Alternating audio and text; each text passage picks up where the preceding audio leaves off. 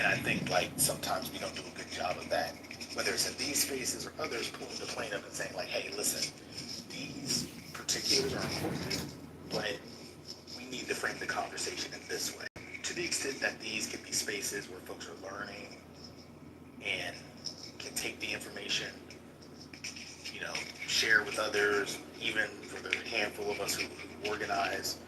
Um, they're useful exercises in terms of how we frame discussions among the people who are around. No, I agree. There's a happy medium, frankly, because I would argue at least the one takeaway. Granted, I'm not saying what Trump has done has been right or correct, um, because a lot of it's illegal.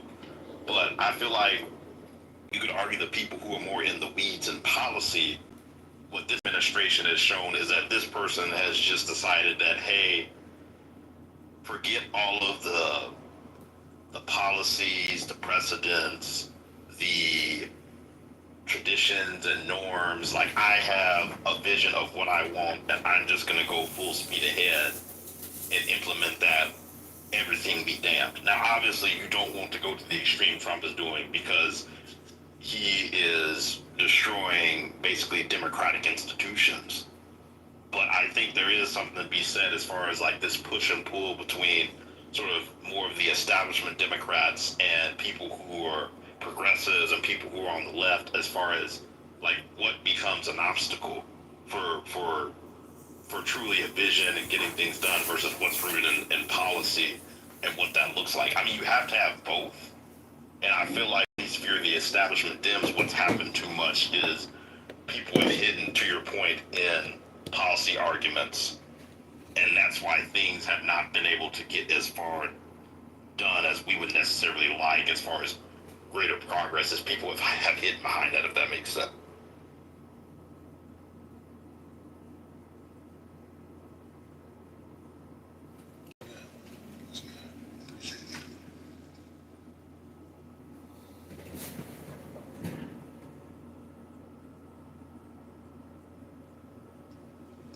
Spirit is on the train, so let me just take a look at what you're saying, Spirit. Give me a second.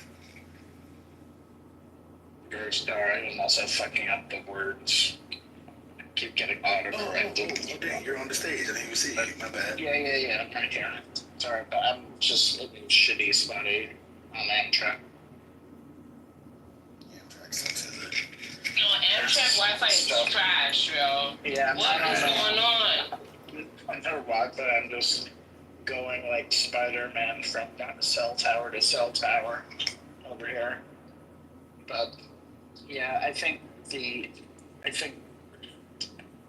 what's always forgotten in the discussion of all of this is thinking, and this is often by the left, I don't think the right cares about fucking anything. They want Israel to do whatever the fuck they want because they fucking hate Arabs and they hate Muslims. That's a side issue. But on the left, I think it's often understood, it's often overlooked that there's so much solidarity within Israel, within the population of Israel, and particularly within the population of American Jews, who would naturally align with them and their issues in wanting to get things done, including the liberation of Palestinians and the eradication of settlements and occupied territories. But because of anti-Semitism, but because of some people on the left not understanding the fuller issues, they're creating enemies by what they're putting out there. When they, let's say, salute what happened on October 7th. You know, they keep creating enemies of their natural allies because, you know, of course, people want a natural, discourse that is fair with the understanding of the issues that are going on. But instead, what they do is that they isolate what could be their natural allies in the fight because of their rhetoric and because a lot of them are just fucking performative with their bullshit. And it has created a real problem. And I think if you look at Israel and you look at how they have been marching against Netanyahu and the right-wing government, years, even before October 7th. And you look at American Jews and their issues and who they want to vote for and what they think about, let's say, two-state solutions, what they think about the occupation, all of that. Those are their allies. But the way they've been acting, they have been isolating and not including them in the discussion. So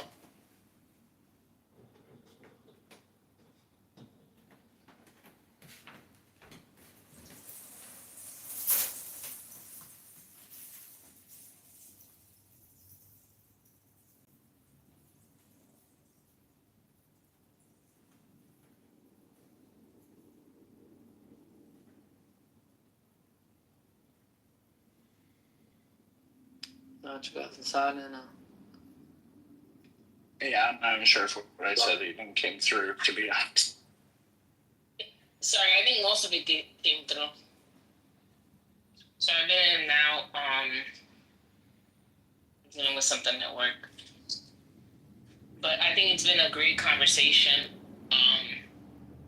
Hey Corey, did I say hi to you? I'm sorry. Well, you know, Hey, and one of the reasons, hey, I got in trouble for a second. What's up, Sam? What's up? I had to put my phone down because Jordan has demanded my help. Right. So I have to put my phone down again. But I was just saying, what's up? Oh, here putting out fires and stuff. I'm tired. But this was a good discussion. I just couldn't really participate or even listen, mostly because I was getting interrupted. But I think the conversation got really interesting. well, The parts was that I nice. heard. Nice, and I don't know if you can hear me out. What Yeah. was nice is that I wasn't even going to come in here because of the title, because I know what typically happens, so I wasn't going to come in. Mm-hmm. But then I noticed who was on stage, Corey, Black. Mm-hmm.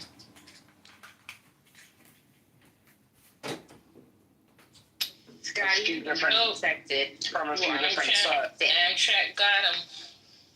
You're one of the protected. Sorry, did you hear me? Yeah, no, it kind of started fading out. Shit. Anyway. Good old Amtrak. I know. Anyway, the point is, I wasn't going to come here because it was titled, but then I saw who was on stage and what the conversation was actually about, and with the different perspectives from the people on stage, they're same thoughts of people. I don't like to come onto stage with fucking shit, that chat. I appreciate the people who are on stage. Yeah, I don't really want to engage in any more conversation when it comes to Gaza because I've been told I don't know shit. So I take that feedback seriously. So you will not hear that. I don't really comment because I don't know, and I do feel like, I don't know, certain people can speak and say certain things, but when another person says certain things, you kind of don't, it doesn't not come across. So I really don't engage because I know people are it's a very sensitive topic. It's a very emotional topic. I feel very strongly about certain things, and maybe I don't have the knowledge to back it up. So I honestly, I stay out of it. I just fucking stay out of it and listen to that person who basically told me to shut the fuck up in a nicer way. And so guess what? I'm not even gonna fucking argue. I just shut the fuck up. Lots of things I could talk about. Tariffs, taxes, levies, big beautiful. I mean, I'm knowledgeable on a lot of shit, but I'm not a fucking expert, and I guess I don't know. So I just be quiet. Yeah, but I don't think anybody in this room is an expert on Israel. And but we all know the basics. You know what I'm saying? Well, some of us. I think most of the mods do. You know, outside of the Jewish people that may come in and out, I think most of the mods have hold on the basics. Like, Right. did Israel have a right? Yes. Is Hamas the enemy as well? Yes. Like I think we all have an agreement. And then I think we also have an agreement when it comes to fucking, they're going too far. Yep. Right? And then I think we have an agreement, but I think we've had conversations where we're saying Qatar is full of shit. I don't give a fuck about jet skiing. These motherfuckers could have did something a long time ago.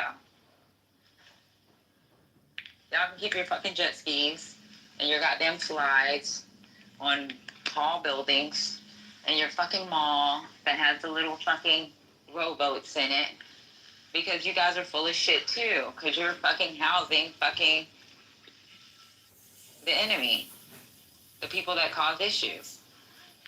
And Bibi is milking the shit out of it.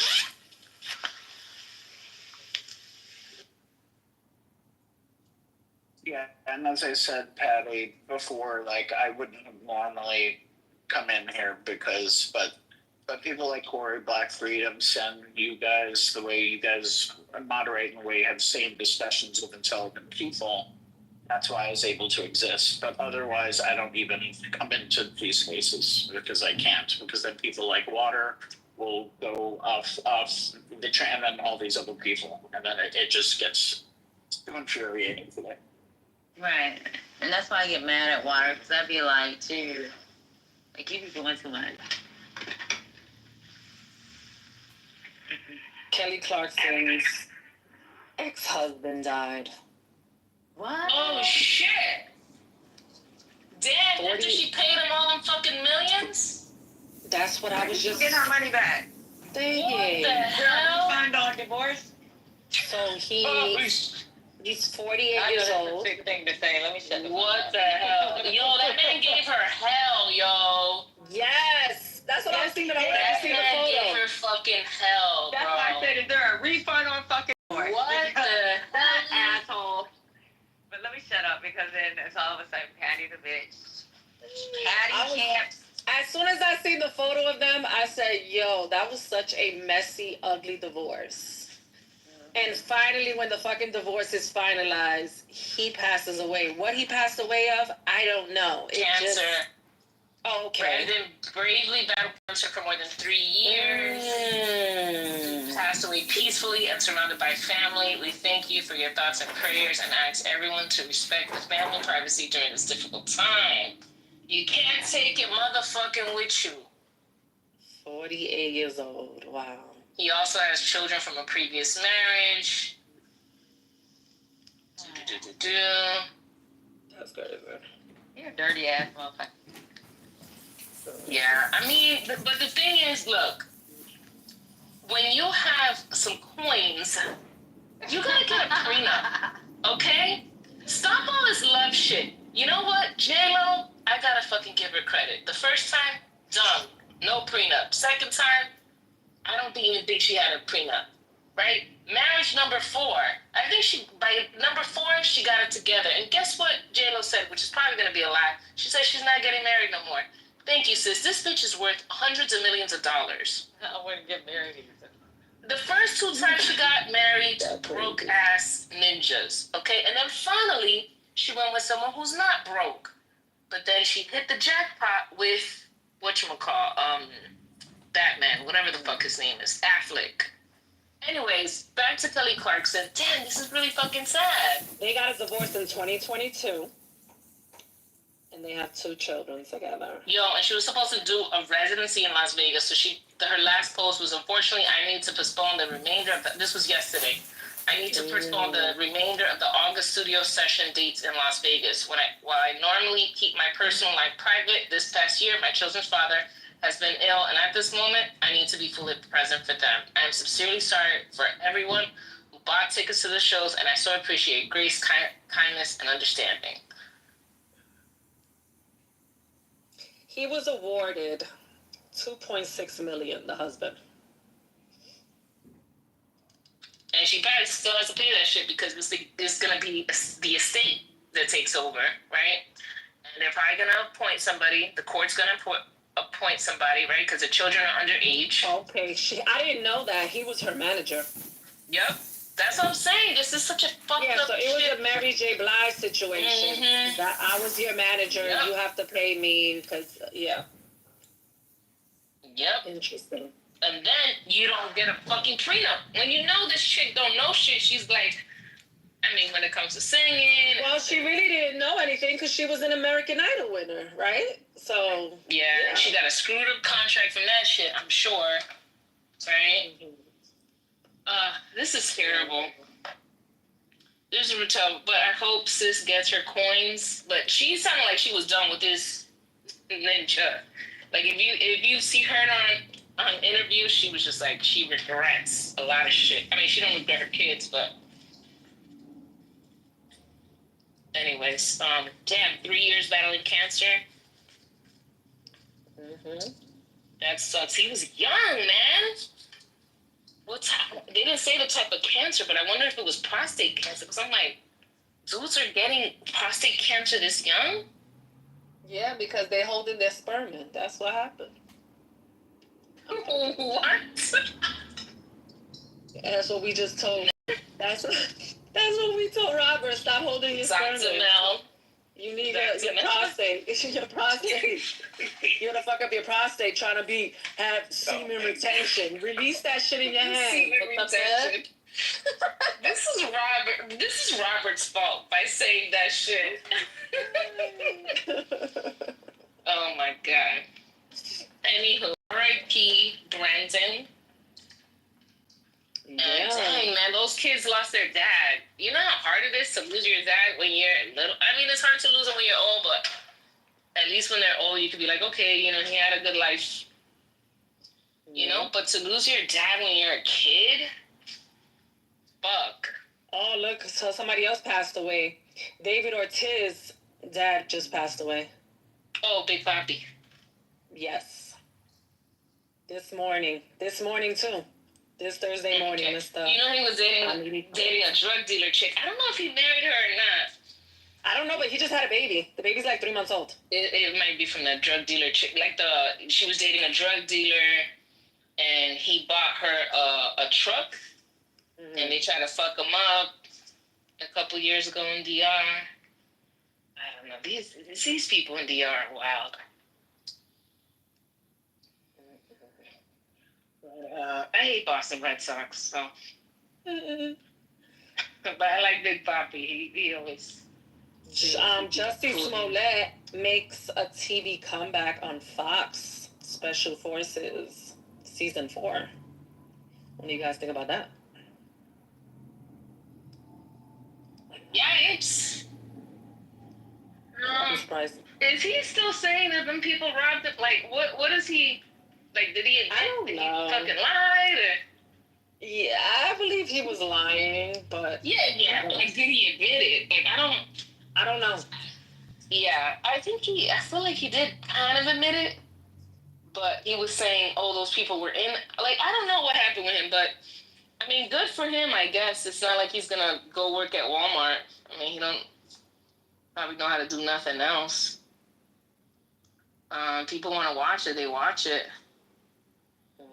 I don't know. I don't watch Empire, so I'm not. I don't know if he was a good actor or not. Which one? Jussie Smollett. Jussie Smollett. It was good. I watched the first 2 seasons. It was cute. Yeah. It was very soap opera-y. Oh yeah, totally. You know, but I'm here for gay storylines. You know what I mean? Oh yeah, the gay storyline. Dallas real estate executive killed by a buffalo during hunting trip in South Africa. Oh wow. He was 53 years old. Oh wait, I think the headline should be different. Oh, you seen Eve corrected everybody. She said her husband is not a billionaire. He has some money, so does she. but he is not a billionaire. Okay, sis, you still looking very rich, and I love that for her. Wait, so I mean, he was a millionaire because that was his name, Max Million Cooper. Maximilian. Yeah, so I don't know why everybody was saying billionaire. I guess I don't know. People just want We to go make back shit to more the than what it Buffalo, is. or to the Buffalo thing. We go The back to the Buffalo? Buffalo thing. I was like, yeah. So Yeah, I why mentioned isn't the Buffalo. Why isn't the headline Buffalo at South Africa acts in self-defense against human being? No, it just says Dallas real estate executive killed by a buffalo during hunting trip in South Africa. Okay, so Buffalo is Asher Watkins. 53 years so old. Buffalo exercises its stand your ground law. You don't know. So I used to know a guy who was from South Africa and used to take, these fucking billionaires and shit to Africa to hunt. And you have to pay a lot of money per animal you shoot. Mm-mm. Like, it might be 80 grand to shoot a buffalo. Like, you can't just shoot a buffalo. Yeah. Like, you gotta pay big money. I didn't fucking know that shit. So it was like, you got so much money, you're like, oh, what am I gonna do this weekend? You know what? I'm gonna fucking shoot a buffalo. So this guy supposedly he paid $10K for the safari. Okay, I put the revised headline on the chat since my signal. So it was a 3,000 pound. The buffalo is called Black Death buffalo. Why the fuck would you want to be like, all right, you know what I'm gonna do today? I want to kill a Black Death buffalo. Like, I don't know, but he has a bunch of pictures with him. This is killing or next to like an antelope, whatever this thing is. The hunt organized by Conrad Vermont Safaris was a staggering 10,000. That's nothing. I've heard people pay 100,000, and this was like 10 years ago. I can't imagine what the fuck they're paying now. This was a cheap safari, as far as I'm concerned. 10,000 for a safari. Yeah, He when ran. people get to hunting like fucking lions and elephants and shit, it gets crazy. Yeah, so maybe buffalo is cheap, but other stuff is like, yeah. Not buffalo cheap at $10,000. Well, shit, a fucking, all that, a lion and all that other stuff is gonna, cost you. Like I told you, I know a guy who did this stuff, and he would take like the CEO of Walgreens and shit, like people like that hunting. Oh, wow. Mm-hmm. Off-duty Houston cop placed on death duty after pulling a gun on her sister's baby daddy for snatching her phone during an argument. Now, is that you? No, I'm not in Houston. Now, And I'm did not you a see that police video? officer. Yes, I'm looking at it right now. I'm like, why would she do that? Oh my god. She was like, I'll kill you. I'll fucking kill you. Yeah. Like, bro. Like over a phone? Over a phone. Well, Like, are we really phone, doing that right now? Some motherfuckers get real protective about their phone. Let me tell you, I would have been like, take the phone. I would have went onto iCloud and wiped that bitch out and keep your motherfucking phone because you think you're going to find some shit on it. I deleted everything, motherfucker. How old are these people? They older. They like Okay, in their like 30s. that, because Womack doesn't understand us old people. He said he wants to dunk on us all the time. You said you want to dunk on the short people? He wants to Old dunk people on too. old people. He wants to dunk on old people. Don't block him, Gotti, please. Don't worry, I'm not a mob. So, and I'll never be one. Shit, we make you hard late at night when nobody. Sky said his block list is extensive. It is extensive and far-reaching. Y'all gonna have to send me your block list in my back channel. I want to see one on your block list. No, but it's only it's not. You might need to block. No, it's not so much for it's not for punishment. So I remember some of the creeps that come into some of these spaces. It's not for anything else because I'm not a mod. It doesn't really matter. Look at this one. Mom beats daughter, 6 years old, right? With a hammer. Yells, "Let me finish her," as son pulls her off. Oh my fucking god! What? What? Yeah, mom beats daughter, she's 6 years old. Right next to it says 6. With a hammer. Oh my Yells, God, no. "Let me finish her," as her son pulls her off. Oh no. This was on TMZ 1 minute ago. That bitch need to be under the jail. They gotta put that needle in her arm. That's crazy.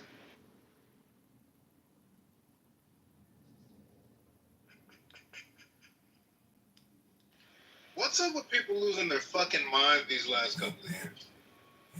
So I was in a room yesterday listening to a room, and they played a video of a woman saying, "I'm leaving my husband and my kids. I'm moving to another state, and I found a new job, and I found an apartment." And everyone was saying, they had a poll saying, was she selfish or, about what she did. And I was 50-50 about it, right? 50% of me said, you're selfish. As a mom, you walk out on your kids. You can walk out on a man, but walking out on your kids, you're selfish. But then the other side of me says, this video, these clips are not saying everything. What was she going through mentally? What was going on that she decided to just leave? I'm the type of person, when I hear women killing their kids, I'm like, bitch, just fucking leave. Or kill yourself. Don't kill the kids. So that I was 50-50 about that conversation they was having. But everybody was like, she's wrong, she's wrong, she's wrong. I would say 99% of the room said she was wrong. She should have never walked out. It was like only one person, which was Breezy. Patty, if you know, you know. Breezy's like, she wasn't mentally there. You men say that you guys are better fathers when there's no woman in the house, so the kids should be better. I was laughing. She ain't lying though. That's what they said on Clubhouse. Men, they said two male households are better parents than a single mother. Oh my That's God. what they have said.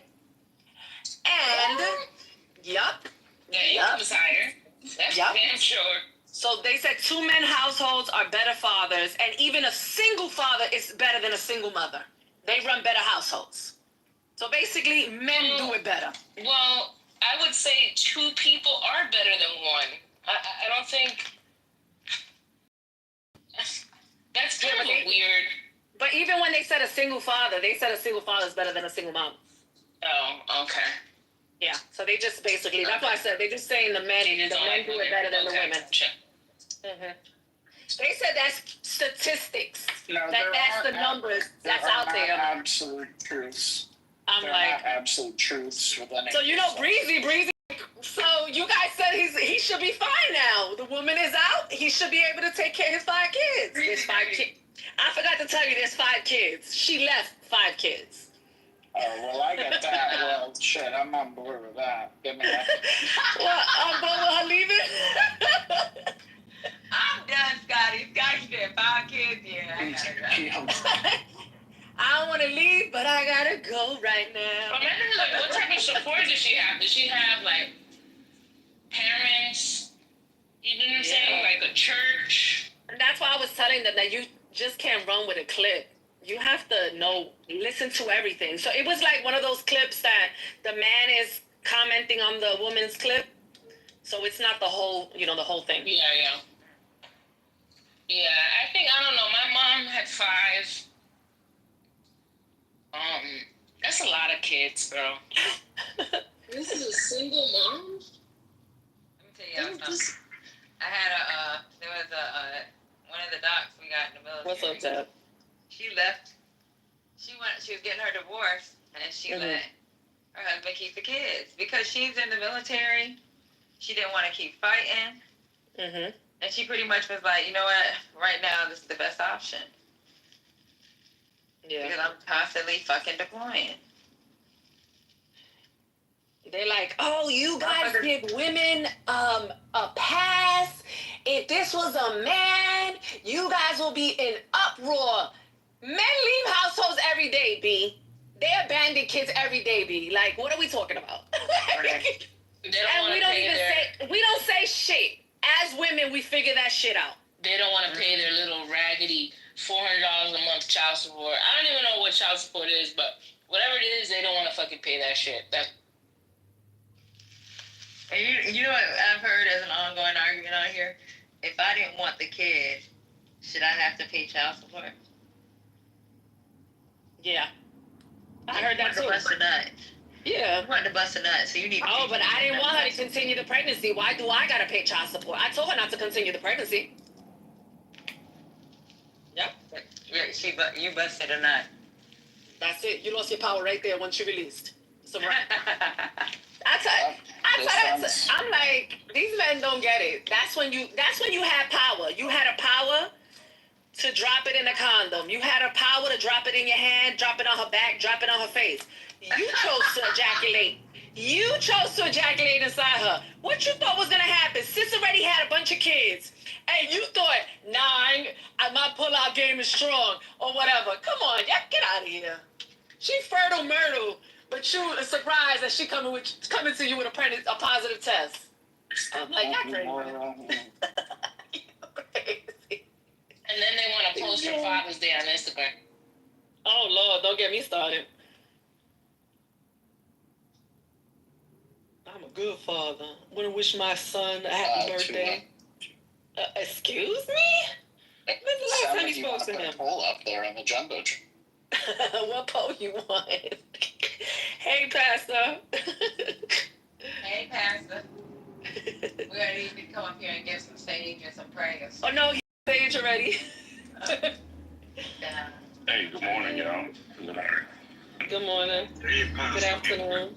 Mel, Patty, What's up, Dad? As well, too. We really appreciate you. Daffy Daff. Hey, Yeah. Dad, he worked. I think he worked. What up, Brooke? No, I've got Brooklyn. that reception. Oh, okay. Oh, yeah. We can't hear you. You on the Amtrak too? What's up, Brooklyn? You behaving? I'm shopping. Brooklyn's like, I'm going to... Brooklyn's like, this is not that serious. You don't have to block people. I'm going to bed. Good night. You see me in the chat last night. I was like, this wasn't that serious. Yeah, I was, I was straight in the room. I could not. Brooklyn, I couldn't be comment, but I honest. could not. Do you think Brooklyn, be I honest. was upset about some goddamn Charlamagne the God? No, I know it wasn't about that. What is she talking about? I got more. There is no scenario where you're That's upset right. about Drop your ass. I was like, yo, you're not going to tell me why I was upset. You're fucking crazy. Crazy. I could not believe That's why I said I don't think it was from that. I think it stemmed from the situation and it just built up. Yeah, it's like my name Bennett, bitch. I ain't Bennett. I'm out of this shit. I be having my own drama on Clubhouse now. Ain't that time. If you keep being in the middle of dumb shit, it can't always be the other person. It's gotta be you. That's true. That's what I said. I said, yo, this is not the first room that you got drama in. Thank you. We're just up next on the ticket, on the fucking docket. Well, look, it's very easy for me to see this clearly. When somebody mentions Walmart, has a problem because he yawns, he does a yawn emoji, then I know it's not Womack. Yeah, I was really shocked about I was like, no, not Momo. I saw you use like And it's the second time. Not Well, Momo. it's Like, No, what's it's going third on? time. Yeah, she said it was. I really No, don't since fourth time. Womack to put gifts in the. I feel like I've heard him speak once. Like, he always just puts gifts and. Well, then you want Womack did, you wouldn't But I didn't know him to really talk. He'd just be he'd just be putting gifts and, he'd be trolling in the chat. Yeah, He don't even be saying nothing. Well, Womack be saying a little smart ass shit, or he be making comments. I'm like, get your ass up here. And he may come up and he be like, what I do? What I do, man? But I think the point is. Yes, because y'all biracials be acting up. Oh, You biracial too, Womack. You be welcome to the biracial squad. Ah, shit. And the light skin, the biracial and light skin, I mean, Hold on, let me post my DNA I'm a resist. brown skin. I'm a brown skin biracial. How about that? No, they said something biracial. It was Yeah, funny. but then supposedly he don't got Yeah, Patty, with what you biracial. said. Whatever. Okay. All right. Sure. Just stand up to it. Just say you got a problem with biracials, or I don't know, whatever. And they try to make it seem that we had a problem with her because she's biracial. I'm like, you better cut it. Yeah, I was like, how long she's been modding here? Come on, stop. Y'all weird. Yeah, that's why I'm late with like stop This is very in that busy. narrative. And I was cool with her, so I was just like, yo, why are you blocking somebody? Like, you know what it is. Like, come on, stop. Yo, this that you were doing from the other room, Mel, I mean, that was content. That's the New I York was shit, right? My That thing was is like, unbelievable. I was like, if you're gonna say what it is, I was like, oh, the recordings is on. Fuck that. I'll listen to that shit tomorrow. So did you really tell her to suck a dick, or what was the thing you said? Oh no, No, she went. no. She went over it. Yes, It's there. The I recording listened is to the there. whole recording. If you go to, I'm gonna tell you right now. It took her 20. What was it? How many minutes? Hold on.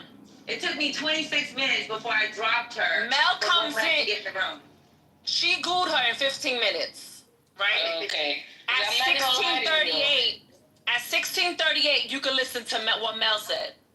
Right. I'm not gonna lie to you. When she said, "Oh, Mel told me to go suck a dick," I'm like, "Well, that kind of does sound like her." You said I sound like a man? Oh no, but that's In what my she. mind. That's what she. No, In she my came out and mind, said, like, "Oh, I didn't so- hear." That's why she came out and was like, "I didn't hear Mel say that," but if she did, I will believe that because she said that to Lavon. I was like, yeah, I did say that to Lavon. Like, what are you bringing that up for? I did say that to Lavon. And I'd rather me tell you to go suck some dick than for you to suck my dick, right? So you guys claim that every New Yorker say suck my dick. Well, I'm telling you to suck some dick. So you could be happy, like me.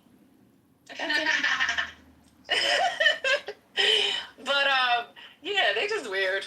They just crazy. Let me stop. Yeah, I heard my name. She's like, "Sin got people blocked." Yeah, of course. And Dr. Adrian. She was like, Dr. Adrian, got people And I blocked. say it before I enter the room. I'm like, "Please don't lie me." And that was on the recording. I got so and so blocked. Or no, I don't even think I said the name of the person. I said I got people. Yeah, I got people blocked. No, Don't you mind also tell They us mobbed in me. the room, if there's somebody y'all want in, just drop me. Yeah, and I gooed myself. Someone modded me by mistake, and I just gooed myself because I'm like, nah, I don't, whatever. Oh, because I wasn't there when you said that, so I Okay, yeah, but I don't And want to then be. you told me in the back channel, so then I was like, and then Yeah. you threw your stuff down. Yeah, because I'm like, But I then don't. you came back up, and they still modded you back. Yeah, but the point of these rooms are so everyone, that wants to be in here can be in here, and with obviously there's some guardrails. So I can understand it. You know what? This is not my room. If you want certain people in here, happy to go to the goo or happy to, unblock them, and then I'm gonna go reblock them or whatever. You know what I'm saying? It is what it is. But I think you've kind of said those rules a gazillion times. So I don't know. And y'all say it loud and proud. That motherfucker. That's why it should be leave the chat in the chat.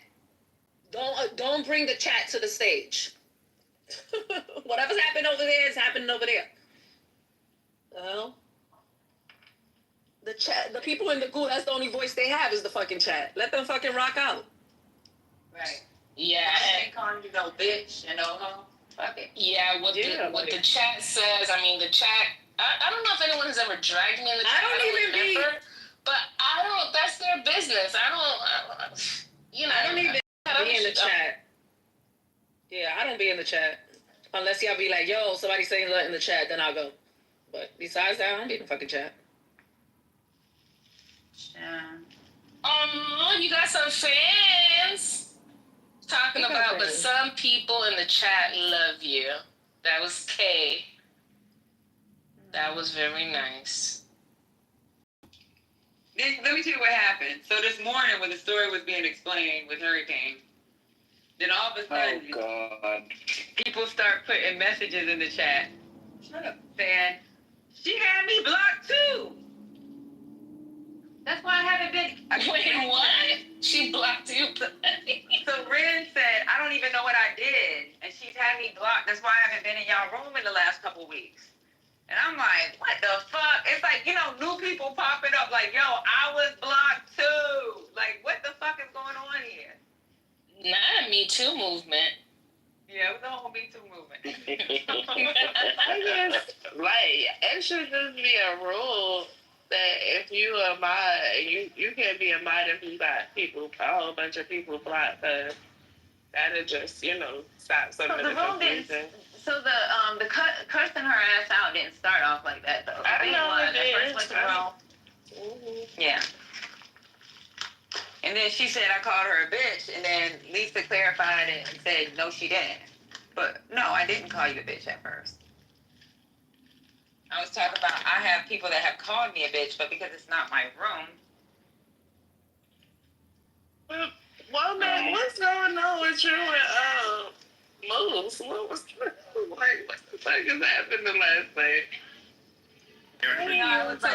So the thing that happened with Moose is commenting on how Moose is commenting on he making his little smart ass comments about the situation when in fact he was one of the niggas, and I said I could screenshot the shit. He was one of the niggas in the beginning that had the whole same fucking problem. But now that he all good, it's like we going up for Womack, and he didn't remember. I guess he didn't remember, and he didn't.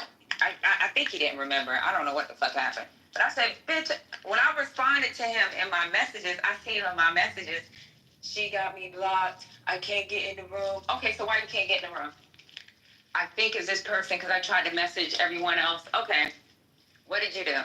And this is when we used to defend her because we're thinking, oh, she's an older lady. She's a sweetheart. I didn't do anything. And I was like, you had to do something. She didn't just block you for no reason. So this how long ago that message was, when I really did not believe that she was blocking people.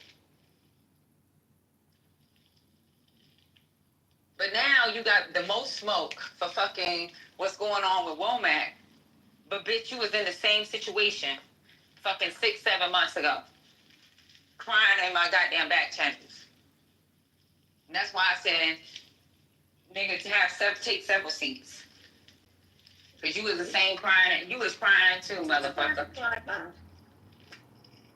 It's just funny how people want them to, they self-defended, and then all of a sudden, because they think that they down with somebody,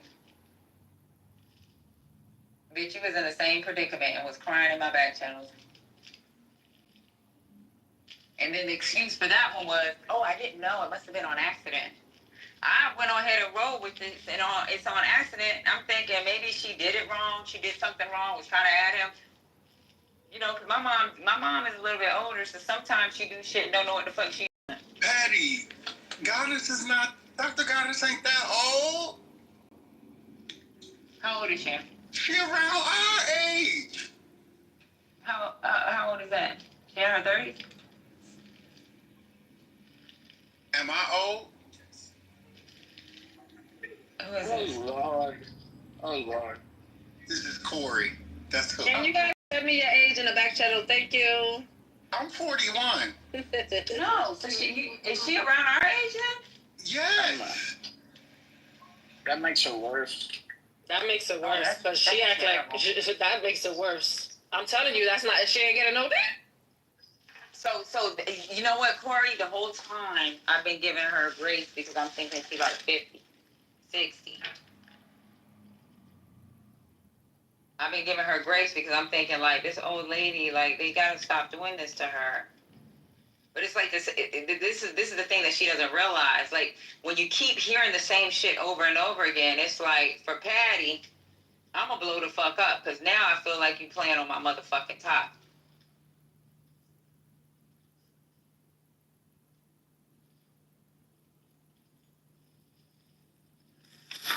So when they said, "Oh, you always felt this way," no, I didn't. At one time, I felt bad for her, but now it's like, stop lying. I've never heard of anybody caring about. It's a fucking social media app. People troll all the time. Like, don't be so fucking sensitive. What the fuck? I'm Gen X. You want to dunk on my age? Dunk on my fucking age. I don't fucking. I mean, I'm not young either, though. That's the thing, and I always emphasize that. Like, I'm old as shit. Y'all motherfuckers, like, I'm old. I'm a fucking reptile. You can do carbon-14 dating on me. Like, this ain't. I ain't in my 20s no more. I'm past that. I was born in the 70s. Come at me. Well, we could tell people's age from the conversation yesterday. Who knew what about the facts of life? Okay. So yeah, some of y'all remember episodes, and so I know some people old based on their Wait, TV. what happened now? What happened? Now we're talking about the facts of life. What about the It facts ain't of the life? good, it ain't the You bad. remember that song? The facts of life. Some people knew You the better- plot, the episode names. Yeah. I'm just saying. It's a great show. Different strokes. Great show. I mean, I used to watch the Carol Burnett show. I've seen that show. Still, I ain't gonna lie. It was funny. She's I've from seen that show. Texas. That She's shit, from I don't Texas. know, I That shit don't know was how fun. long that shit was in syndication. A But long I know time. is the Carol Burnett when it starts off with her having like a cartoon like figure. yeah. Yeah, that show been out for a while. Yeah, that I show don't know was if it's rebooted. insane. I don't know. I remember as a little kid. This is the song right here.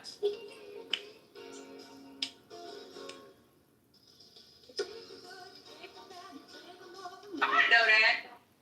The facts of life.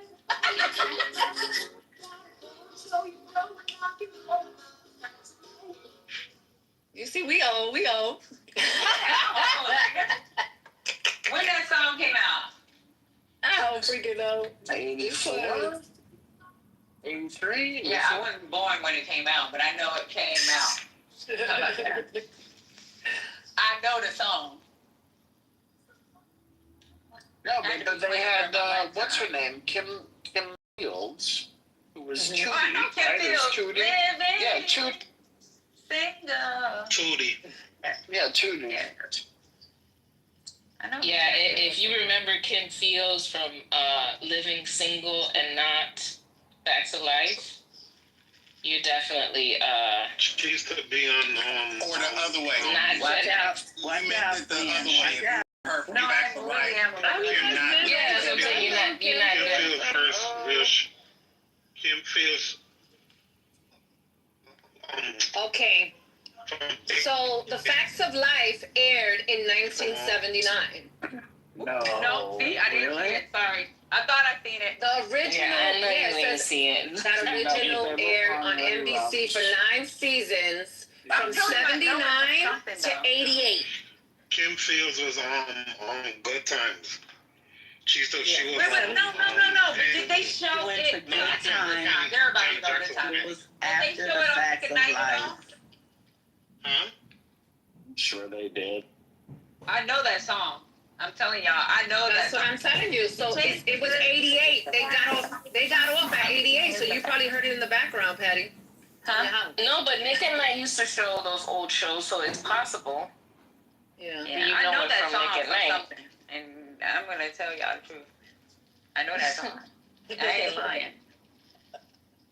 Look, I ain't gotta make up a story. Hey, I came up for ask an old guy. Ask an old guy. Y'all got old guy questions. I came up for Well, that. Michael, a lot of these women that are claiming to be young, they act like your old ass. I'm just saying. Okay. I think you actually have a little bit more youth than them. You probably get more cootie cat than them. That's the problem. Yep. How you get more cootie cat than somebody that has one? Well, I don't know what they like. That's a If they fact. like cootie cat or penis, but they need something. Mike Y'all said. can just get it. Yeah, y'all can get every day. Y'all just reach down and just get it. And how I said, I'm never gonna hate on a Gen X. I sleep with one every night. So I'm not hating on Gen X. No details. But at the end of the day, if you older than me, you older than me. I don't give a fuck if it's a 5-year, 10-year. You older than me. You old. What? I'm old to Gen Z. I'm an old hoe. They like what the fuck? That part. Yeah, like and we okay with that. When Gen Zs tell us that on the app. You know, and I ain't gonna lie.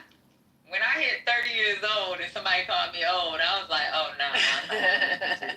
Well, the other day somebody called you I ma'am. was like, I know I'm getting old. I don't want to hear it. Did you hear when Ashley called you ma'am?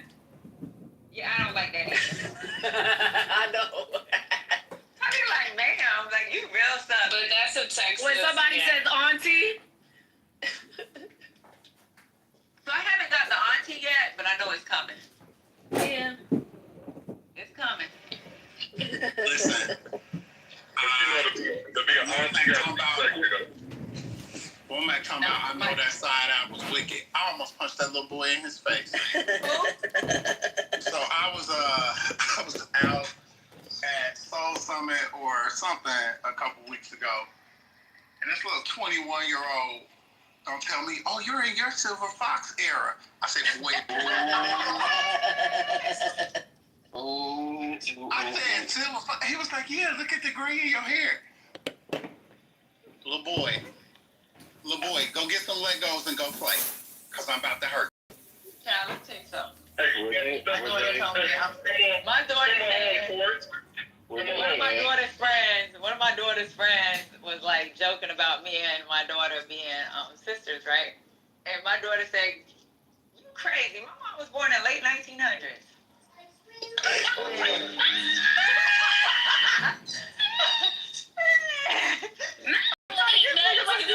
Today. Yeah, Patty, that was a fucking. She dragged you, Patty. Damn. Girl, she was serious too. About the conversation. 1900s.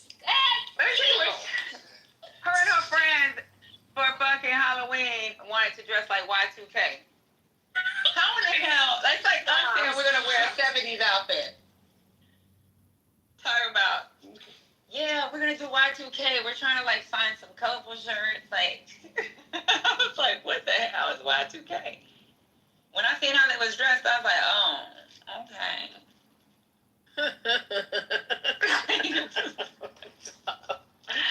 Yo, my twin told me that I would have been on the floor. Y2K? I still got some jeans from Y2K. My mama was born in the late 1900s. And I was, daughter. Not the late night. That shit sounded like the 1800s. 1900s. That shit made me feel like, God damn.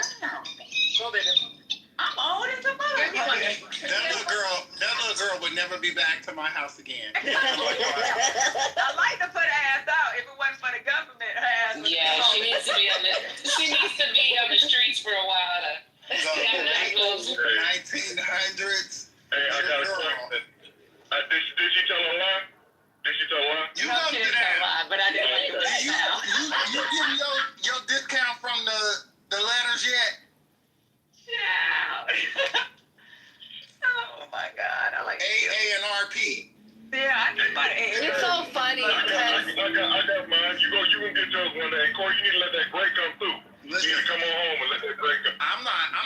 it because my mama done already told me. She said by the time I turn 50, it will be Snow White, like all the men on my grandfather's side of the family. So I can't fight it, and I ain't about to be dying and shit, walking around with Beijing looking crazy. It's so funny because obviously we used to look at our parents, right?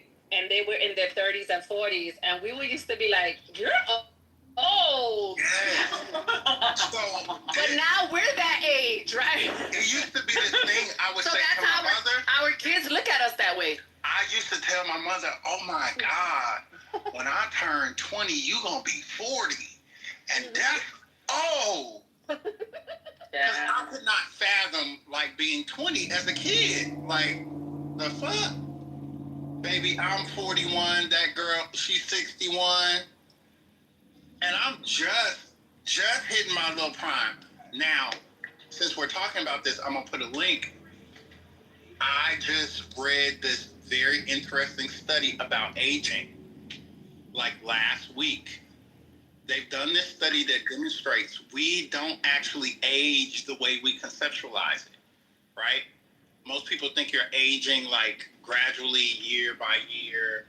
You know, as time goes on, you're gradually getting older. But physiologically, this study shows that there are 3 points of rapid acceleration of aging on the like molecular and cellular level. 36 and 40, at around 60 and around 80.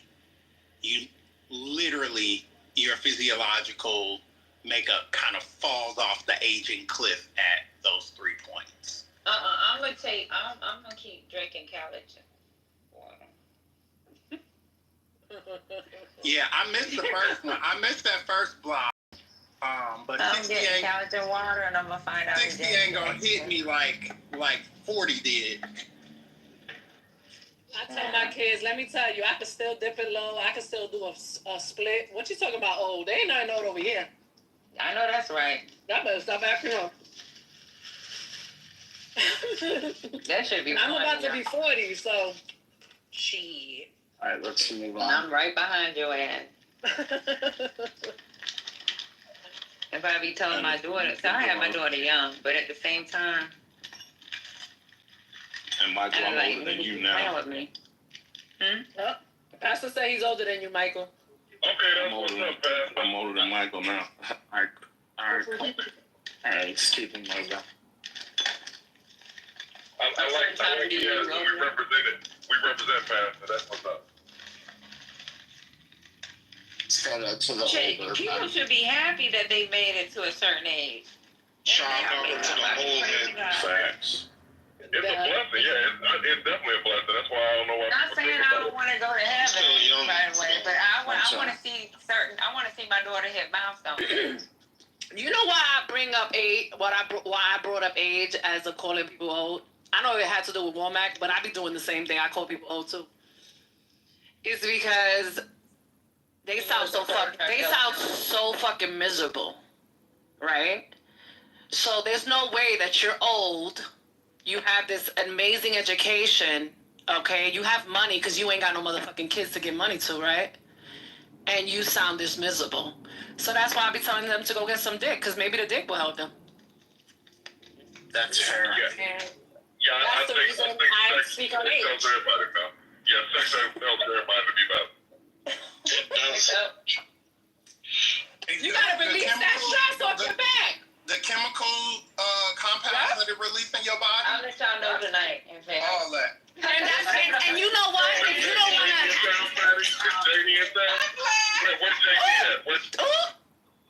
Go on mute, Petty. So, this is my thing. If you don't have a man, or if you don't want to give your body to a new man, then get yourself a fucking toy. But you need to release that. Or some people, that's just their personality. I mean, I don't, some people just don't. I think it's about communication, right? Because if you don't want to be a mod, just say, don't want me, right? Or just say something in the beginning, right? I think that's the issue. I don't think, I don't think that deeply. I just think, like, just open your mouth, communicate. It's okay to have people blocked, right? I have a bunch of people blocked. I say it all the time. I stand out 10. You got that person blocked? I do.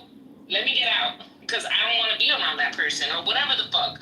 But I think you just have to be honest with your boundaries, and that's it. I don't know. Get involved in people's dick. I don't get involved with that. But I will say that I think people just need to, do a better job at communicating, and so that everybody can enjoy the room, or 99% of people could enjoy the room. But I get it. Like, people, you get irritated sometimes, and you want to block people. I mean, those certain people that were complaining about being blocked, I don't even see them here. Like, do they want to be here? Like, I've never heard Big Sister. Like, I've never heard her in the room, I don't think. So I'm like, I don't even know who she is. But she's so always in the room. She just quiet. Okay, well, I'm like, yeah. I'm like, I know she could not get in this room. And I didn't know a lot of people could get in this room for really, it doesn't sound like a personal issue. I get it. I dislike a lot of people in this app. My block list is, woo. I lost count about how many people I got blocked. I get it, but, it's not, I think we're doing something good here as far as, like, educating people, educating ourselves, really. Having these good discussions. Earlier, we had a good discussion about Gaza. But, it's pretty productive.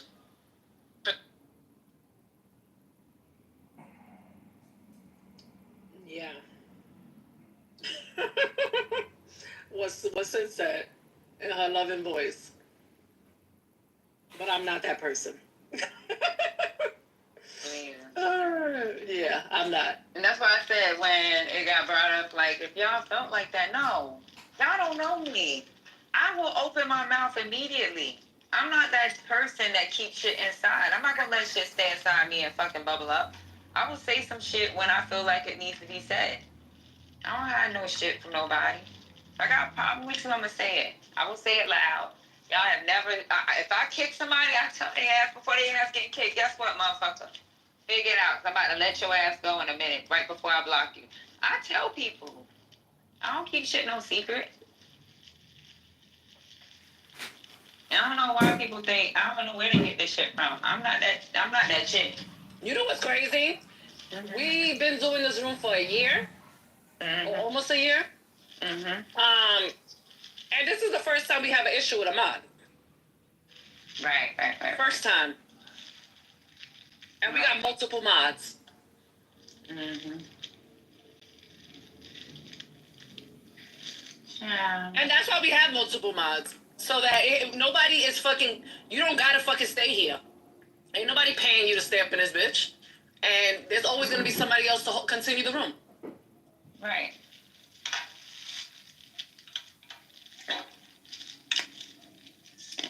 But that day, that situation with lady, I think the reason why I felt like... And let's be clear, for everybody on the top and on the bottom, I'm a disrespectful ass bitch. That's exactly what I am. I am I can get very disrespectful. And it gets real ugly. My words is gonna fucking cut you. That's who I am. That's exactly who I am. And that's my favorite. And I'm not looking for friends. So I don't give a fuck if you judge me. I don't give a fuck if you calling me ghetto, ratchet, hood. That shit don't affect me. That shit don't do a motherfucking thing. I know where I grew up at, and I am what the fuck I am. And I don't give a fuck. I don't give a fuck if my blood feels a certain way. You think I'm gonna care about some motherfucker on the app? Fuck up out of here. I don't care. I don't care. Thank you.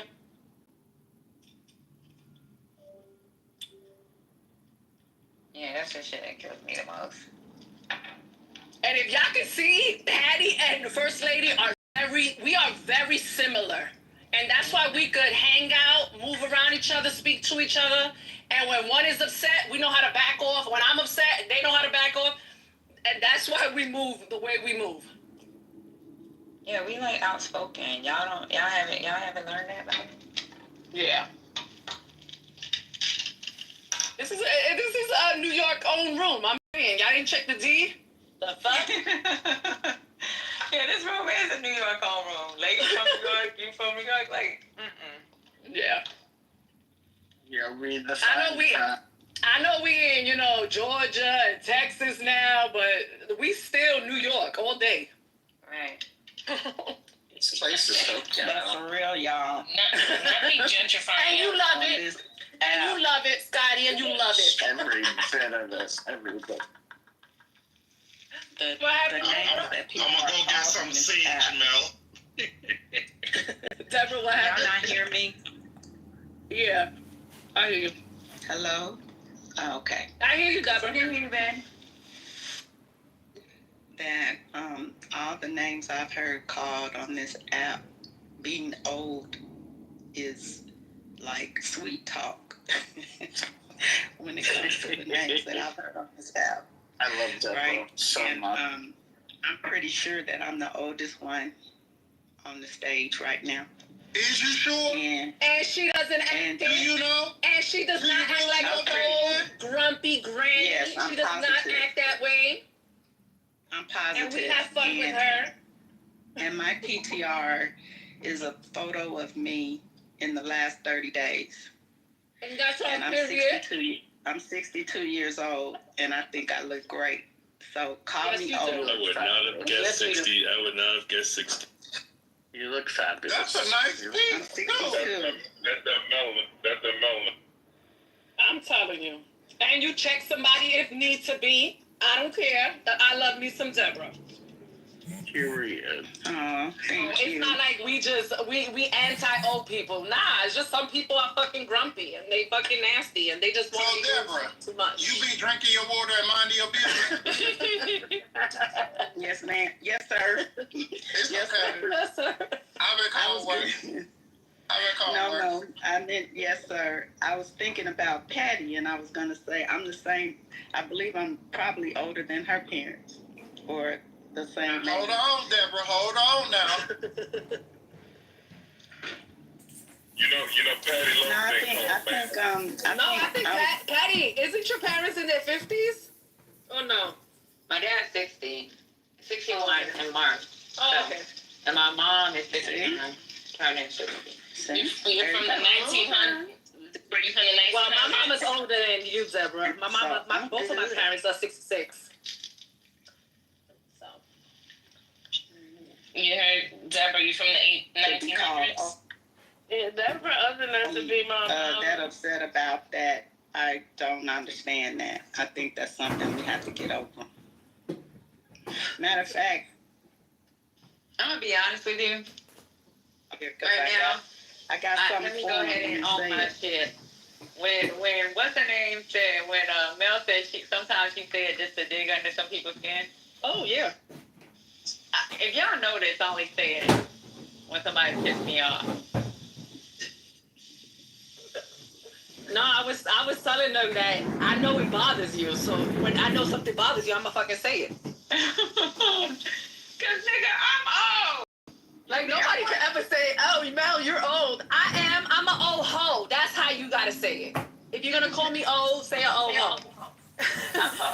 Yeah, they call But it me bothers old us, so that's why all we the say time, it. So I don't care. They call me an old hoe every day on this bitch.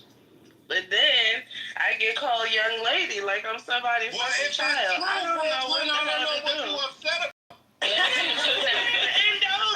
And don't be upset. Hey, Clariva. Kalisha called me, wait, Kalisha called me geriatric one day, and I still like her. You see? I still like Kalisha. I could have called them geriatric, but I think geriatric is worse than old. Yeah, I didn't call geriatric. You know what? Because geriatric, you're shooting at the person's belly at that point, saying, "Bitch, you can't even conceive anymore." Because geriatric is used, you know. Geriatric pregnancy you're talking about. Yeah. Geriatric is just used as a No, old but person. geriatric mean you old, but that's Yeah. I know, but I don't like that one. Don't call me that. I didn't take it personally. I just thought it was funny as fuck. But she is young. I mean, she could be my daughter. You said So. geriatric, I was like, she right, but she like 23. I am geriatric. And Exactly. Yeah, you could. That could be your daughter. I ain't no motherfucking geriatric now. You gonna take that damn far. That's what I was saying. Hey, Brooklyn, can I tell you what a young fan I am of you, young lady? You such a good young lady. You see what I'm You saying? really make me proud. You make me know the youth is going to be all right. The youth will be Yeah, all I right. play too, babe. I'm grown as shit. I'm old enough to be a grown person's mother.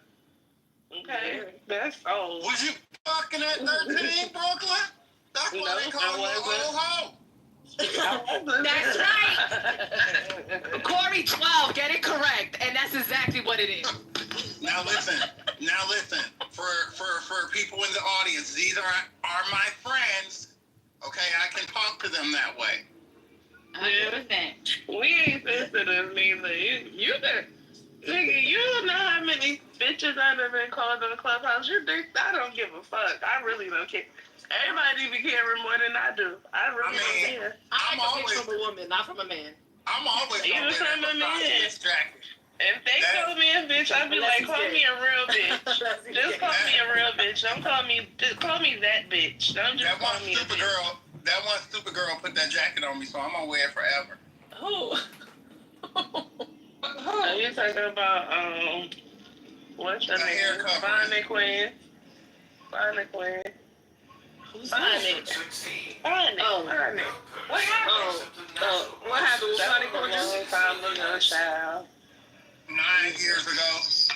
Oh, Bonnie was in that room last night too. I even seen Mickey up in that bitch. I said, what the hell? You know how people want to be nosy as hell when they seen patty cakes in the topic. Yeah, that was wild. I had to go in there because I was on the phone the whole time. Oh, she made her room. Transpiring. Did I miss it? What had happened? Yeah, she made her room. You did miss It it. was stupid shit. Dr. Goddess mods here. She blocked people. And Patty went and told her to unblock somebody. And it went off from there. Then she went and opened up a room called Patty Cake something. And then she started talking. And she was on stage. I met Hotep. She do some Hotep shit. She said, bitch, you could die. I'm not taking that shit back. Corey, she told say. her to die. Patty had to be real mad for Brooklyn on her fucking body. That was the Bronx. That was the Bronx. Patty had to be really upset for her whole accent to come out. Not really, Corey. You know, Patty does. Yo, I think, Michael, you missed it, right? I did miss it. I haven't been on that for the past couple of days. No, she wanted you as a You witness. even mentioned Michael. Bring Michael in here, because, Michael was talking about Charlemagne the God, too. It was just not me. I definitely was talking about Charlemagne. And that still felt like you just but she thought that's why I was mad at her. And I was like, yo, I'm not even thinking about no fucking Charlemagne. I'm thinking about you being a dumb. You blocking people that you don't be working. I'm telling you, it's not going to work. I swear to God. Let me tell you something. In the back channel to chill. First off, I left the app. Womack don't even talk. Well, we'll be talking a little bit now. And now I come back. He got a green butthole and people blocking him. What the fuck did you say? He just came up here this week with the green bean. We've been trying to get him on stage. Say, Womack? And he got a name change. And I know his mouth bad because I know his humor. And he got a name change. His name is Cavassier. Yeah, his name Cavassier. Thing is, in the chat, he wasn't saying it out loud. I mean, you could just not read the chat. But what was he saying that was bad? Yawn? Nothing. It wasn't bad.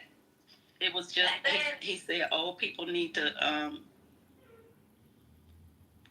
He said grannies and granddaddies talking about Big Daddy Kane need to start their own room or some shit. Yeah, I mean, that was relevant because they was being old. Like, why you all in your feelings over that, though? It was just why would that put you in your feelings? It was just like they acted like there's not a new medium for young people to consume political news. You know what I mean? And I was just like, bro, like this is not 1995 where we got to turn on Fox 4 or CNN or some shit too. Like people are getting it from everywhere, so they can get it from a hip hop radio station as long as they're not misleading people. And that's what Patty was saying. She was like, they read articles and give their opinions based off of the news that is the factual news that's being broadcasted. So I was like, if y'all can't understand that. And it wasn't everybody. It was more so her because she kept saying the platform was irresponsible. And Patton's like, they're not irresponsible. They're giving you the news and then giving their opinion based on that. Exactly what we do in here. You know what I mean? And apparently it was just an issue. I don't know. That's why I keep saying, what did I say? I've been Cardi B for the last week. What was the reason, nigga? Because tell me, what did I say? What did I do? She can't articulate it. I'm still not used to. That's what it was. I'm still not used to Womack talking. I'm sorry. Let him speak. Who's this? Let him speak. Yeah, I'm sorry. What was the reason? But What was the reason? this is like the second time I hear you speak, so I'm just kind of. But you know voice. what? Okay, You know what's carry on. unique? You know what's unique about Scotty and I as boomers? Excuse me? I'm a Gen Xer born in the 70s. We understand from both sides. Like we're old school and we've lived navigate as well. And that's actually, I don't know, is she a boomer? Is Goddess a boomer? Or is she? No, Y'all know? No, God, it's not. That's what I keep telling y'all. Okay, then why is she upset? If she not a boomer, she ain't old. So why is she? She ain't nowhere near a boomer. So I'm not sure why she was so offended by that. If she know what she is, why does she care what somebody said? Maybe people tell her that she's old, so she was offended. Maybe other people do it. Yo, Womack, what was the reason? Check in the crowd. You're gonna see me in that episode and that season. Oh, the reunion. What? You were in the Not audience? you was at the reunion. Yeah. Did you throw a chair? No. You was just in the audience. I had a reason. What was the reason? I just explained the reason. What was the reason, bitch? I don't need to explain myself to you. What was the reason? Yo, Cardi is nuts. She is my kind of nuts. I love it. I'm telling you, that Libra energy. That Libra energy. No, okay, but what was the reason behind that whole shit? Because I never watched the season with her. It's like when we be asking them what is the reason or what is the like what is it? Stop fucking going around the conversation and just answer this simple question. So she asked. No, but it was because Charlemagne. Oh, you know what Charlemagne did this, and Charlemagne is not qualified. This is her explanation. She said she got multiple clips of him giving misinformation or saying something that's not that doesn't help the Black community. You know what? She said she was gonna open up a room. But it's not like we don't know that he has said certain things that we don't agree with. Yeah, but even when he has said misinformation, the next day when the show airs, he corrects it. Yeah.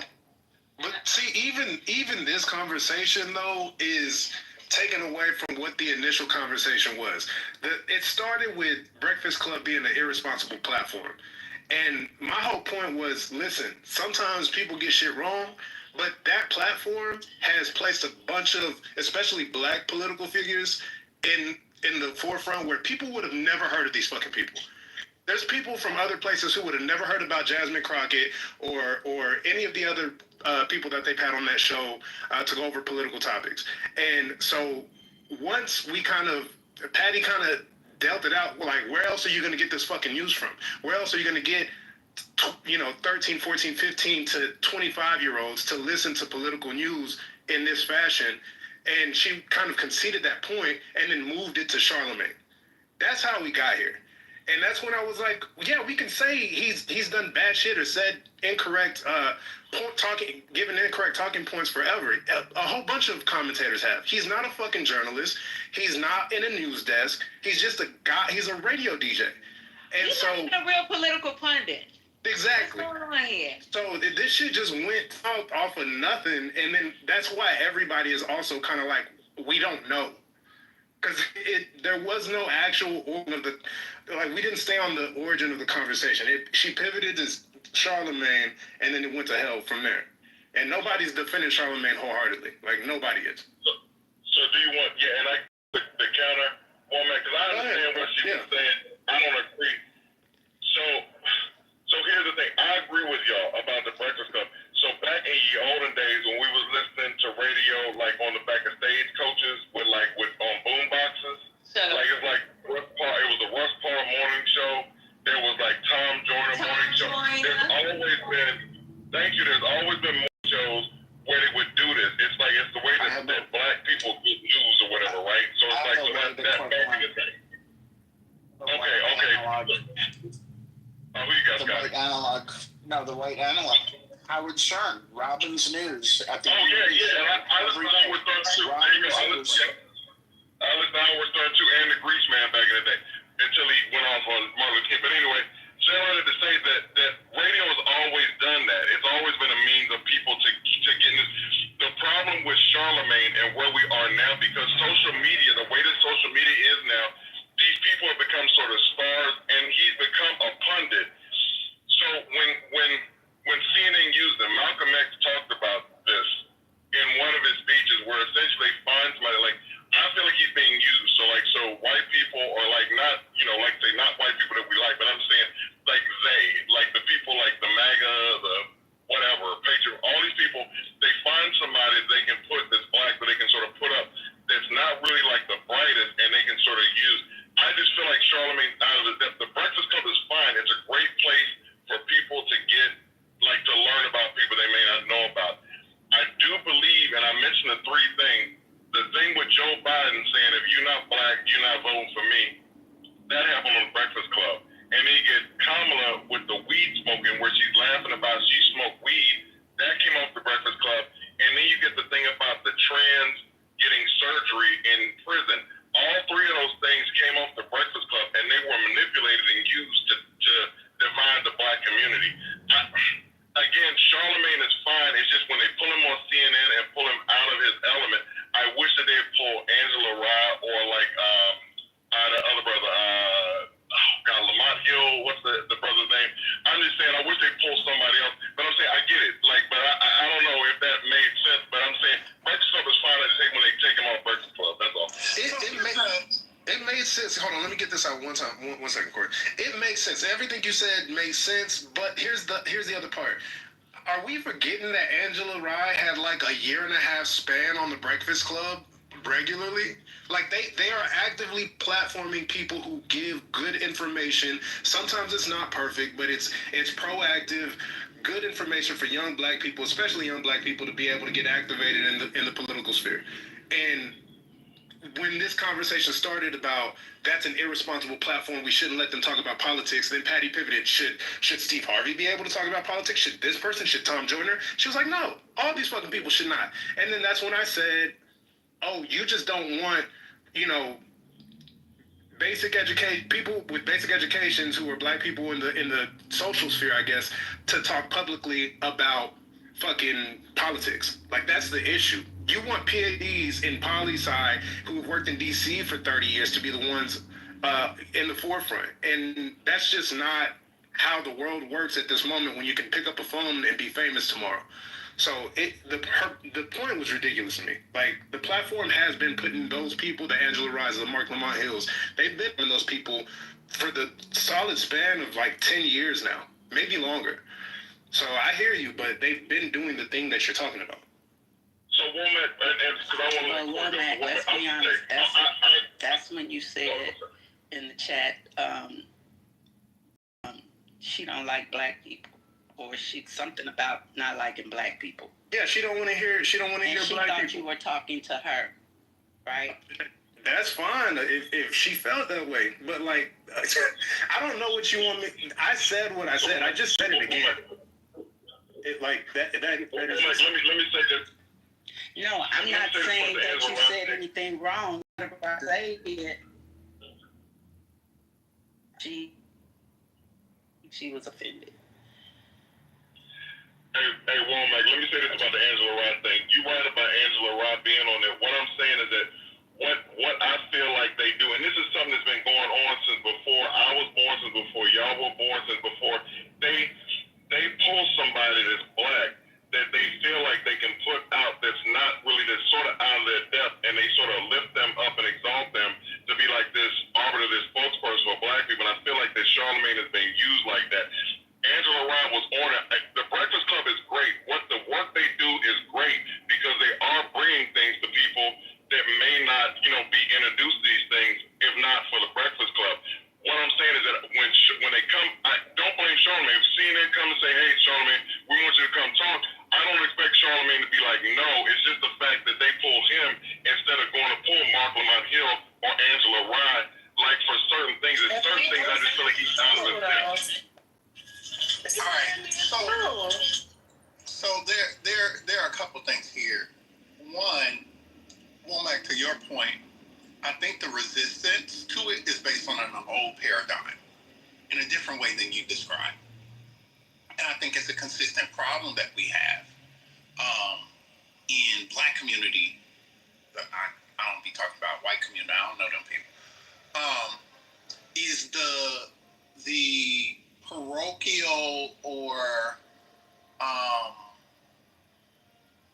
parental tone that we have taken on as it relates to who we elevate and who we get information from in the community, right? It's very paternalistic, right? That we hoist these responsibilities onto people, that we exalt to these parental, paternal type positions, whether they have the expertise or not, right? Charlamagne is not a political commentator. Charlamagne, in my own estimation, ain't the brightest crayon in the box. He said that too. Right? But the way that we exalt people and try to pick singular figures to be spokespersons, to be the sources of information, in the way that Michael was saying in the past, that was the Michael Baisden and the Tom Joyner morning show. That's the fucking problem. And looking at Charlamagne, right, to say that this is, he gives disinformation and all of that. Okay, so fine. He often traffics in disinformation here or there. But what else have we created in this vacuum? And that's the problem that I have. That we continue to do the same shit over and over again. Why are we letting Charlamagne hold up the space that we want young people to come to and have these types of conversations if we got so much of a problem with him? It just doesn't make sense. I don't have a problem with him. I don't understand. I think we're the problem that created him as a problem for me. Because without listeners, Charlamagne wouldn't be shit. Without listeners, there could be no opportunity, Michael, for Charlamagne to be the op that you may be describing. Right? I don't understand this idea that he's just this bad person when it comes to politics. Like, to me, he represents the everyday person that's sitting around the barbershop or whatever, or at a kickback and talk about what's going on in politics right now. And to me, because I be in those type of spaces, I see it as everyday regular shit, and I think that's why a lot of people resonate with him, in particular when it comes to politics, because the everyday person, they're not thinking of it in terms of all of the big words that y'all be using and everything. We just speaking the shit stuff about the bullshit that's going on in politics, and that's what he does. And I think that's what I was trying to convey when I was expressing that to that but it's like nobody in everyday America, they're not thinking about it philosophically. We're not even using big words. We using motherfucking 4-letter words at most. You understand? So yeah, it's this. Yeah, I think that sometimes in this situation, in these conversations, just like in like the past elections, don't nobody consider the everyday, generally educated Americans. Niggas be thinking that everybody is just super educated or dumb as fuck. Some of us is in the middle, but we just like everyday shit. Like we like the everyday terms, keeping it real simple, letting everything be in layman, so we don't have to, think too hard. That's what he does. So let me get in on this for Brooklyn, because we talked about this night. So my problem with what you just said, I get what you're saying, and that's why I say I'm old sometimes, right? Because the way I see stuff, I don't see things the way that y'all did. And when I was younger, like my parents or the older people didn't see things the way that we did. So that's why I'm saying, because I'm off kilter with y'all right now.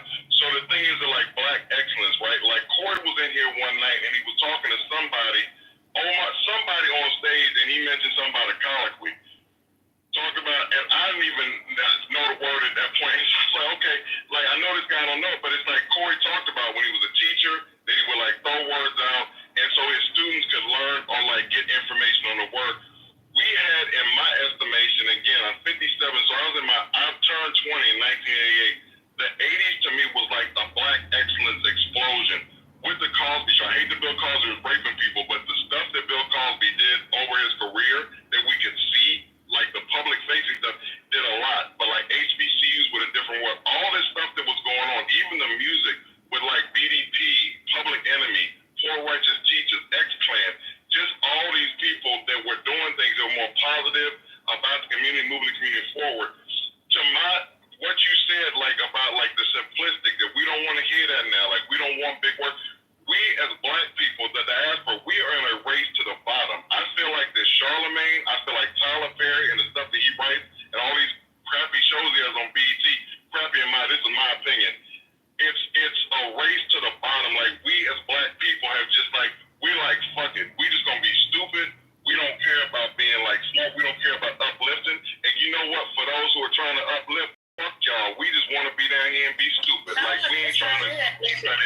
I'm not saying that Brooklyn. Just let me finish out. Because I'm not saying this about you, because you're intelligent.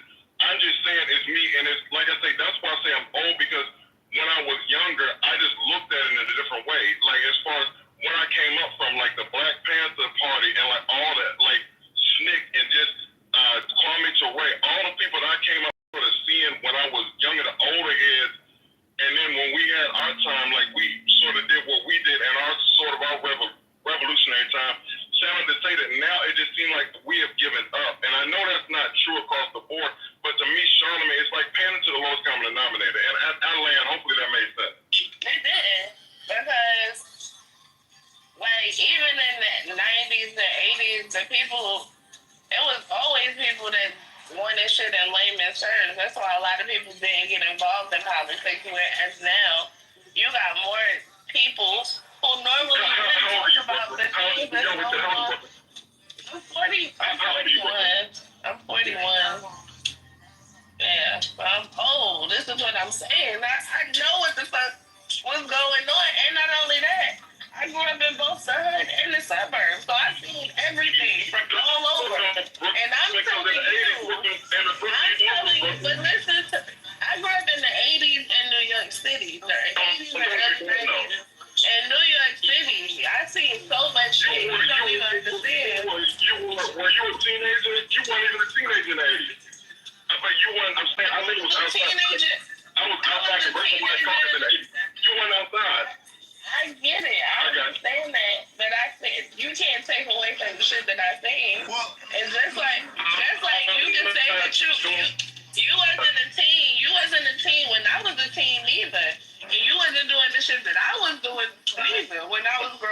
what I'm saying is that I can speak from the everyday person, everyday Black person in the hood. I have the privilege to speak from that arena because I actually not only grew up with them, I see them. Like, even though I grew up in the fucking suburbs, so I see them. And a lot of people don't see them. They're not represented in politics at all. And now they're getting a chance to even talk about it. But you got to be able to speak to them in the ways that they understand. And I think that Charlamagne speaks like that. So other people that's on social media in particular that speaks to the everyday, regular 4-letter word using American, Black American. Listen. That's what y'all don't get. Listen. Hold on for a second. Listen, I'm not saying that we don't need Charlamagne. Everybody, the diaspora, we need all these voices.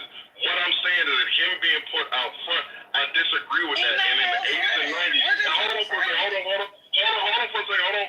In the 80s and 90s, when you speak about that, I don't sit here and say in the 2000s and the 2010s, because I wasn't outside then. I was grown, I was doing shit. I got a daughter that's like 25 or whatever. I literally wasn't out there. But when I was out there in the 80s, like you speaking on times when you literally were not out there. You weren't a Congressional Black Caucus back then.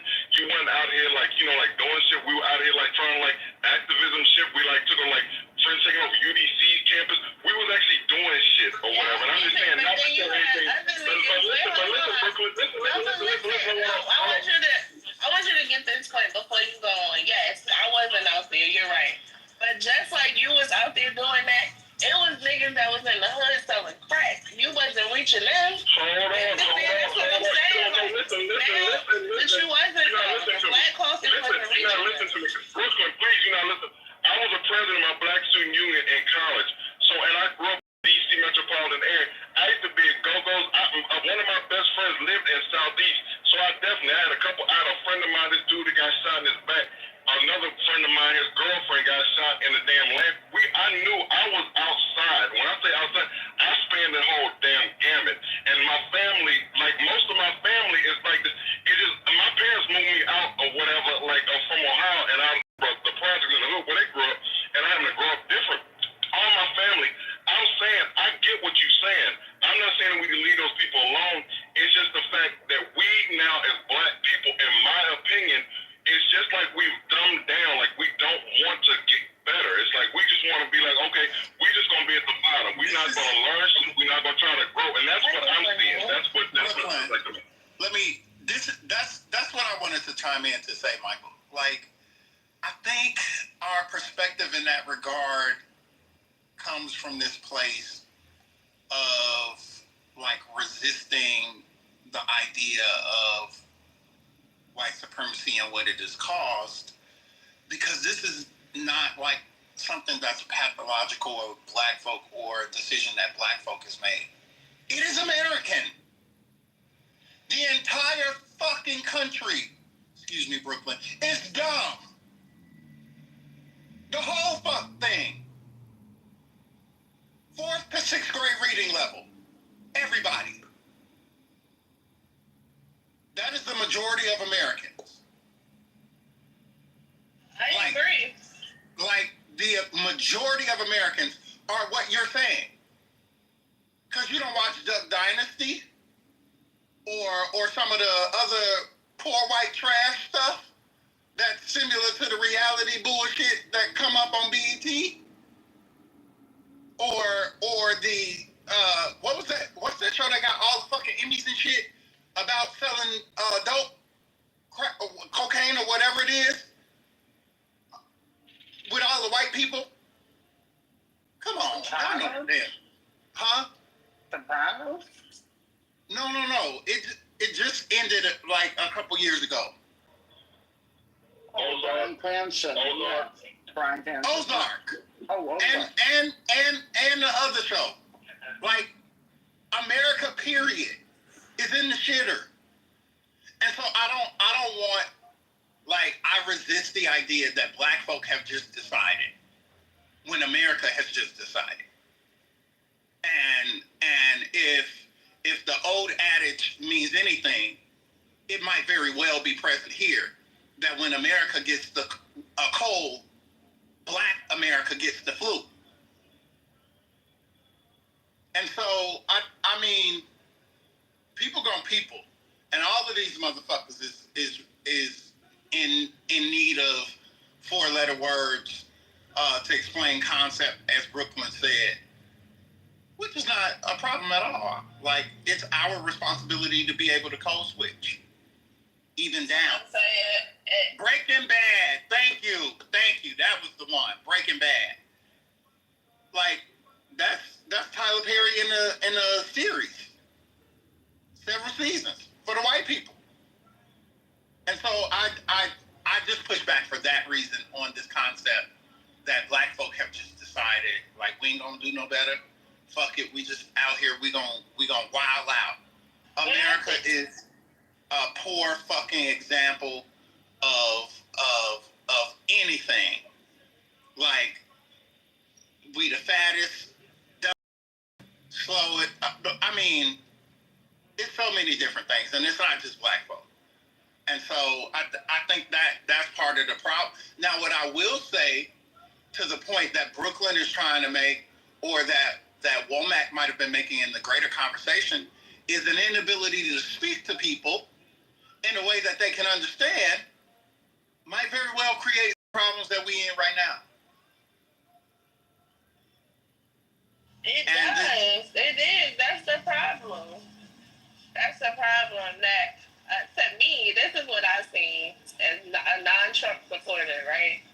I've seen during the election in particular, a lot of people going that way because it was too intellectual on the Democratic side. It was Kamala represented all of the black elites and intellects, and they didn't find any common ground with you all because y'all was talking to me. I seen the bigger picture because, you know, I look at things from the outside looking in, but they didn't resonate. There's a lot of people that didn't resonate with you, and so they was just like, you know, I'm gonna go with who I resonate with because they're speaking my language.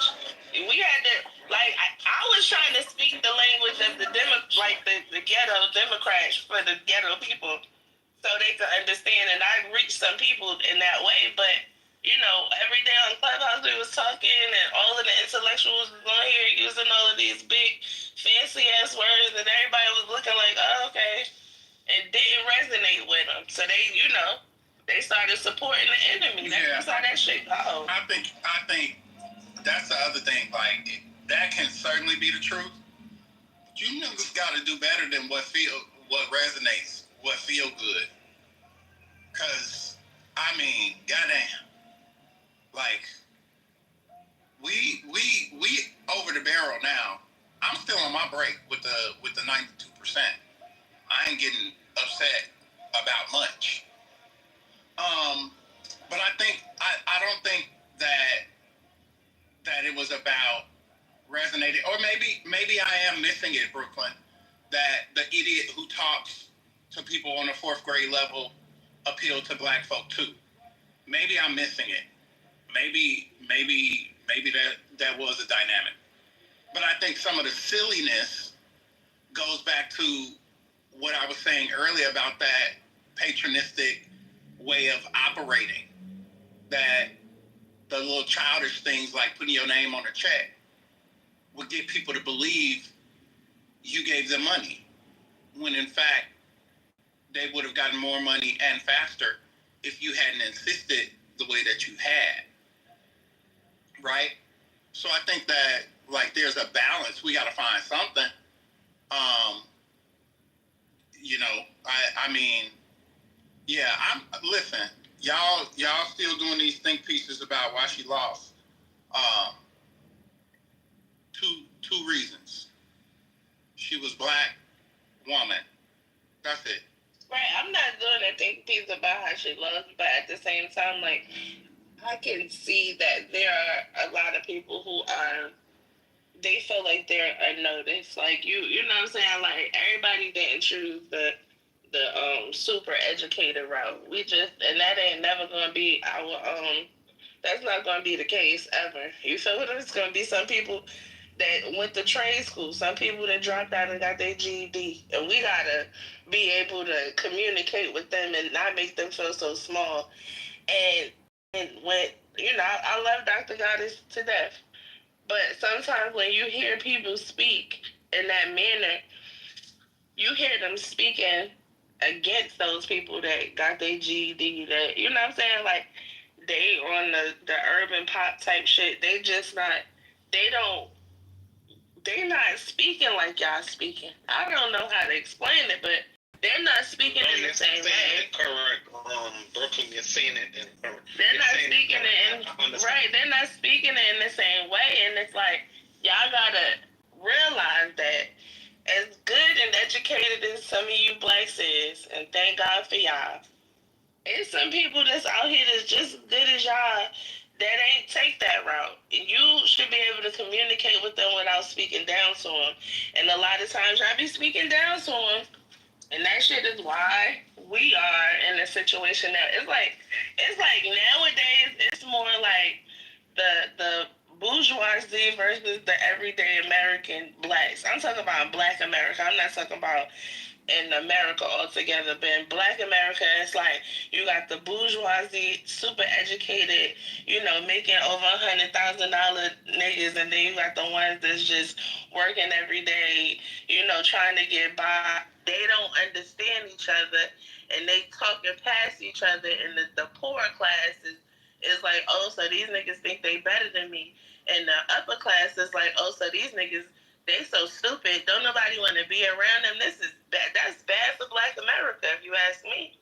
It's separating us further than what it should. Like, instead of us bringing our resources together, actually educating each other and, like, speaking to each other in a way that we can all understand and all get a grasp of what we're doing. The section about Charlemagne in particular was an example of that.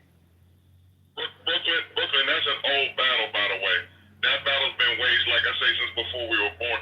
You can go back and find footage of people, like, I think in Baldwin Hills, in LA, like old black and white footage of people like the bourgeoisie class or the boule or whoever in LA talking about they don't want the people coming from Texas, like the hood people. It's going probably back into slavery, like house nigga, field nigga. It's that, we are our own worst enemy. But what you saying, that's something that's literally been going on. You're in the Matrix.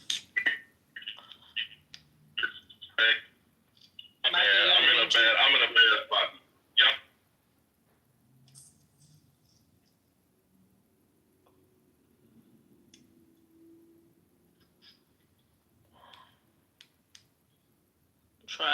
Try again whenever you can. I don't know, can you hear me? Can you hear me right now? Yeah, I hear you.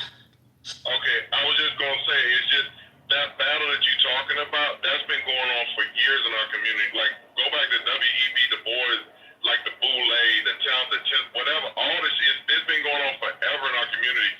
And as far as, and I was talking about that you can go back and find, like, in L.A., it's black and white footage. I think it might be from the 60s or the late 50s, where there were, like, people migrating from Texas. The people that were in L.A., like, sort of the bourgeois class or whatever, they were literally having a meeting about these people coming. They didn't want these black people coming to mess their neighborhood up.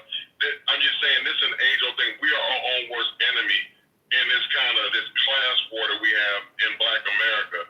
It's not new. What you're talking about is not new. That's all.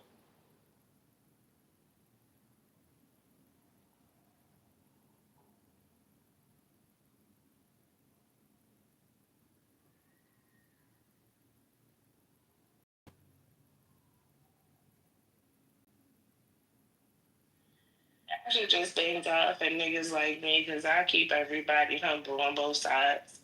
I'm in the middle.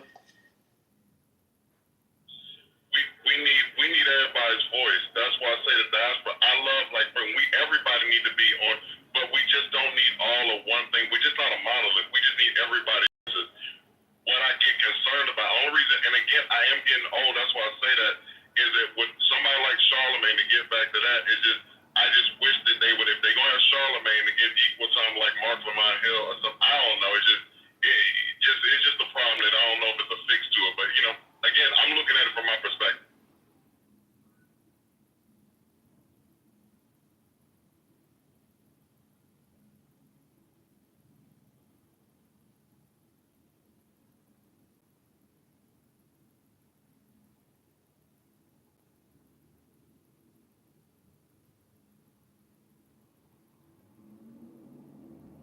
Well, okay, was that the feeling that you were getting? Because that was the feeling that I was getting during the whole conversation. Like, what is this you talking about?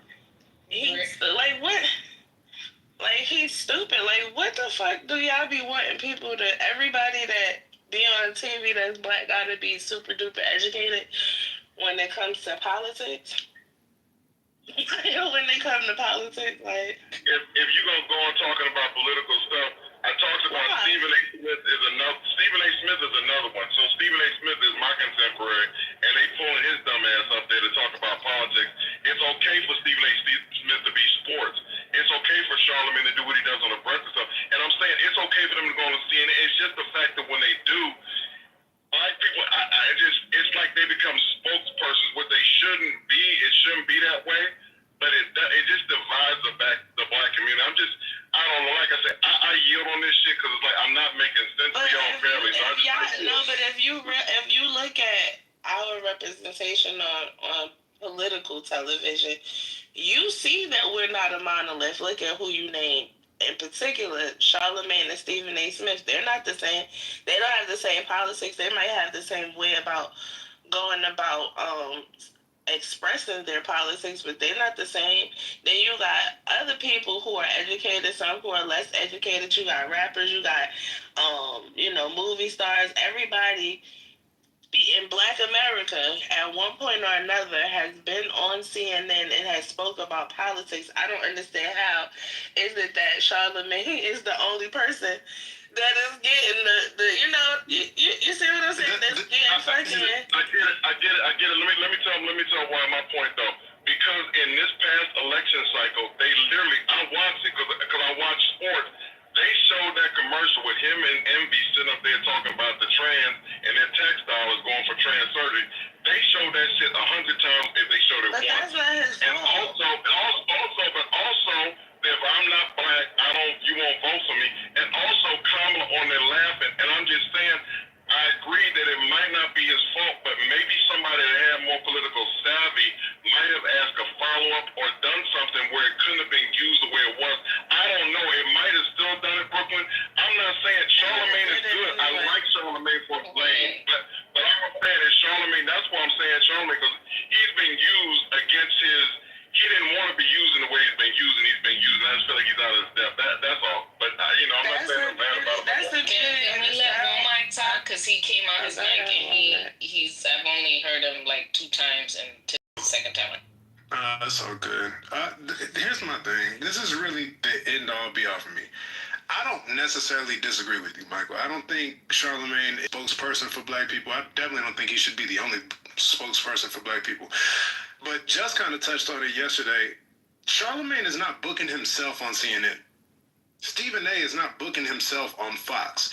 So my issue with people who come and bring these talking points is you got beef with the tool and not the person using the tool. Like we talked about Fox News tap dancing and bringing coon motherfuckers on that show forever. Like we all know it's a thing, and maybe we don't talk about it because we know it's obvious, but booking themselves. So my position is it is more dangerous to get rid of the platform that he is a part of and help build, which is Breakfast Club. This has always been about Breakfast Club to me. More dangerous to get rid of that platform for black people than it is to deal with the nonsense Charlamagne spews on an occasional basis. Yeah. And when we talk about maybe he should have done a follow-up, maybe he should have look, he had the vice presidential candidate on a show and she said his position to correct her or make a off comment and spin it into something else. He is a radio host. His job in that moment is to get a viral clip in the world that we live in. So we're applying things to these people that we've never applied to anybody else. Y'all didn't apply this shit to Tom Joyner. For one, I'll tell you why. You didn't know if the information was factual or not. When Tom Joyner or Rush Limbaugh or any of these other old motherfuckers that were on the radio back then, on Terrestrial, were spouting out about political talking points, no fact check. Y'all didn't have Google. And we wasn't listening. Exactly. So, and to your point, because I do want to get, before we get too far away, so Womack, to what you said, we don't disagree. I want Charlemagne. I want the Breakfast Club. We need that. I was saying that earlier, that it's important, like Brooklyn said, and like you're saying, for people that don't get this information any other place, we need that. We need other things too. To the point about him not being politically savvy, I think if he would have had Angela Rye or Mark Lamont Hill would have been on there for that interview. Because they are political pundits, they might have caught that, hey, this is something that could be used, and just came with a thought. I don't expect Charlemagne to have that knowledge. Another thing, too, that you said, as far as, I definitely, because I said it earlier, CNN, Fox, white people are definitely, they misuse us. Malcolm X talked about that. He literally talked about that when something happens in the black community, they go find some idiot. I can't remember the actual word he used, but just some dummy that they can put up there that's black, and they can use to sort of be like the spokesperson for black people. They've been doing this forever. I'm not saying that they shouldn't accept the interview, Charlemagne or Stephen A. Smith, but I'm saying, there is documented that we understand what it is when they come to pull you, and it's not really your lane. So I'm not saying that Charlemagne, because you gotta, like, everybody gotta build their brand, but I wish that they would say, you know what, I'm not really cut off for this or whatever, but I know ain't nobody gonna do that. I'm just saying, we can just strike an accord that we just not gonna really see this the same way or whatever. I do understand where y'all coming from. You're probably not the audience. I'm not the audience either. I haven't watched the Breakfast Club. I haven't listened to the Breakfast Club in years. Right? I don't like it. I don't like Charlemagne, but I don't know. Maybe the show got better. Like, I don't know, but I don't know why. I just stopped liking it. And honestly, without Angela Yee, I didn't have a woman on there for a while. I don't know why I didn't. I don't know why I stopped watching it. But I stopped watching it because there's so many options nowadays. So I'm not the audience, but I understand it's a huge platform. So, Michael, is your problem that maybe Charlemagne needs to educate himself more? He's not you feel like he's not prepared? Like, I don't understand what your issue is with it. Well, it's not so much for Charlemagne. Charlemagne is good for his lane. I guess what I'm saying is that it's like to what Womack was saying. I have a problem with people going to get black people and using them. That's why I go back to this Malcolm X thing. I feel like Charlemagne, against his will or against his knowledge, is being used. Because, hey, Charlemagne, you got this huge platform. You had Kamala in there. You had Joe Biden. You get all these good stuff. Hey, let's bring you on CNN or whatever. Now, yeah, he should, but it's like, if he's not ready to do that, that's fine. It's not. This is a condition that is what it is. It happened before I was born. Like I say, Malcolm X was having his speech before I was born. The man was assassinated before I was born. So all I'm saying is this is not any. They just use black people. They use black people that are popular to deliver the message that they want to deliver. And when they get them, they manipulate them. They sort of talk to them in a way or get them to say something that's divisive. The things that I mentioned, the Joe Biden, if you're not black, you don't vote for me. The Kamala with the laughing about weed smoking, and the trans surgery thing that was talked about in the Breakfast Club, it divided black folks. It divided black people. I heard people on these stages arguing back and forth about that. It literally had people looking at like Kamala, like when she's a prosecutor, like she laughing about like smoking weed or whatever, and like she up there like it's divisive. It's like you're helping the white man when you do this shit. If you're not prepared, like it's like this ain't no game. This like real life. It's like we're in a war or whatever. You got to be prepared. It's like, but I'm saying, I don't know. Like I say, because I'm getting tired. You know what I'm saying? It is what I'm old. I see it differently. It's like whatever. Are you basing this based on clips? Because it's like sometimes too we are guilty of just watching clips and not the full thing. So that's why I'm like, I listened to the full interview. I listened to the full Biden, the Kamala interview. I listened to the full thing. I'm saying it's like they're taking shit off the Breakfast Club. But listen, because you keep saying that they're taking, these are clips. People do this. This is 2025, Michael. Now, this is why we called you old school, because you're thinking with your old school brain. Bring it back. Bring it to this day and age, right? This is 2025. Anybody could be saying anything, any fucking where, and somebody could take 2 seconds of that clip and make it a fucking issue.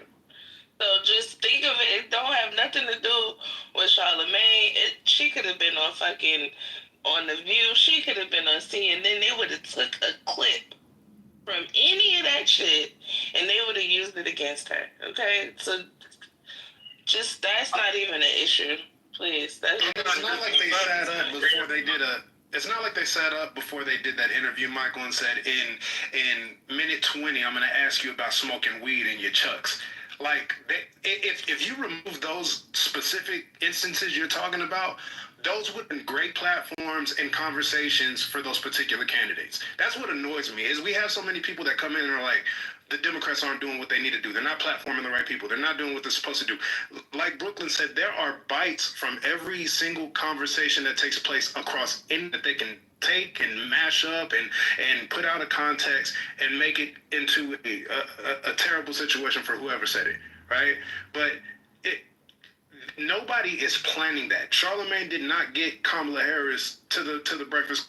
Hey, this is what we're gonna do. Like, the way you're framing it is like they set that way. And what is and not only that, what the fuck does he have to do with what comes out of her mouth? She said it. Joe Biden said that. She had his eyebrows raised in that room when he said it. Like, everybody's like, oh shit. When the president comes and do anything on urban radio or TV, they ask him about weed. So shit, that's regular shit to me. I don't see what the big deal was. It's not, and like I said, that's why I say we literally, we gonna see this in a different way.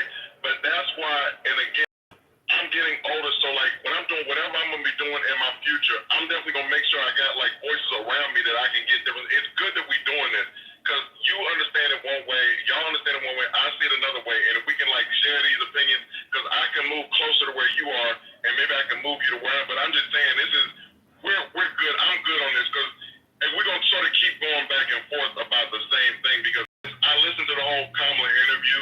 I just feel like a more experienced. So if somebody like Angela Yee or like Mark Lamont Hill would have like taken and been like, okay, like this is something in their mind, damn, like so let me ask a follow to sort of like to bring this back or to make it something where it makes more sense in context. But again, no, they can't control what's coming out of nobody's mouth. And I'm saying that I love the fact that the Breakfast Club exists. I love the fact that it's there. Like back in the day, Russ Parr Morning Show was there, Tom Joyner, Steve Harvey, whoever, Donnie Simpson. I love that it's Frank Ski. I love that morning show is there. I'm not saying anything bad about Charlamagne in that respect. It's just I feel like that CNN will use people. White people have always used people that have big platforms that are black to be like the spokesperson for black people. And a lot of times when they do it, they manipulate them where they end up saying shit that's harmful for the black community. And that's just where I'm at with that. You know what I'm saying? So that's I can't believe y'all think Charlamagne is a good interviewer.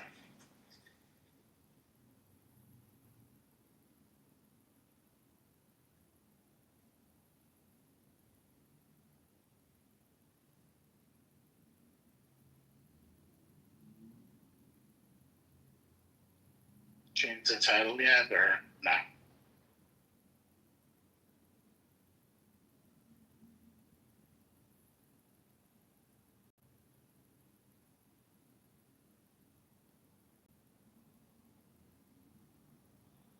That's alright, shut the fuck up. Because you know what I mean by he cheated. Him and Elon stole the election. Stop playing with me.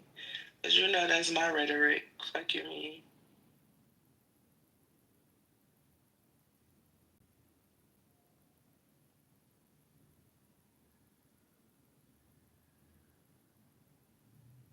I still feel like people should just have a little bit more room for those that are undereducated, because there's a lot of them, and it's going to be a lot more, child.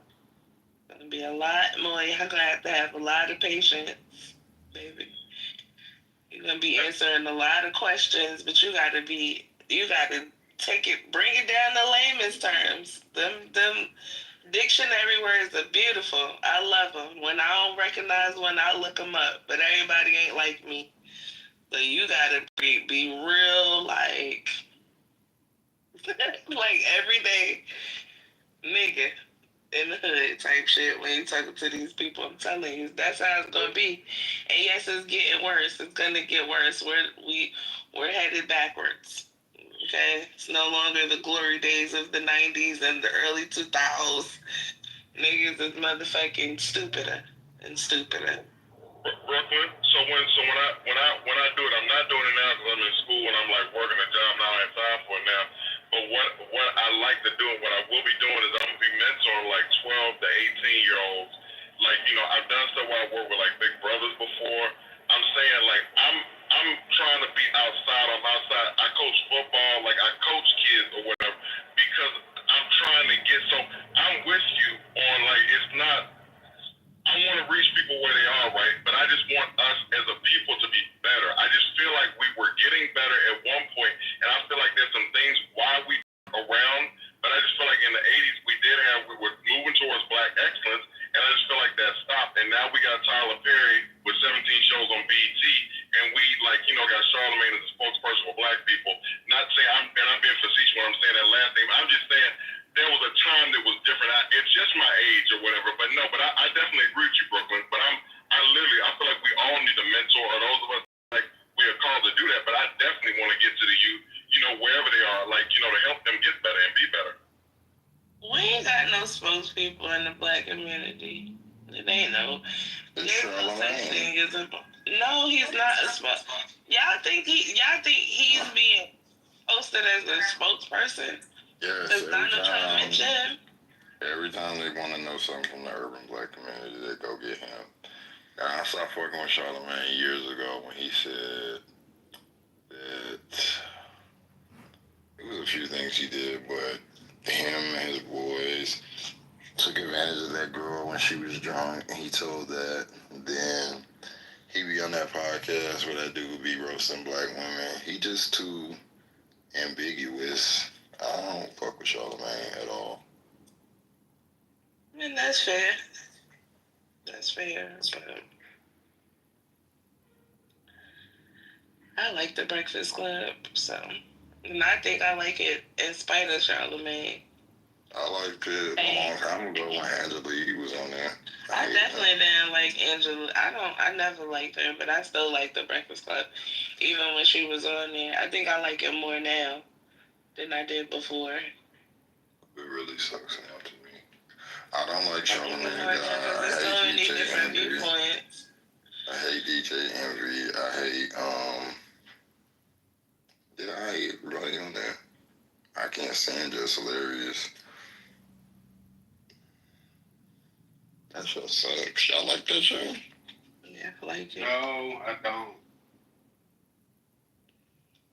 Am I tripping? Like, in every time they see the Angela Yee. You said you don't like it, woman. Was like major. You said you don't like it, woman. I like it. I haven't watched it in years. I definitely haven't watched it since Yee left. But my point has never been about Charlamagne. That's never the point. My whole point is that reasons, and it's to platform that normally wouldn't get platformed. That's it. Like again, we had this conversation a few days ago, maybe like a week ago, where people were like. They got Jogi, and now Theo Von is having political people on his show. Like, where are people at to platform these people? I'm like, they exist. Y'all just don't look for this shit. Club anymore. See, I say watch because I never listen to it. I only watch YouTube. Watch it on YouTube. But those platforms exist in a particular bubble. We probably need more of them created and curated by more informed people. But they need to exist. Period. Point blank period. Because those people have to get platformed somewhere. I knew about Bakari Sellers in 2012 or some shit because of the Breakfast Club. If he was never on the Breakfast Club, I would have never known who the fuck Bakari Sellers was. Like, there's people that they've put in other people's faces who dig deeper and look up interviews and then get perspective from that side of things. So again, I'm not a Charlamagne fan. I'm not even a Breakfast Club fan. All I'm saying is that platform needs to exist for people to be able to be exposed to different things that they normally would be exposed to. Because I haven't, 2012, I wasn't seeing Bakari Sellers fucking anywhere. It just wasn't happening at the time. So I get what Jess is saying. I even get what Michael is saying. But these people are not booking themselves on these other shows. So to be hey, well, Matt, what did you say? You wouldn't have seen what in 2012? I missed it. Bakari Sellers did an interview, like an extended interview on Breakfast Club, and I had Sellers was at the time. So for me, I was just, they've exposed me to people that I looked up their videos and conversations they had elsewhere in other venues, and I'm like, oh shit, okay, I can learn something from this person, or oh, this is a stupid person, they probably shouldn't have had this person on this platform. But that's what you're gonna do when you're a fucking radio show. You host Glorilla, and then you host the vice president the next day. It's a crazy platform.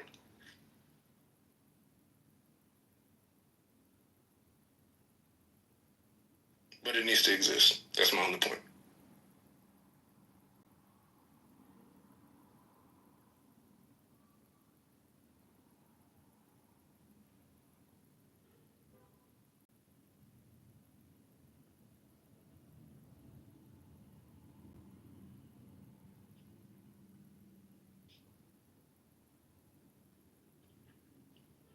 Outside of Angela Rye and Mark Lamont Hill, who would y'all say needs to be platformed on these stations though?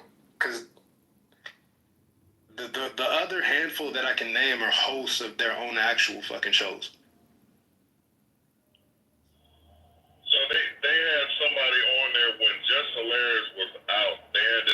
She's a sister and has, I think, the Black Information Network or something. I follow her on Instagram. I can't think of her name. That was in there like doing the reading. She's good. There's a lot of good people that are out there. I don't know all these people because again, I am older. I'm not like as connected with some of these people. I'm learning about some of these people too. But there are people out. I'm saying I agree with you, Womack. The Breakfast Club totally needs to exist. I just would like for there to be more. So us and CNN, they gonna pull what they want to pull or whatever. But nah, I'm sure there's other people out there. There's a lot of talented youngins out there.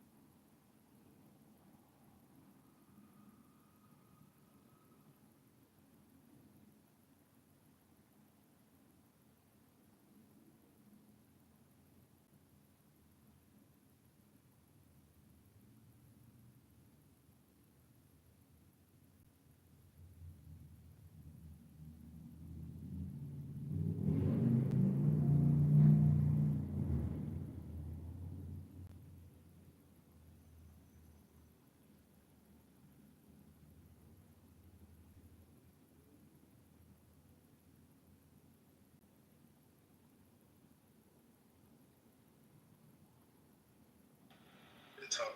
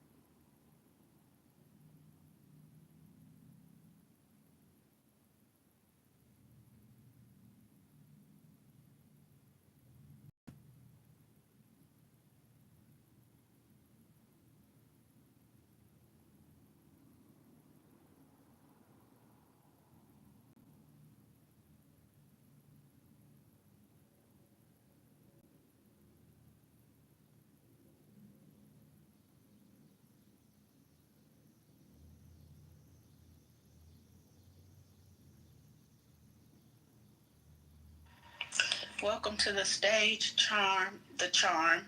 Did you have something you wanted to say?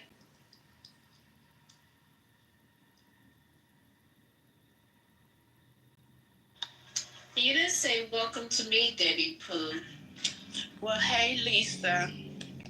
Welcome to the stage, Lisa. Thank you. How are you today? I'm fine. Just wrapping up. Trying to get out of here. Trying to get outside like everybody else.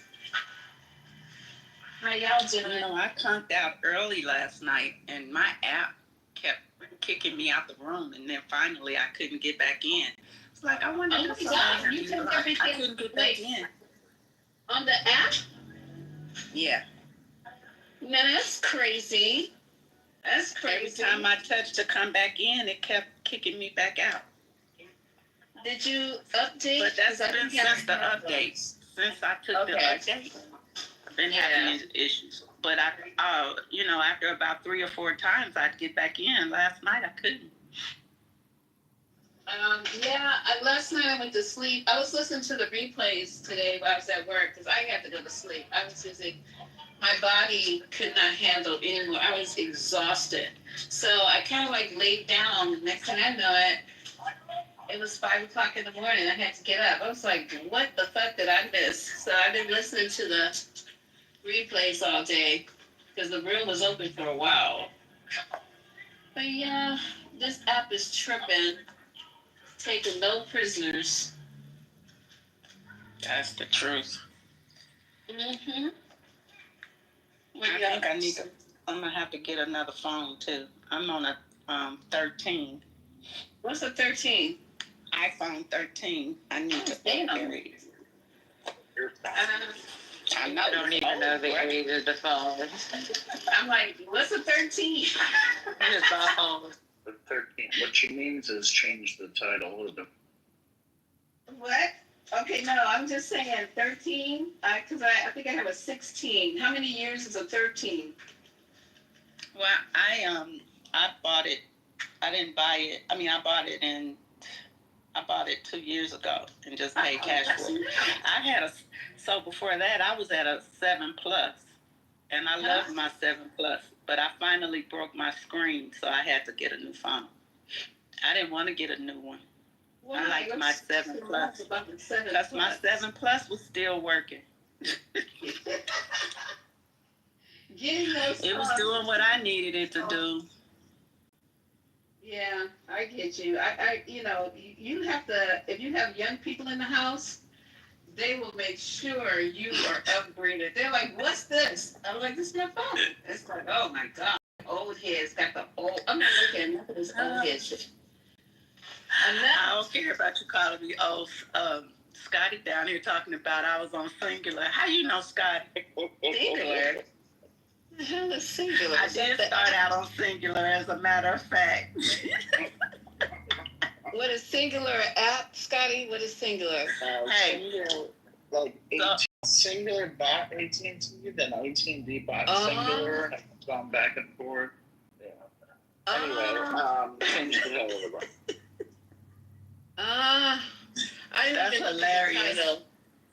Oh, I see the title. Okay, I just came in. I just followed. So I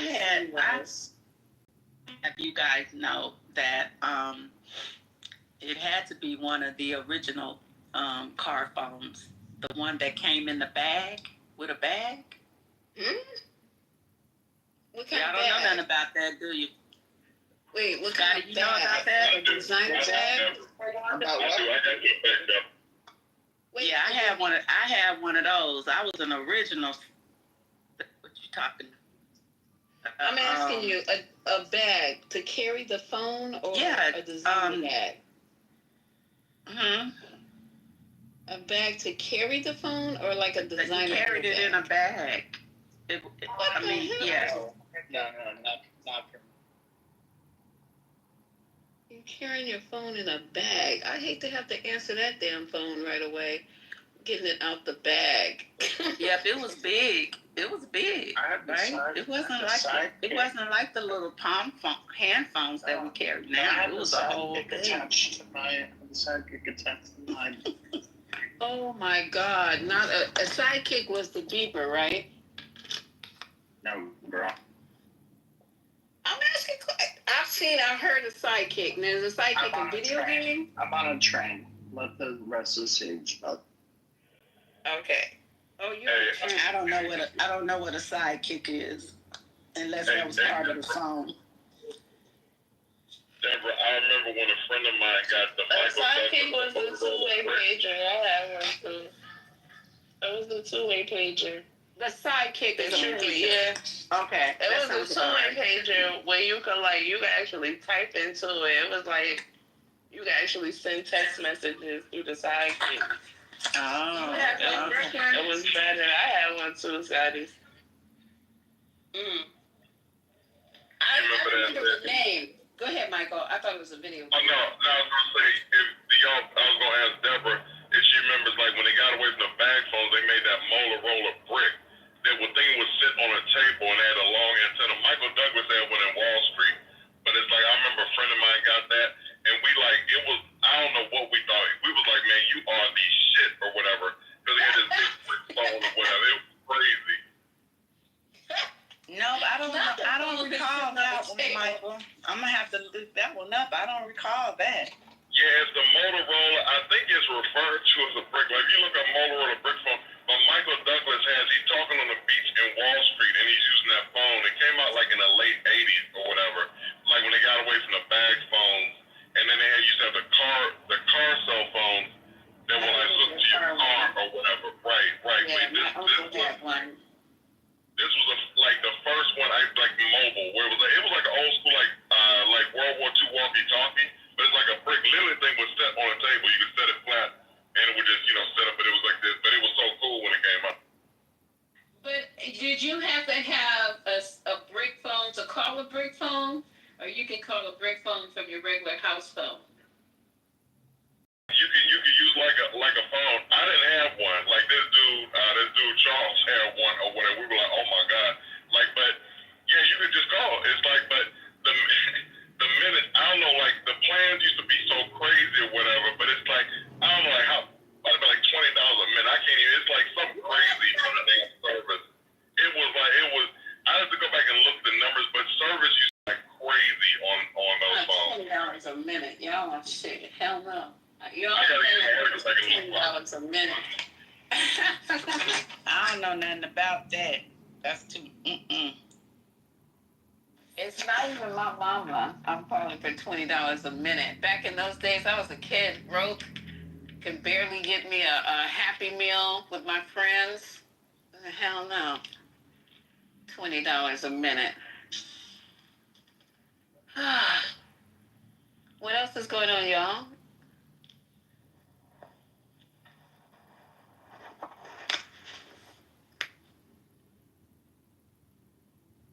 I haven't listened to a bit of news today. I have no idea. Piece of news today. Me either. What I did hear when I went to the lounge, I did hear that, what's this guy's name? That they did have that meeting last night about I keep saying gasoline, about her at JD's crib. They said they were going to have that meeting, that it was all fake news. And now all of a sudden this morning it popped up again that they actually did have the meeting. So I guess they laid it out. Yeah, that JD up to something. He up to something. It is. Something's not right. It feels creepy right now.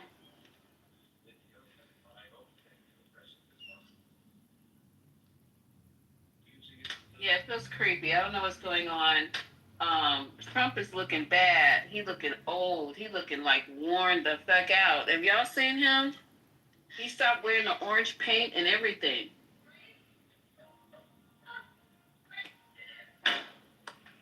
No, I haven't. Did you see where he's talking about? He's pushing forward with his plans on taking over DC, or talking about taking over DC. Yeah, I saw that. I was trying to ask Haitian last night, what does that mean to federalize DC? And he's like, well, they won't have a mayor or nothing like that. I was like, what? So Bill Clinton did it. Bill Clinton did it like in the 90s, like coming out of the crack era, like with Bear and all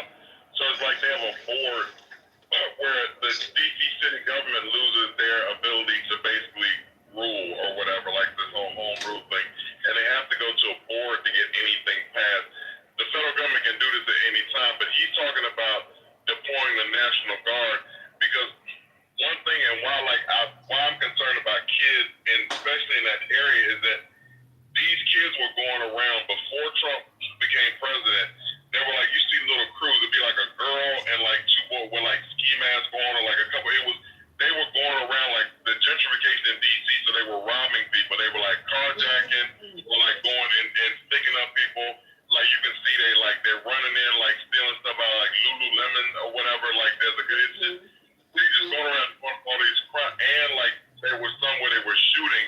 So I'm saying all that to say that like when you do that with a president like Trump coming in, and he's talking about DC being such a beautiful city, the capital city, and it being run. DC has had some issues like going back to before like Mayor Reagan, like in the late 60s.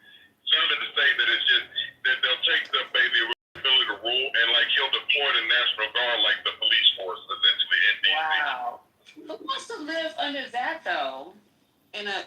Who wants to be under that type of rule in a city? I know I wouldn't. Yeah, nobody. But DC is a unique city. Like he literally can do that. They're just, it's just a unique because they're like a state with like no representation, basically, or whatever. It's just, and they're just under federal government. So is the crime still bad? Because they were saying that the crime was out of control in DC. Yeah, but the reason why Clinton did it was because like what was happening with y'all budget at that time of year. That's when I know y'all was supposed to be going bankrupt or something like that, and he had to put a control board in charge because Marion Barry fucked up the money. Right, and they did it, and they installed a control board, and they literally had to go to them for every decision that they made. But any president can do that. It's just that they've allowed DC to sort of go. Yeah, because the way it's set up in DC, the president is the commander in chief of their National Guard. It's not like other states where the state, because it's not a state, it's a district. So, wow. It has a different status if you look at the Constitution. It's not the same.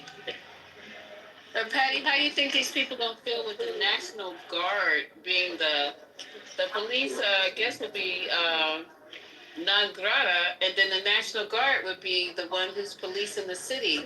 I don't know how it's honestly, DC is actually set up like that. The only reason why they have a home rule is because Congress allows it. It's not because it's supposed to be like that. It's allowed. That's the actual word, allowed. They can like override that. Congress can revoke it whenever they feel like it. Wow. And I guess that's what's getting ready to happen. Wait. So is it official now? No, I'm asking questions. Because I didn't know that those kids were black, but we were talking about Doge last night. And because they kept referring to them as thugs. And I was like, I thought they were talking about, I didn't think they were talking about kids. When you start calling people thugs, I'm thinking, you're talking about grown code for niggas? Well, not my code. That's why I didn't know. I was like, that's their code. You gotta know the devil's code. Yeah. Yeah, you're right. Because he just, both of them like thugs, and then that chick, Jean Pereiro, they're trying to make a name off of these kids. It's going to remind me of the Central Park 5. That's exactly what the fuck it is. That's what it's going to remind me. Huh? That's exactly what they're going to do. Yeah, and make it the face of everything wrong. Little Shorty got his ass beat. I don't even know if I believe the whole story as well either. Yeah, you said that last night. I never even thought about it that way. Yeah. So the problem, because I'm not as familiar with the story that y'all talking about, but the problem in DC is that these kids have been doing this shit, and it's like I watched this occur to where you knew if they weren't gonna let it go. Trump talked about it when he was in office before, and it's like I was just hoping. Again, I'm not up there, but I'm like I was just trying to get like to where they would these kids would stop. That they brought a new police chief. They brought their sister in as police chief. She seemed like she was trying to do some. Mayor Bowser's trying to do this gentrification and what these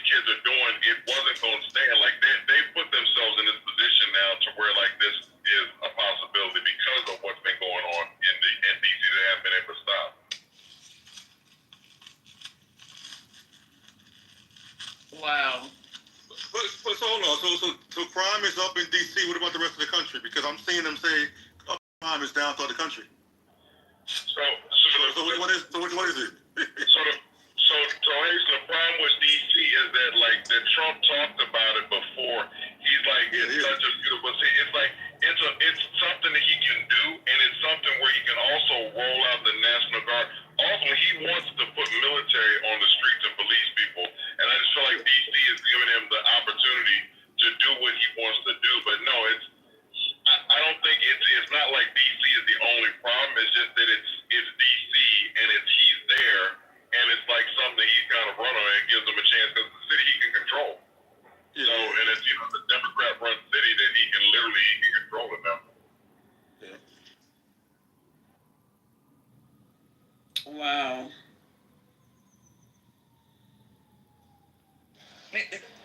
You know, the thing that's crazy because like we're from a different era.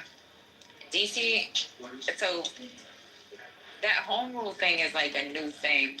Like y'all didn't have home rule before the 70s. So like y'all law enforcement was supposed to always be like the National Guard.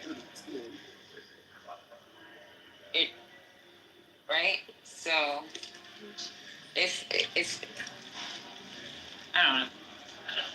I get. I'm gonna be honest with you. It can be abused because Trump will abuse it, but that's how it's set up. DC, if you read the Constitution and DC status, DC is ran by the federal government. That their law enforcement, anything to do with public safety, that's supposed to come from the federal government. So like before they even had home rule, there was no mayor. Y'all didn't have a mayor. Y'all didn't even have a freaking city council. So there's been a mayor going back to like about the late 1960s. It was like Mayor Washington, I believe, and then Barry came in. Well, maybe in it was the 60s. Maybe it was the 60s home rule started, but I know for a fact, like this is something that like I know for a fact when it comes to District of Columbia, home rule is new. This is not something that's always been around. We don't disagree on that because Eleanor Holmes North has been fighting for forever. But I'm saying to the point, there was a mayor in the 60s, and the D.C. Metropolitan Police Department has definitely been around since before I was born. Because I had a friend of mine, his father worked for the D.C., like retired D.C. police officer. So I'm saying I don't disagree with you, but I agree how it's set up. But it's like the newness of it, and I don't disagree that it's new, but the newness started like sort of in the late 60s.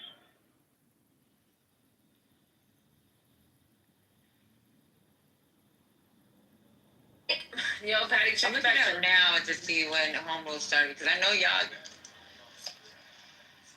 first mayor home rule. Central president in the back. Okay. So y'all first election was in 1974.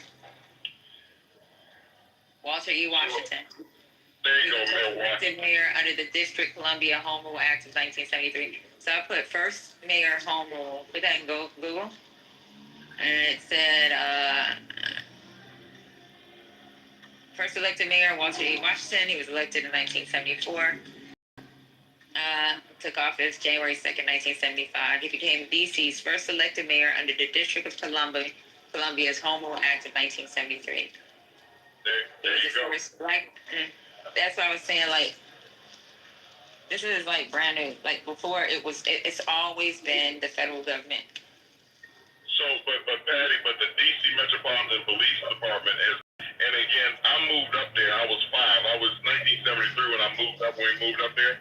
But I'm saying I know that like that my friend's father literally was on the police force. So they had the D.C. Metropolitan Police Department was already they were in play before they got home rules. So the National Guard didn't patrol the streets of D.C. At least like no time in recorded that I would know about. Anybody that I know would know. No. So I'm not saying that they didn't have but the National Guard was actually part of their law enforcement. Believe it or not. I can believe it. I don't not believe it. Yeah, it's just really fucked up how it is. And being that we have this type of president, how can he abuse that power, right? Because like I don't know exactly why Congress or even remember why Congress came up with the whole rule. But Congress, if they don't want you to be mayor, they can at that immediate moment say we're no longer going to have a mayor in DC. Right. It's something that they were.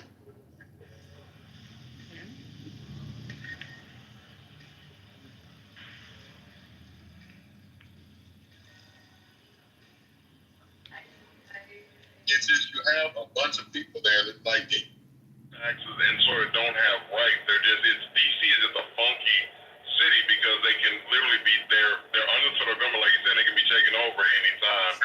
But like you said, most presidents don't abuse that. But it's a mess with what Trump is trying to do. But deploying the National Guard and having them supersede the Metropolitan Police Department is going to be problematic.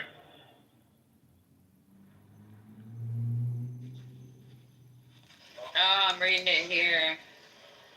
Why they came up with it. It was after the Civil Rights Act, Lyndon B. Johnson. Nixon signed the D.C. Delegate Act in 1970.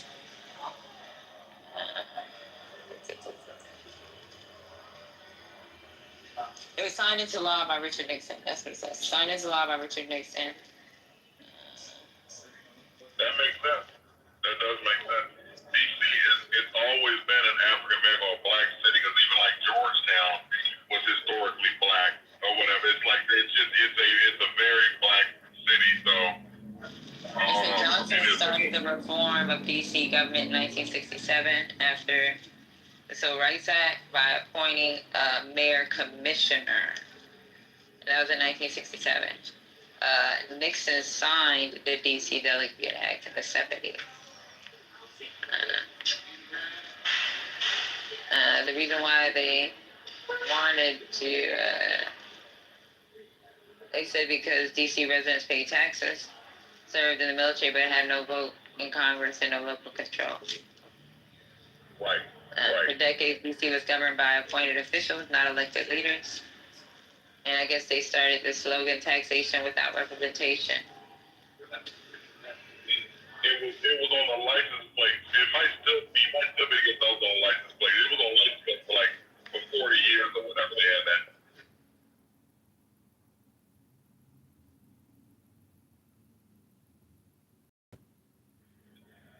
But they've been fighting for statehood. Had they gotten statehood, then that just would have, they just have never been able to get statehood.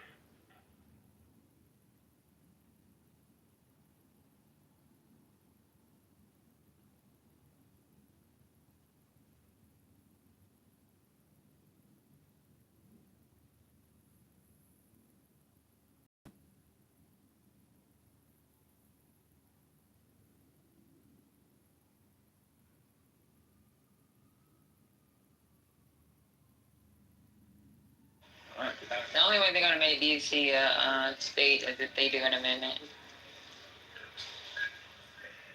D.C. taxes. Huh?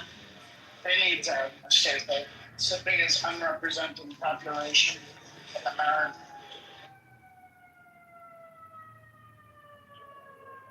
Where's it?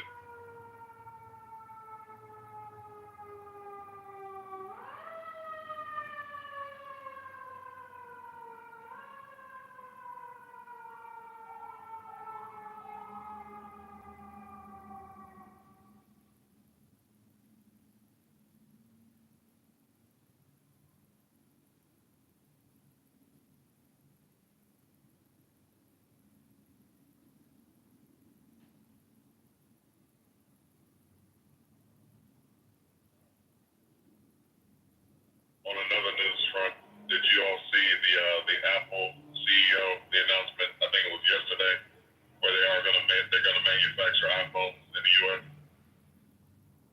Yeah, for like $3,500 an iPhone. What happened? Right. Yeah, we were talking about it last night. What happened? It's amazing. Tim is going to start doing iPhones in America from start to finish, he said. And they're not starting to mine minerals. These minerals that they're going to Africa for, they're starting to mine them in California. We were talking about it yesterday, Dr. E.G. and whoever was in the room. We're in Salton Sea, like over there. California? And so there's Salton Sea in California? Yeah. It's not too far. I looked at it on a map, and there's something past. It's not too far from Vegas, so it makes sense that it would be in the desert somewhere. But yeah, that's happening in real time. And then there's another place, the first mine that's been open in 70 years, being opened in Wyoming. And I don't know why them people are letting them come over there and destroy that state like that. It's going to be a hot ass mess. Trying to get those minerals out the soil. So whatever.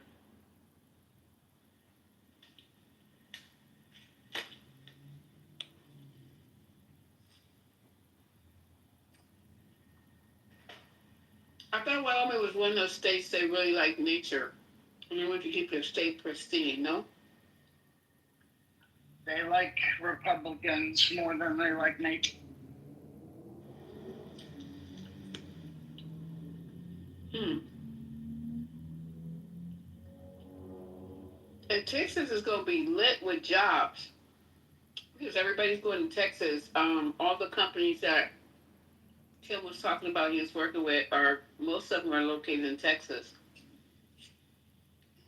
Apple is expanding to Carolina also, they said. Wow.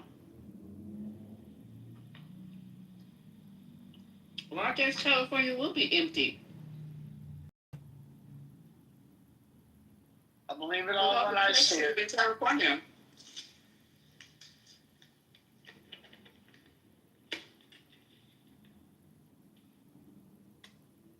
You have little faith, Scotty. And you just believe whatever they tell you. I sure do. I sure do. Hey, if all that shit happens, Scotty, we need to pack and move to California because it's going to be empty. I'll move to California anyway. Yeah. Definitely I'm moving to Texas, that's for sure. North Carolina, maybe. Yeah, but I like New York. New York is doing well, so I'm fine here. We're projected to have 1 million people move to the Twin Cities by 2030. In the words of my fellow Texans, we don't want no California or New Yorkers over here. Hey, no, wait, no. No, you live in Texas? You're a Texan? Texan now? I said my fellow Texans. You don't see my fellow Texans on stage? I'm just saying. You sound like you're talking on the phone in a Brooklyn basement. Cause you know that's how they feel when they see Cali in New York. So I'm saying my fellow Texans, they don't want y'all over here anyway. It's the same thing in Carolina. They don't like New Yorkers out here either. No, don't open it. What do you want me to do? You're supposed to pinch it with the top part. Come. No, I mean with the top that it fell. Where did it go? It's a brain drain for me, y'all. I mean, I don't have to go near Texas, but it's the brain drain. They got to be able to drain these other states, these blue states for these people.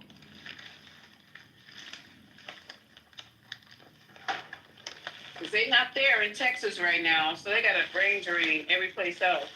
So Cali and New York are going to be hit up. So in Dell Computers in Texas, and like Compaq used to be down on Yeah, that's what Axton said, but they got somebody there. I forgot what she said. It's been a late. Yeah, there's a couple like firms that. Well, they got Texas. They got Texas Insurance. Yeah. They got Texas Pete also. Oh, what's Texas Pete? That sounds like a bar. Hell, damn hot sauce Lisa Cash, yo.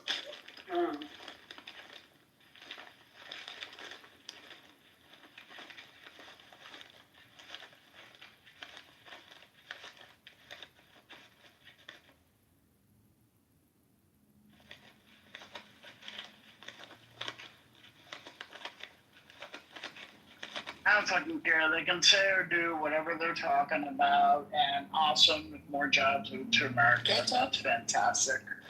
Cool. Hello, First Lady. Welcome back. Welcome back. Oh my God, First Lady. I've been here the wow. whole time. What are you talking about? It's like not heaven. Sorry, I just got back to New York, so I'm ready to go. Well, I didn't see you. Thank you. Okay, well, sorry, you're gonna need more basics and non-mods. Otherwise, your room has no credibility when it's all mod. Oh, Lord. In that case, let me mod you up. That's okay. They'll never mod me.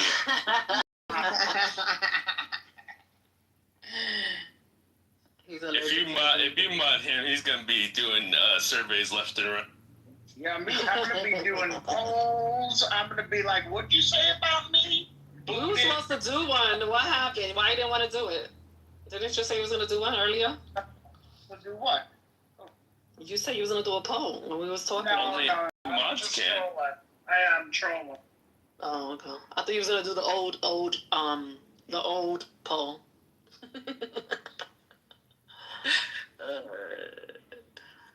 Y'all crazy.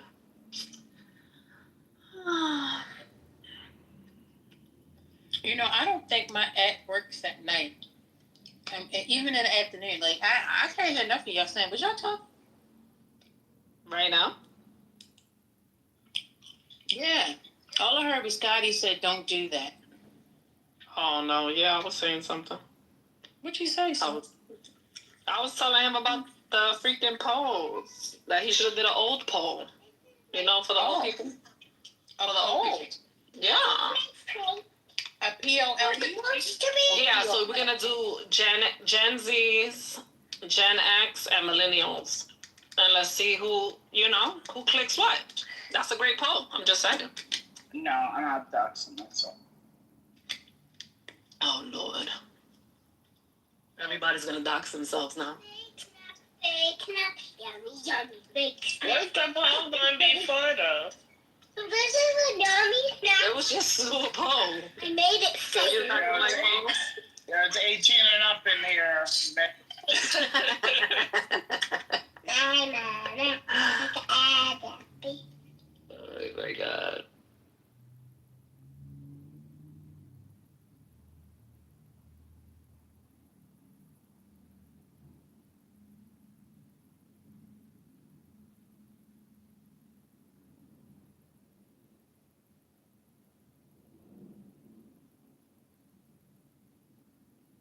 I don't know. I think my generation is the best.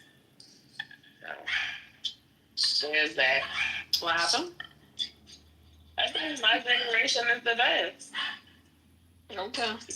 The millennials. Yep, that's true. And nobody's taking that bait. That's a typical millennial You see? thing. Well, I told you I'm going to come out with a poll. We're not taking the debate here. We're not.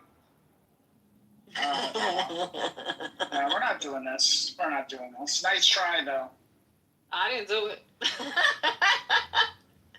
Because that's not the one I would have did.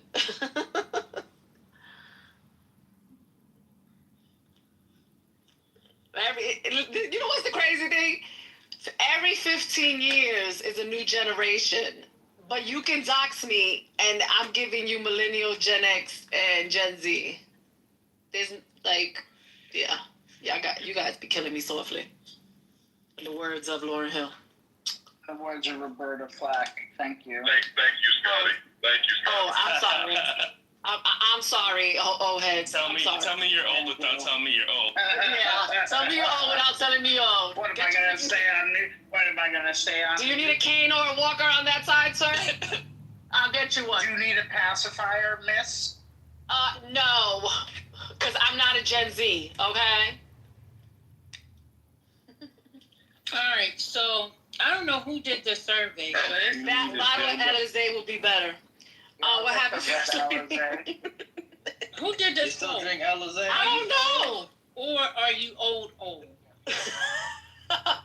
Yes or huh? There are all these old people selecting huh, so I got a problem with that. They can't see, that's why. They gotta put their glasses on. Hey, define old and old. That's not crazy. That was Patty that did it? No, they can't. They can't. See, Okay. I can't. Me neither. Where's my glasses? Where's my glasses?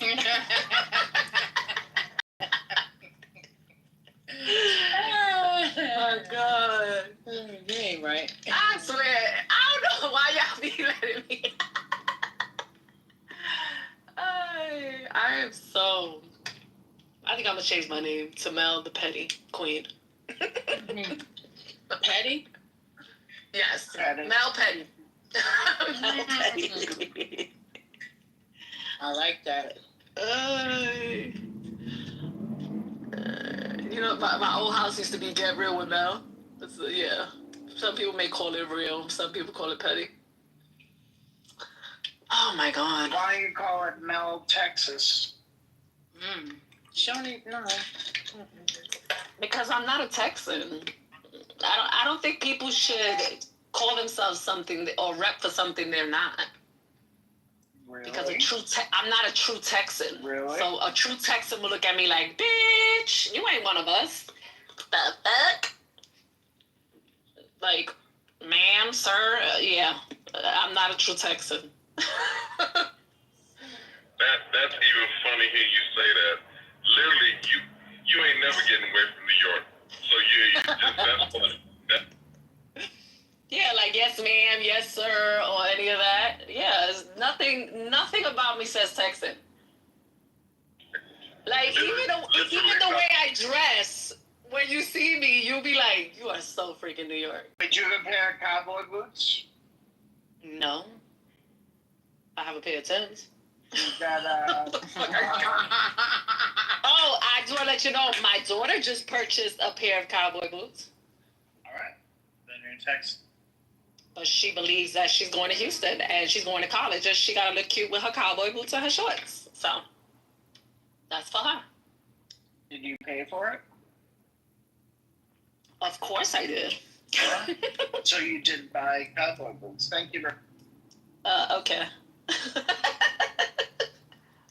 You want me to be Texas so bad. Well, after a certain amount of years, you are. So. I guess. Hey Mel, you said that thing go bang? Yep, that thing go bang. Look, sound like I'm about to get stuck up in the wall. Why the hell are we talking about Texas? Let's start talking about Texas. Because everybody loves they love they love Texas. People talk about Texas the way people talk about New York. So it's like I went from one state to be talked about to another state to get talked about. Nobody talk about Texas. Texas is irrelevant in the motherfucker. No, they talk about it because they be like, I hate Texas. So it's more like, I hate Texas. I don't fuck with Texas. You heard Lisa. She said, I don't even want to fly over Texas, knowing that damn well her plane does go over Texas. She goes to Cali. What plane goes over Texas? Girl, look at the Mel. Look at you the guys tracker. You go around. Your plane goes around Texas. Once you fly from New York, you don't even need to go near Texas. Right, it goes through the middle of the country, Mel. Look like tracker, because I looked you see, she said she don't even want to go over Texas. And you guys know I have family in Robertson County, Abilene. And she hasn't seen them since 1955. 65. Get it right. 65. 65. Look at that. I'm telling you. You can't even point to Abilene on the map.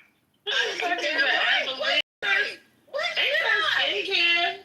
Abilene. Ain't that skincare? I live in Texas and I can't point to it on the map. There you go.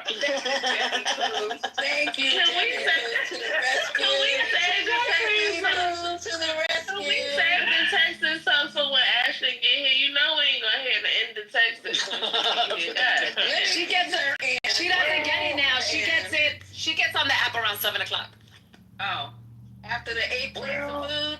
My exactly loaded up. People have seen. Did you hear that Debbie last night? I was like, Yeah, child, I heard that. 8 plates of food at one sitting? Okay. Nah. We're about When Ashton talks, I get sick. When she talk about food, it just make me sick automatically. It's too much. I mean, like, I'm trying to see a woman sitting down with 8 plates of food, and she said 2 drinks, and she paid $70. That shit would piss me off. Child, I wouldn't order a damn thing. And then she said she tipped them. Now you know.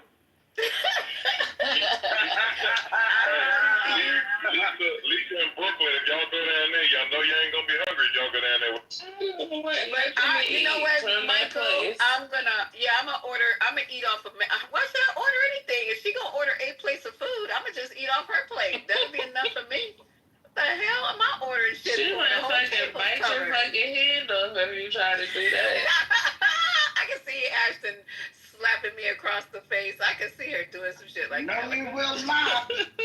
Yes, because Ashton said didn't she tell you guys she threw that man on top of that truck? That U-Haul? Oh, wait, no, it wasn't U-Haul because Alexander said, bitch, you throw me on top of a car and I'm going to come back in a U-Haul and run your ass over. That's what Alexander said. I was on the floor. Alexander. You don't remember Alexander? She used to be one of my moms. She was just like, bitch, you throw me on top of the hood of a car, I'm going to come and rent a U-Haul and come back and run your ass over. I was like, you're going to need a U-Haul to run over Ashton, because Ashton's tall. She said she's 6. You don't need a fucking dump truck to run over her. That's a tall woman. That's a tall woman. You understand she's almost as tall as I am. She's exactly as tall as my kids. Damn, I'm scared of Ashton. I ain't gonna be no shit with Ashton. Not one peep. That's so funny. Amazonian bitches, most of y'all was tall in the first place, and I can't stand you tall. Cause y'all be over here talking about y'all tall. Don't nobody care about you Amazonian bitches. What are you talking to? Thank you. The Amazonian hoes. Hey, you know who I'm talking to? I'm not that tall. I'm 5'7". Yeah, I'm 5'7". You at the cusp of Amazon. You at the cusp of Amazon. 5'11". She's tall. That's not Amazon. You almost there. 5'7" Amazon. Yeah, I was 5'11", like Belinda Miller. She's 5'7". She's 5'11". She's been my friend since, I don't know, maybe middle school. And she was fucking tall then, and she ended up 5'11". And that bitch is tall. Every time I say I was the tallest kid in the class in elementary in the 5th grade. Yeah, but men don't like tall women though, Brooklyn. I was the tallest kid in the class in 5th grade. Fuck y'all talking about. Shit. I like tall women. Growing. You like tall women? She's tall. Yep. I mean, she's got the. Is She's your wife tall, cute and all that, but they short men nowadays. Men are shorter and shorter. They are. I thought it was just me. These niggas. No, Brooklyn. Especially in New York. In New York? No, come to Atlanta. They are midgets down here. Damn, they're short. Like 5'5", 5'6". I've seen men that were shorter than me. Like, what the fuck kind of life are you living, sir? I know you mad at life. You shorter than me as a man. That's just terrible. I would be upset with everything. They need some breast milk. No, all the men that come up on your stages are like 6'2". They not breastfed. Those kids were not breastfed. That's right. They didn't get the right stuff. Yeah, I don't know what it is, y'all, but I be standing next to guys, on the street, on the train. I'm like, you niggas is short.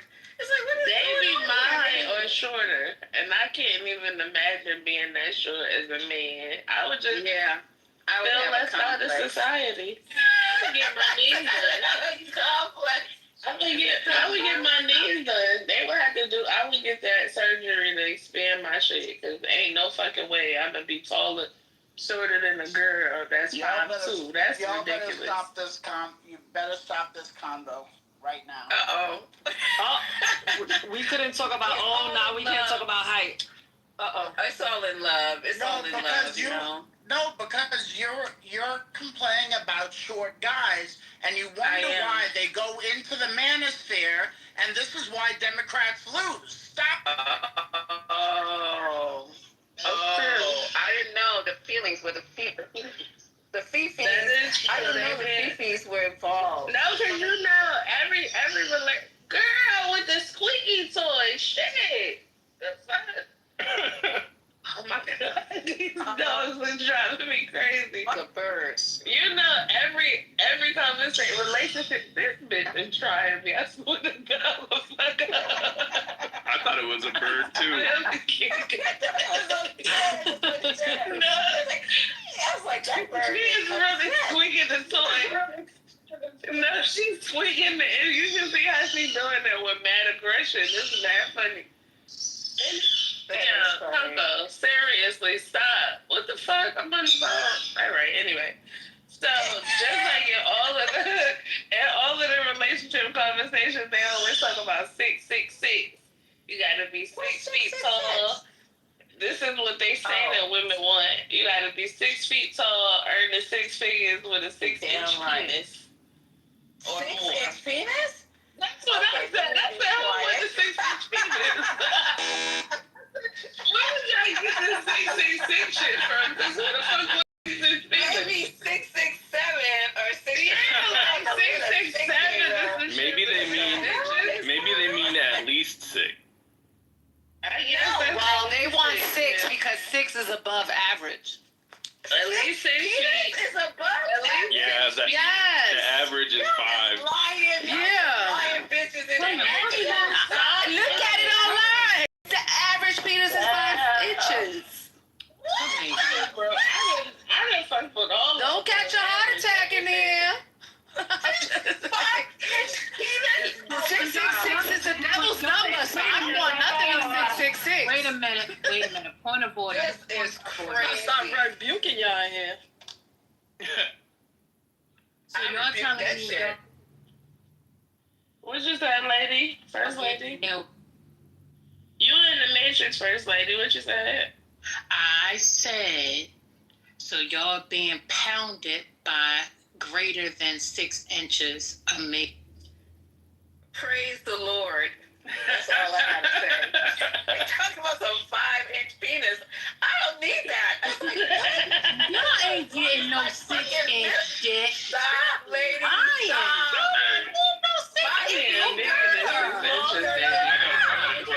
I had a question. Stop. My finger is longer than 5 inches. What the fuck am I doing? Hey, Lisa, in y'all's depth, only like 7 inches? Hey, in y'all's depth, only like 7 inches or something? Oh, it depends on the person. Michael, they like it to pound their stomachs and their uterus and their ovaries. I want my Cause y'all, it's not like y'all like an endless like tube or whatever. Like y'all, you know. But that has nothing to do with that. You They like to get, I get it, beat it up. Right. It should be in your goddamn throat by the time that shit's over. What the that's what the manosphere say that the ladies want. They just know everything in the world about what women are. But then when you ask them why women have an attitude, they don't know. It's so crazy to me. I just don't understand these conversations. That's why I want the manosphere to go to hell with gasoline drugs. Also, they lump everyone together and say they all want this, but they don't like to be lumped together. Exactly. Facts. They don't like to be lumped together. Like, you men should be doing this. Well, what? Everybody ain't on to be doing this. Okay. In the manosphere in the audience. But why don't you stay in your lane then? No, Taurus is in the manosphere. Who is this? Next to I stay in my lane. Why don't y'all stay in your lane? I don't understand it. Not too much on Notorious. Notorious is not in the Notorious is in the manosphere like a motherfucker. No, he is not. Nigga is a deacon at the Manosphere. He a deacon at the Church of Manosphere, okay? And You said he's not? He's not serious. Huh? You trolling? Oh, trolling. You said he's not in the Manosphere. No, he is. He's a deacon at the Church of Manosphere. Everybody know this. Well, I think JC is in the Manosphere too, but I don't know. I can't. I don't know, JC. I have to hear him talk because I Is think Ed he in is. the Manosphere? Is Ed in there? No, I think Ed ain't in the Manosphere. Ed got sense. Ed Okay, is Pure in the Manosphere? Pure, what? He's not only in the Manosphere. He's a nigga on top of that. He in the Manosphere Delusional Club. Leave my Pure alone. It's like an That's not archbishop. Pure. Pure's my friend, but I Oh, can't wait a minute. stand What him at the about same Royal? time. Is Royal in the Manosphere? Royal is in the make noise, too much noise background. Background noise. Doing lawn. What about IM? IM? You know IM? Where's I You don't know IM. Okay. I don't know I Okay. Is Dan in the Manosphere? Damn. I don't know what the fuck damn be on. Well, they don't accept That's what he is. people wearing Speedos in the Manosphere. So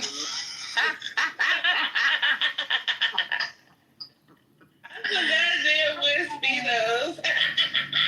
Damn, I invited you. Hilarious. Like one of you to come back. Damn, we've I think invited. Eduardo is in the Manosphere too. No, Eduardo. not my No. Eduardo. No. Eduardo is not. Damn, Okay. you gonna have to leave and come back. Come back. Leave and come back because I've invited you. Damn you, damn man. Eduardo said, me what? No.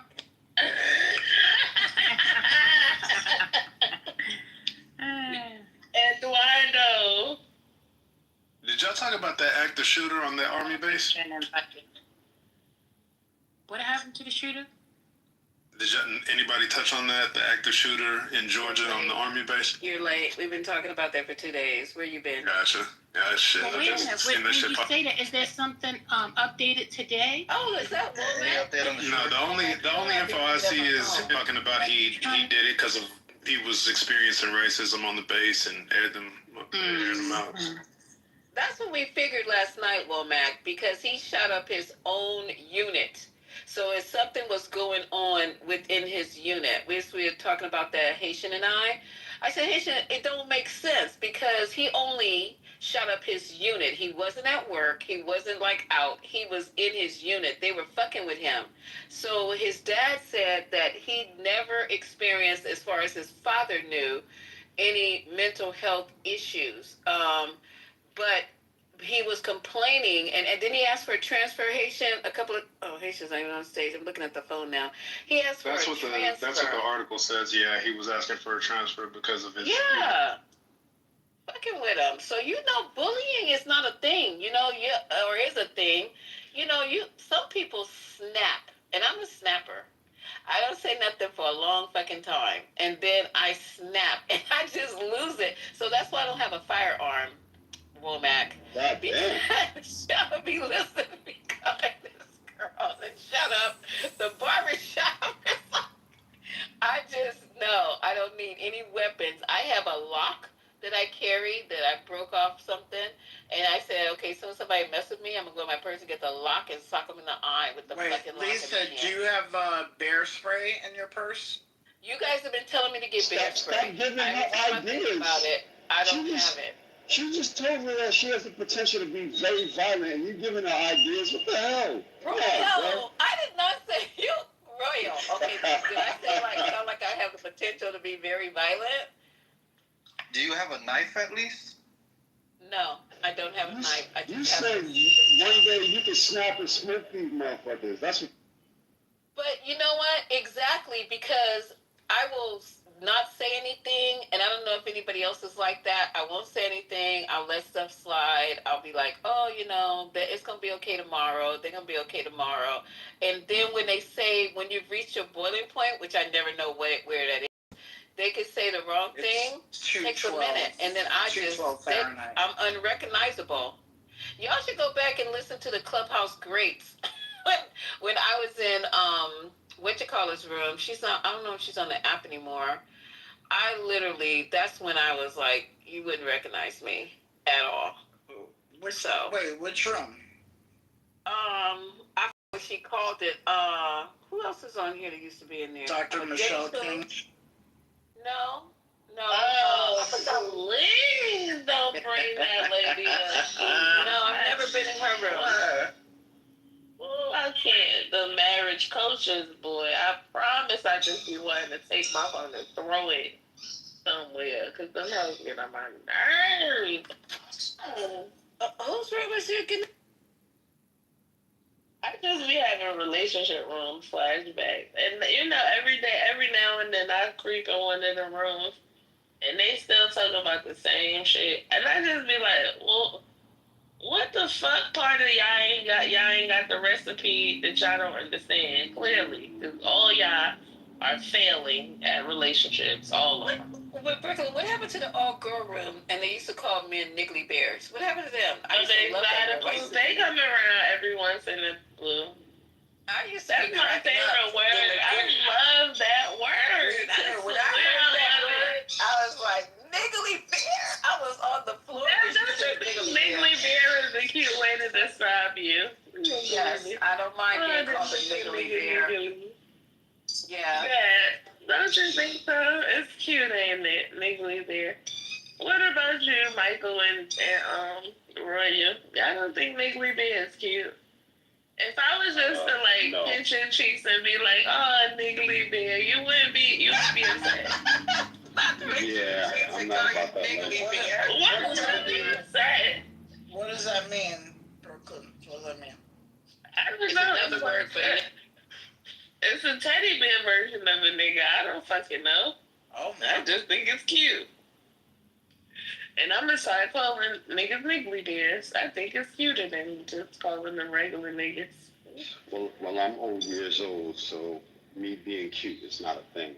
So. You should be cute at every age. You don't think old people be cute? I love old people. Day. Y'all be on these old people be the cutest in the world, child. Old men, they be just so cute with they little walking around with their canes all slow. You can't be cute. No, that's not cute, Brooklyn. No, that Brooklyn, is cute. You can't be cute with all that. Well, this dog, she pregnant, so I don't know what the fuck else to do but let her squeak this goddamn toilet. She gonna keep doing it, so see? Brooklyn, you got a lot of noise too. You walking like a zoo back there. What the? Where are you now? There's a pregnant dog in her squeaky toilet. Where are you at? 72nd Street Station platform? No, that's where you sound like you are, Scotty. You're in the Matrix. I'm in the Matrix? You were just a minute ago. Can I just tell you what my problem is right now? I'm about to tell you what my problem is. 72nd Street, you get good reception. What are you talking about, Scotty? You got bad reception now too. Yeah. But let me tell you about what my problem is, guys. Why these crackers keep coming for fucking Beyonce? Like, we won't blow this bitch up. What the fuck is wrong with these people? I told them that last night. Yeah, they Beyonce. Her. Here's Morgan talking about Beyonce culturally appropriating Marilyn Monroe. Marilyn Monroe culturally appropriated Dorothy Dandridge, bitch. Beyonce ain't doing nothing but fucking doing what women did. The fuck? And then, that bitch Kelly, whatever her name, Megan Kelly, talking about something. She, something about the Sweeney bitch. But why y'all keep coming? Brooklyn, I'm so mad at you for even acknowledging Morgan. Like fuck him. Why would you? This is fine, that dumbass motherfucker. Fuck him. But how the fuck they gonna say she culturally appropriating Marilyn bitch ass Monroe? He ain't worth getting the firing. When I saw the post, I just ignored it because he ain't worth. Well, they didn't know that Marilyn Monroe was doing news. Beyonce didn't do news. There's tons of news out on Marilyn Monroe. She was trying to make a quarter out of 15 cents. She was not. She was struggling. She was not even blonde at that time. I think she was a redhead. She was a redhead. That bitch is fucking red. Talk about somebody. And then her mother. I think her mother abandoned her. There's a whole bunch of stuff that I didn't even know about her. Did abandon her. That's She was grew with up in her Hawaii. parents. Yeah, so what are we doing here? What's going on? I don't really listen to these crackers. I'm outside.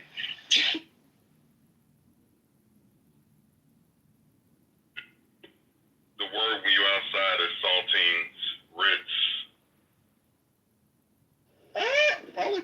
I call them crackers. I really are honky. I take it back to the old school. But you know what? Yeah, Trump is trying to get her too. I like honky y'all. too. You like Hunky? I think that's a cute name. Yes, actually. I like honky too. Your president is trying to get her, talking about he's going to take her, Oprah. Oprah got more money than God, okay? I think Oprah's richer than Trump, isn't she? Oprah. Okay, so he said he's going after Oprah. He's going after Beyonce, and he's going after Kamala. Kamala's the one that's broke. And we're going after them. He said they should be prosecuted for the shit that went on during the election. You didn't hear this? Because they felt that she I missed stopped paying information. attention to that Negro. Fuck him. Fuck Donald Trump. Well, mute up, because that's what we talk about. Mute up. What you saying is... He's saying, and you know what? He wants to go after them because he wants the smoke screen. And what a bigger smoke screen. The MLK thing fell through. The Barack Obama shit fell through. So everybody he's going after, if you haven't noticed, is black. So he said that they misappropriated their funds for the election. What's the correct name for those funds that they used during Go ahead, Michael. I can't remember. No. I'm not sure if it was a campaign fund, but I was going to say it's about rally size. The reason he's going is because of rally size. Remember when they clowned like Beyonce had that big thing in Houston or where in Texas, wherever she was, and it was Kamala's rally size, and he's like, she's paying these people to come to her rallies, and that's what he talked about it back when the election was going on. So now he's president, and he's trying to throw people off the Epstein thing. He's bringing it back up, but it's literally because his ass got embarrassed because she's pulling bigger crowds.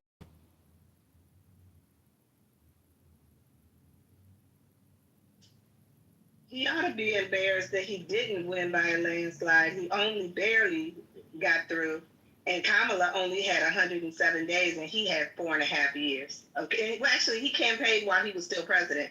So, and then during Joe Biden's presidency, and then he campaigned some more. So, he should have beat the shit out of her.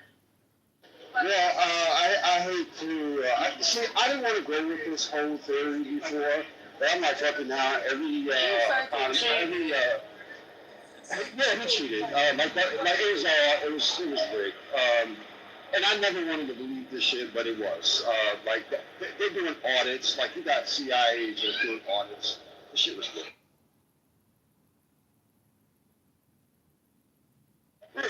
Remember when we talked about how they found ballot boxes thrown in the river, burning, all kind of shit like that? Like, that's just the small stuff. That's not even the bulk of it. Like, they're accounted for that. But there are things where there are ballots that disappeared, and they're like, okay, these numbers don't add up. Yeah, it's.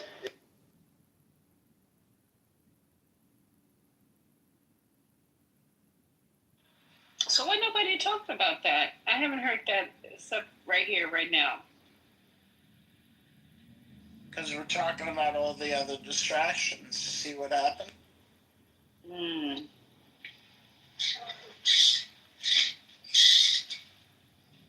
thing that I noticed that's interesting is that it appears that like his people are like telling him to just like do the work, or they're putting things out. Like this thing he had the Apple announcement the other day. It's like he's trying to do the thing that he promised and do the work as opposed to just throwing out like the MLK files or like they're still talking about going after President Obama, but I noticed that they're trying to set the zone with him doing some more It's work. good. Yeah, it's a nice bowl. Yeah, beautiful. I'm sorry, y'all. Go ahead.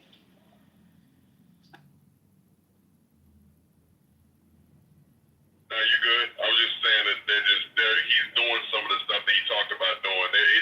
It's all just trying to stay away from this Epstein, man. In my stuff. But Mike, this Epstein stuff ain't going nowhere. I was trying to tell that to CEO. Yeah, it ain't going nowhere. It's like they thought it was going to fizzle out. And they thought, oh, how much can they talk about this? You know what I mean? And I thought that the Dems were going to get tired of talking about it. But now they picked up the mantle and they started running with it. It's the MAGAs don't want to hear about this shit no more. They don't want to hear nothing about it. And not at all.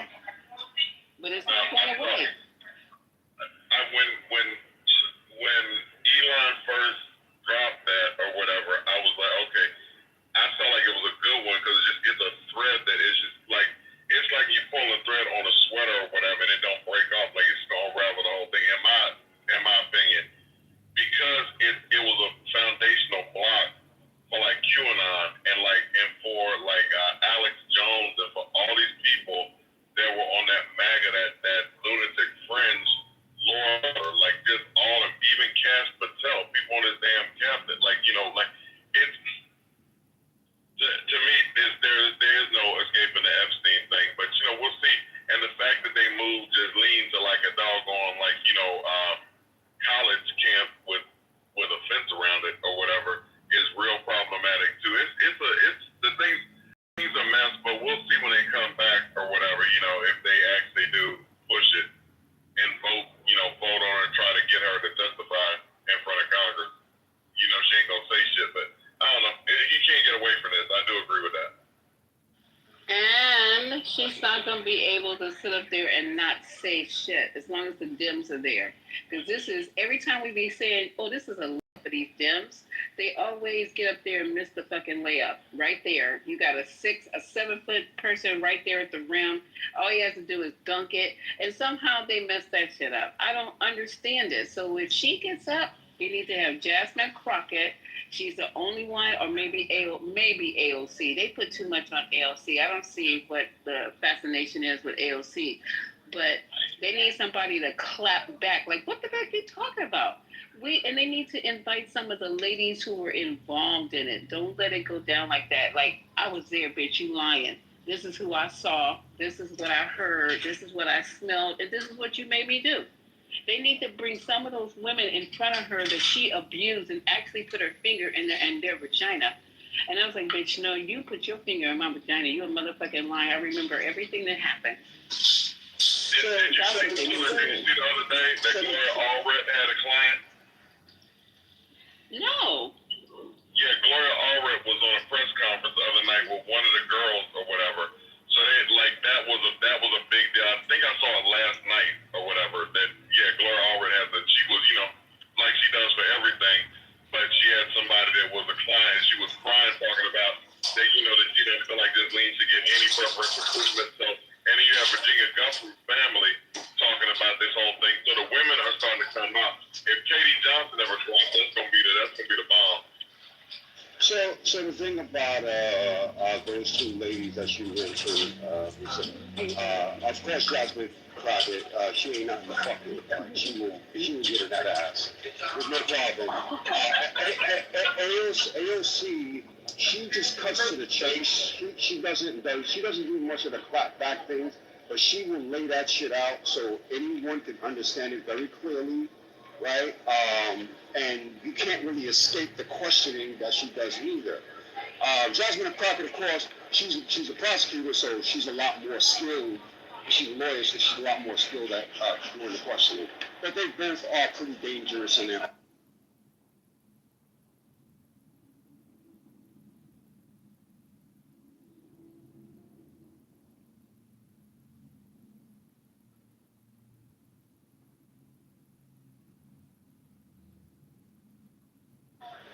Did y'all hear the thing about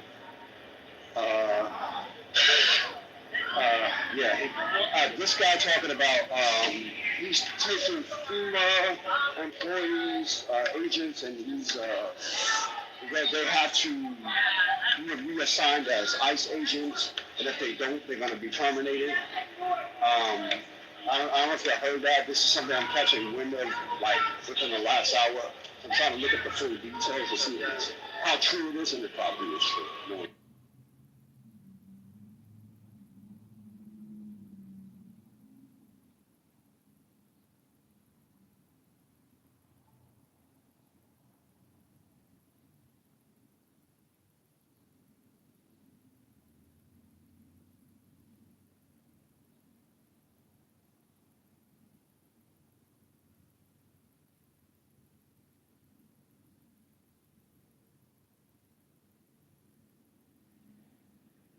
I haven't seen anything on it, Royal, but with all that money that they put in the I believe they're going to be trying to pull from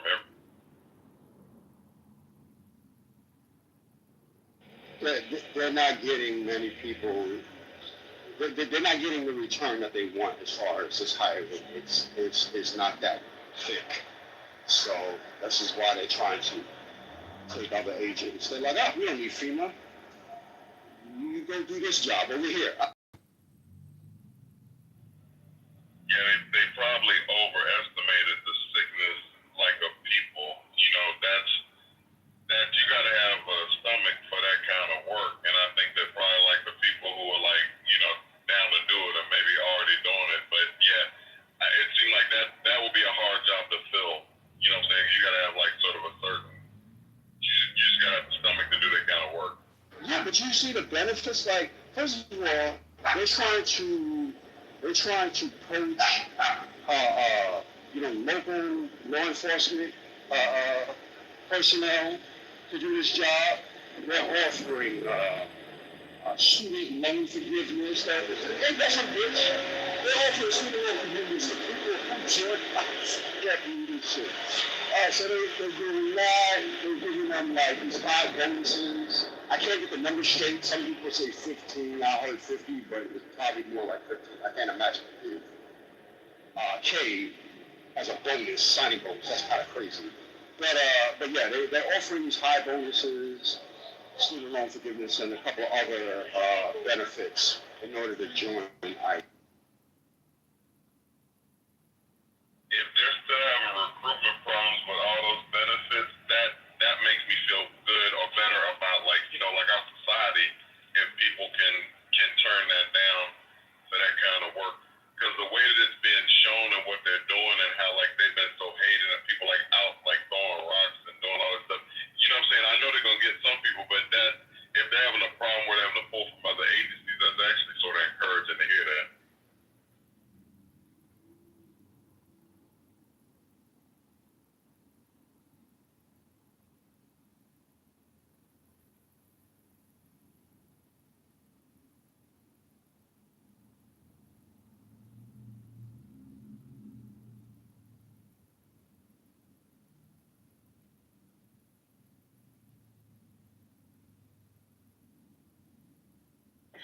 So you guys heard last night, we were talking about how J.D. Vance.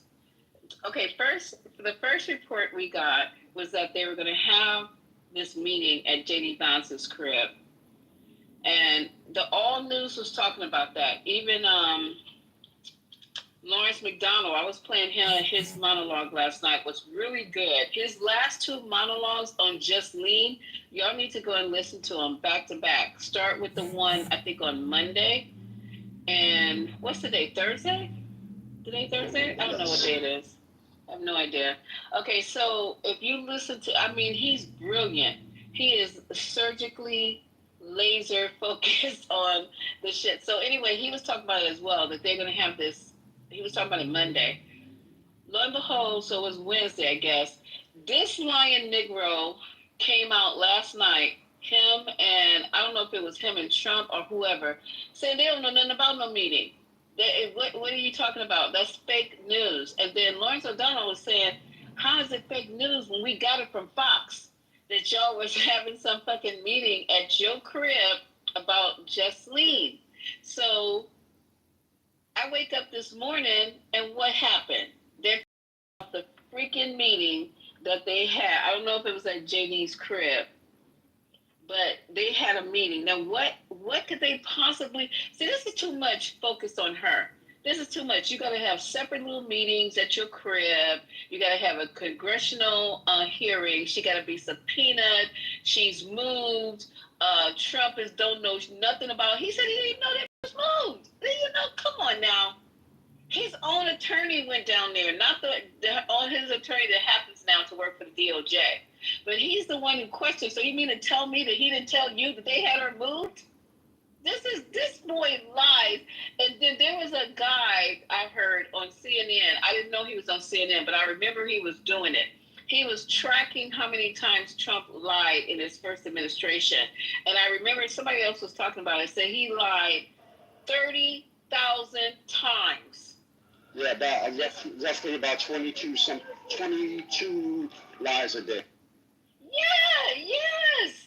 So we are supposed to believe, and he talking about you can't believe Justine. We can't believe you. 30,000 times, 30,500. So I'm just like going, this is the biggest shit show ever that's going on right now in Washington, D.C., and we are starting to act like it's normal. I mean, our hair should be on fire every damn day. If you guys say you want to go march down in Washington, D.C., I wouldn't be able to go with you because I think that mofo will call the National Guards out, and next thing I know, I'll be laid up somewhere or either on 6 feet under. But this is crazy. Nothing makes fucking sense. So they had a meeting about Justine. Justine got the cards. If she don't know that right now, she gonna either end up one or two places, but she got the cards right now. Everything is about her. And I would take full benefit. I would take full benefit from it if it was me. I don't know what the hell she gonna do, but that's crazy. She's trying to get that pardon. But she's on the news every day, all day. What if your ass was on the news every day, all day, and you don't play them cards right? You a fool. What you and Royal were talking about with all the lies, that's how desensitization works, right? So like, you know what I'm saying, you get used to it. And like you said, the hair should be on fire, but nobody can live in a state like where your hair is on fire like 24/7, 365, and he puts out so much stuff that it will force you to do. People have limits, like your mentality has limits. Like people got kids, people got spouses, people got family members, people got aging parents. You literally can't focus on all the shit that he puts out, and that's why flooding the zone works. And it's like it just gets to the point he does it so much. You're like, yeah, you know, it's like either like get apathetic or you know, or just some people just believe in what he says. But you know what I'm saying? It's a strategy. It's literally what Steve Bannon talked about doing, and they're literally doing it. See, look, maybe I'm speaking as an inner city, you know, person, but people do not know how to turn off the quorum. Like, the quorum is not for everything. There has to be a point where you get ratchet. No one knows how to be ratchet against the dollar. They're scared of this motherfucker. They let him run roughshod all over them. And people are just like, I don't know what the word no means. I don't understand the word no. Like, how does that happen? I'm confused. They let this guy run roughshod on the entire nation, and they're like afraid of you know, anything that he does. Oh, you know, you are anti-Semitic, so what I'm going to do is I'm going to pull your funding. Oh, I'm sorry. Let me give you millions of dollars. Please give us back our funding. Or I'm going to sue you because of X, Y, Z. You know, whatever bullshit that he sues people over. Oh, I'm sorry. Here's $16 million. Please don't pull my license to broadcast. Please don't do that. What kind of shit? And to your point, Roy, that's why I feel like I talk about Gavin Newsom, whether he's a good candidate, bad candidate, but that's why I feel like he has a chance. Gavin Newsom is showing you he's actually being like professionally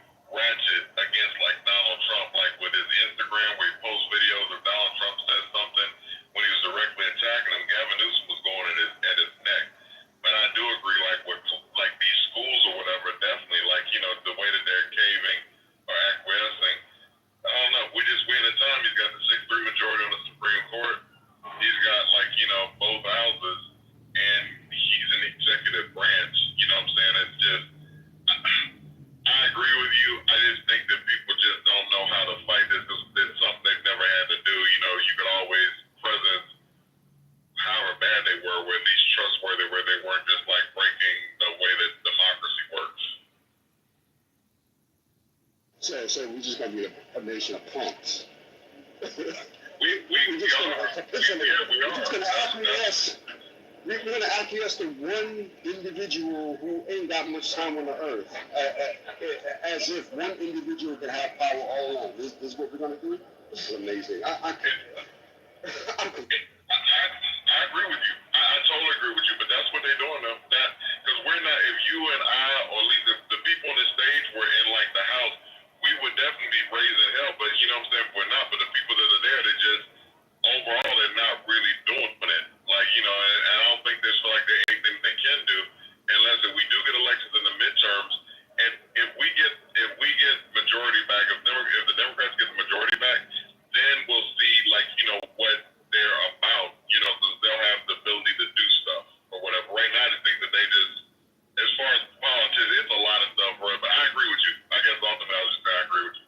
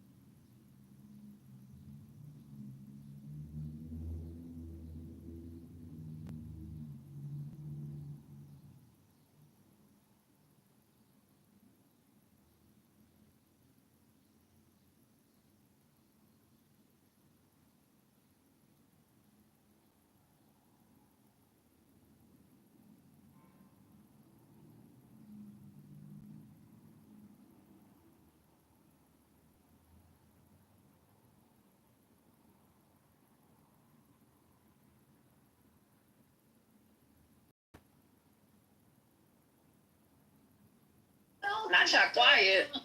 Need to hurry and pick up your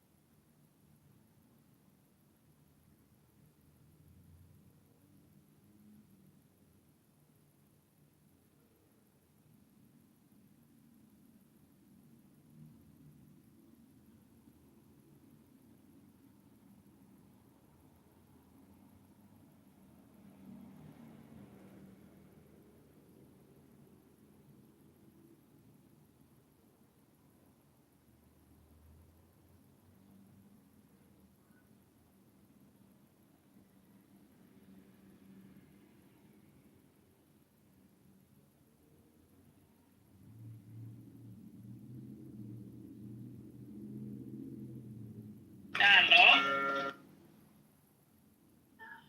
Hello? Why you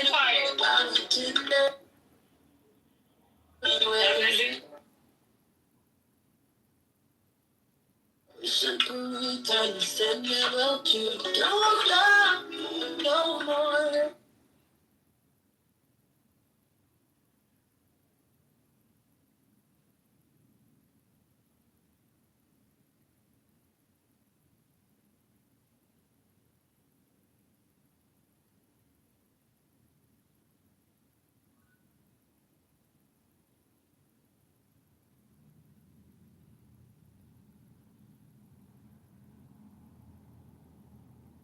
Mel, did you see her tiny desk?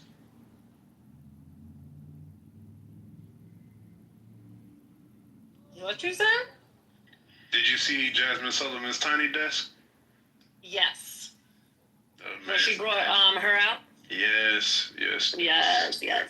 That's my song right there. She's dope.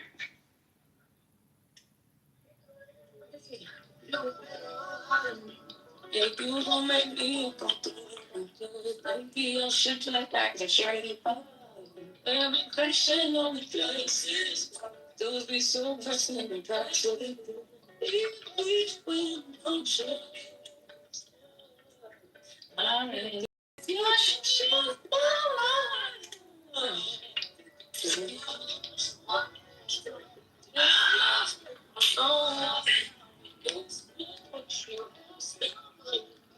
Damn, come up here. Who else is on there?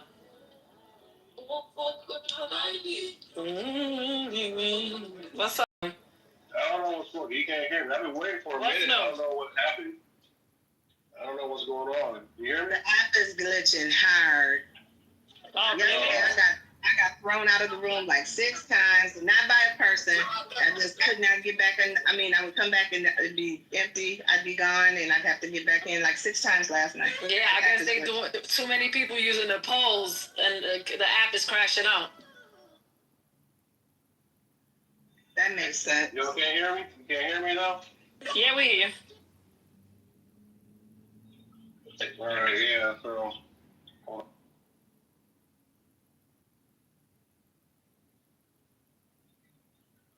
Family got me out here cooking, so I'm just trying to listen and catch up on the news. I think Sandra just got kicked again.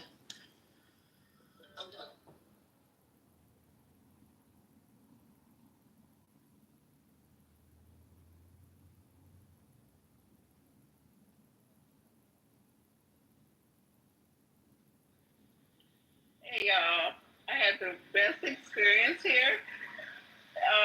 I just met a guy from Yemen. A young man was helping me. He looked just like my boys. I was like, where are you from? He said, from Yemen. I'm like, no, you're not from Yemen looking like this. But is Yemen in Africa or not? Saudi, it's in the Middle East. It's not Africa. It's not Africa? No, it is in the Middle East. It's right next to Saudi. Excuse me, did you sprain your fifth metatarsal? No, my whole ankle is broken. I wish it was just my fifth metatarsal. Yeah, mine was. I was in for 7 months. And I'll be the year. Oh, I just found out. Thank you for asking. Thank you. Oh, thank you, sweetie.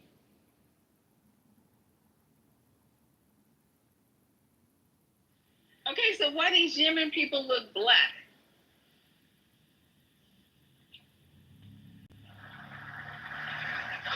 There's a lot of cross-pollination in between the cultures, so, I mean, I'm not surprised.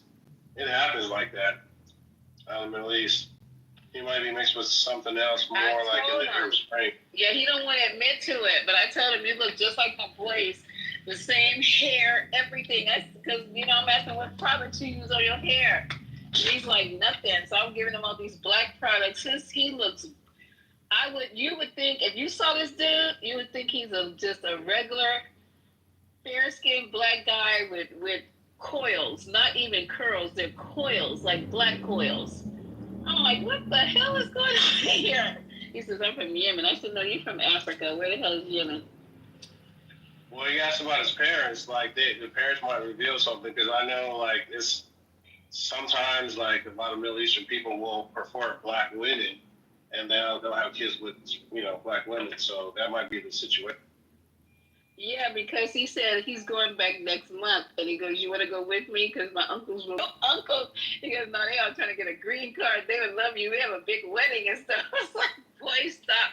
Your uncles in Yemen?" I said, "Nah, babe, because in this Middle East, they chop my fucking head off. No, So if you go, you're not coming back. Yeah. I'll look this up. Next time I go in, I'll take a picture of him and be like.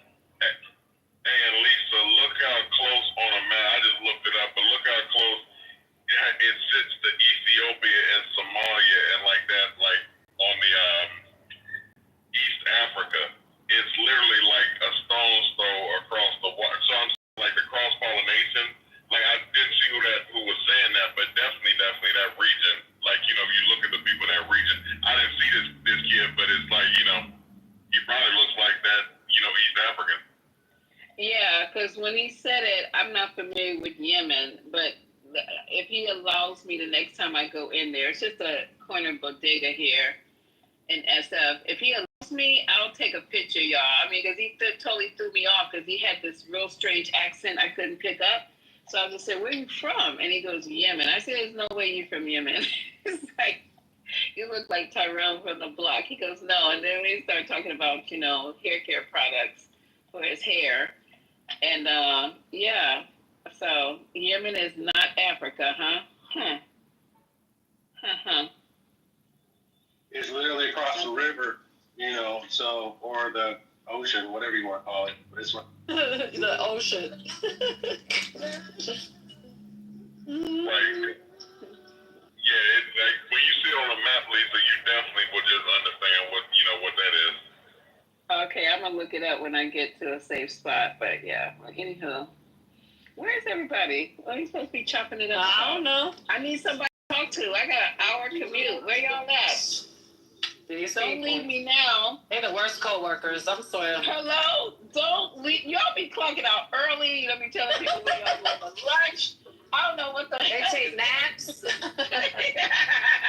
Not naps. Come on. We talked about age a few minutes ago. Now we got bigger naps. Come on, y'all. If we talk about being old, I'm old. I can't get a nap. If I could, you know what? That's the best thing for you, though, Mel. If you take naps 20 during minutes. the day, they said you live longer and you have less stress. So I need to be napping in some. My mother-in-law's always taking naps. That's why she's still alive. See what I'm That's telling y'all? she's still kicking. And a little bit of liquor. Don't tell another people tell you that liquor. Nah, I'm just saying, not alcoholic stages. I mean, like if you have like a shot. I have an uncle who's in Texas that I haven't seen forever, but I know that he's approaching 98 years old, and every time he calls, I give him all the grace in the world because I'm telling you, he could call me and ask me for my next rent check because he made it to 98 years old. He still have all his faculties, still out there doing his thing, in the garden and whatever, and all this kind of shit. 98? So he has him some brown liquor. He says brown liquor. He don't smoke or nothing like that, but he has a shot every night with dinner. He exercises, he walks, he does all that shit, but he sleeps his ass off. So he doesn't wake up and get out the bed till like after 9. Then he takes a nap around 1-ish, and then he's back in the bed like 8.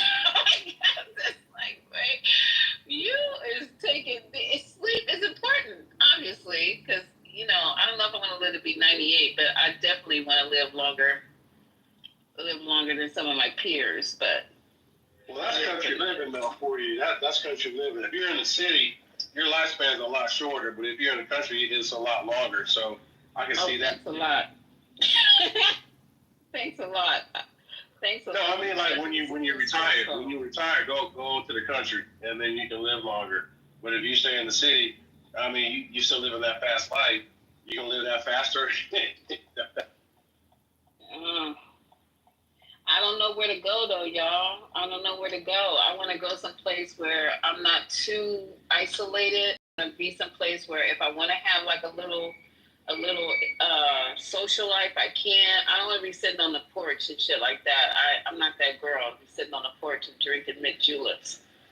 So I gotta be somewhere. So you don't want to be sitting on top of the bay, wasting time. If I could, I'm gonna be very honest with you. If I could, I would retire to California, right on the peninsula.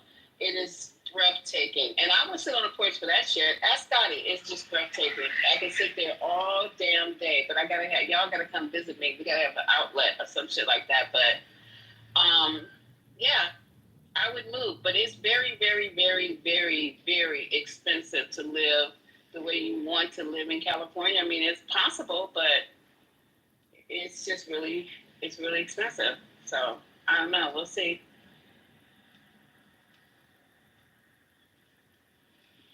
I hear you. I don't know where I was trying to figure it out.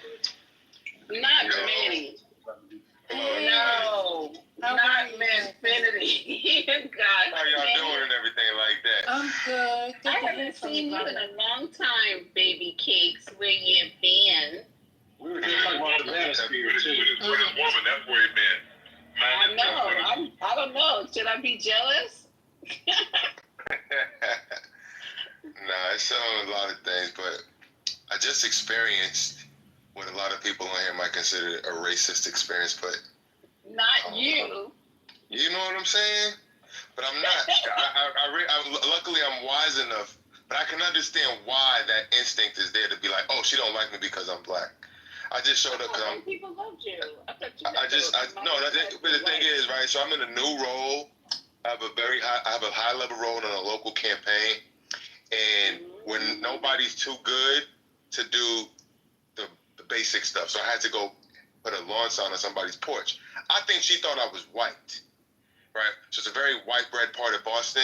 So good looking black man shows up. I'm suited today because I just came from a funeral. So I showed up, full thick beard, black dude showing up on the door, bringing the bell. Bro, her dog was racist. Her dog was coming at me. I couldn't believe it. And she came out, would not make eye contact with me. She was pleasant, but she would not make eye contact with me. She wanted me out of here as soon as possible. But I put up the zip ties. I got it on the side of a railing. And then I was out. But I just felt that air of, you don't belong here. And you got your black card today, huh? No, but I felt that before. But luckily, I guess not luckily, but I recognize that as own group preference. Like, she's just not used to dealing with people who don't look like her. And this is just what I'm thinking. I could be wrong, but it was just very uncomfortable, even for those 2 minutes putting up the sign. You know what I mean?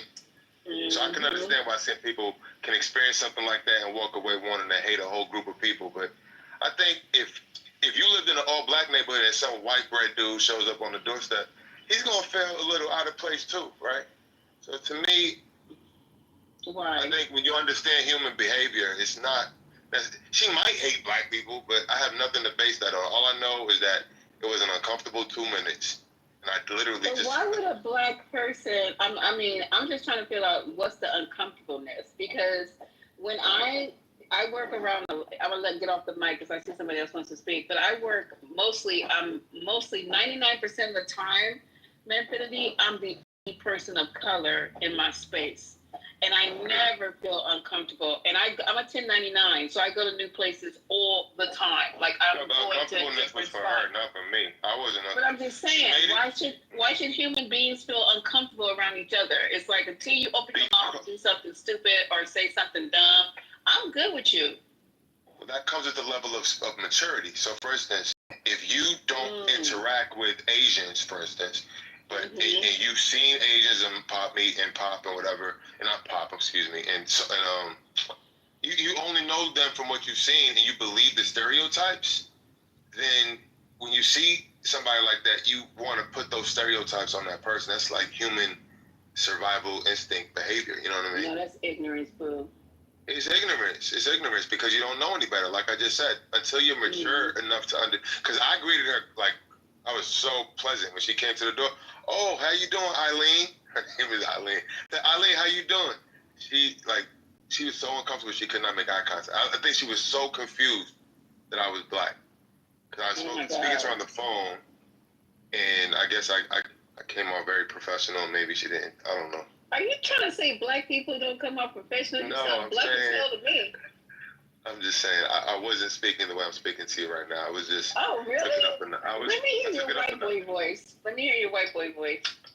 Good afternoon. Is this Lisa? How are you today? Oh, yeah, you... More nasal. More nasal. Bill collector. I was a bill collector for 10 years, Lisa. I know how to switch it on up. He does sound white. I'm sorry, y'all. Do it again. Do it again. I didn't hear. Say it again. Do it again. First Lady, how are you today? Good afternoon. I was the first one that spoke to you, but Lisa felt the need to take over the conversation. So, go ahead, say it again. Well, good afternoon, First Lady. How are you today? I'm glad you're here. Good afternoon, Mr. Manfinity. Yeah, I've been very busy with this campaign, but we got a primary coming up, and God put me in this role. It's an interesting. I'm learning so much about local politics. I've been so tied up in national politics with y'all, but I think all of that was God was giving me that breeding ground. So now, learning the whole local political scene is like, wow. And then you're in front of the people that you're learning about, and all of the various dynamics. It's like I'm living in it's a backstabbing, crazy world. Like they'll introduce you to somebody, they'll walk away. Oh, that person is a this and that person is a that, and don't trust. This one dude, a black dude, cannot say anything good about anybody.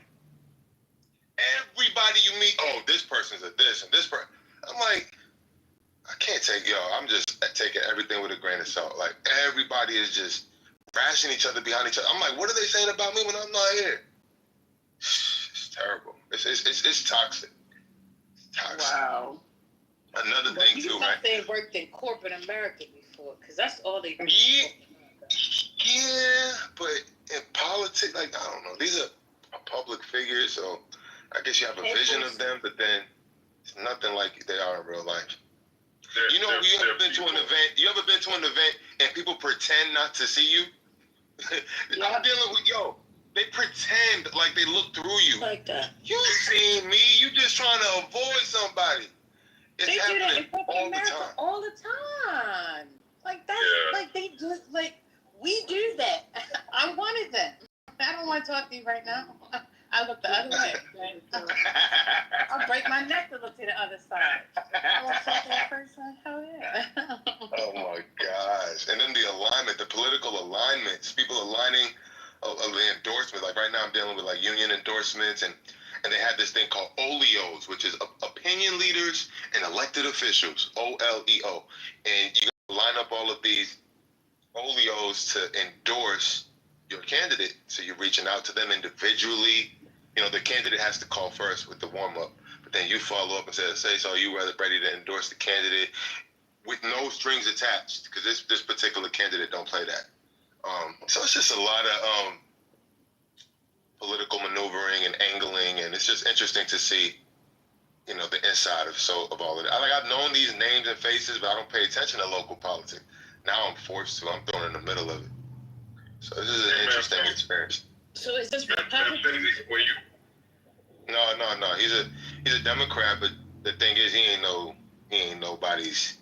He ain't y'all's the kind of Democrat, but not y'all, First Lady. You know what I mean? I was about to say, now, what you mean? What does y'all mean? Manfinity, when you get a chance, because I just want to say for that experience that you mentioned today, did you see that video of that door-to-door salesman in Orange County, Florida? I did not.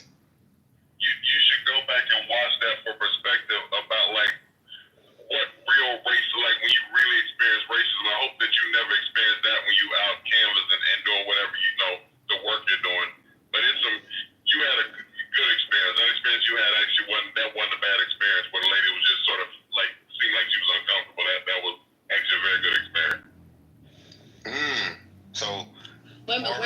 her house? Yeah, so I had to knock on it. So I spoke to her on Saturday. She said she didn't get the sign yet. So I got the shit in my trunk. So I said, let me just drive by there real quick. And I called her, no answer. She texted me yesterday, said I still didn't get the sign. Wait a So minute, I'm man, like, Finity. This don't sound racist. Go. I'm gonna be like, yo, she's excited to get the sign. So I'm ringing her doorbell because she didn't pick up her phone. So I'm thinking she's gonna come to the door with happiness, like, oh, I finally got the sign. She got to the door and she just like don't want to look at me, you know. Yeah, I'm sorry. This ain't got nothing to do with race. If you come knocking on my door and I'm not expecting, I don't give a damn whether I answer the phone or not.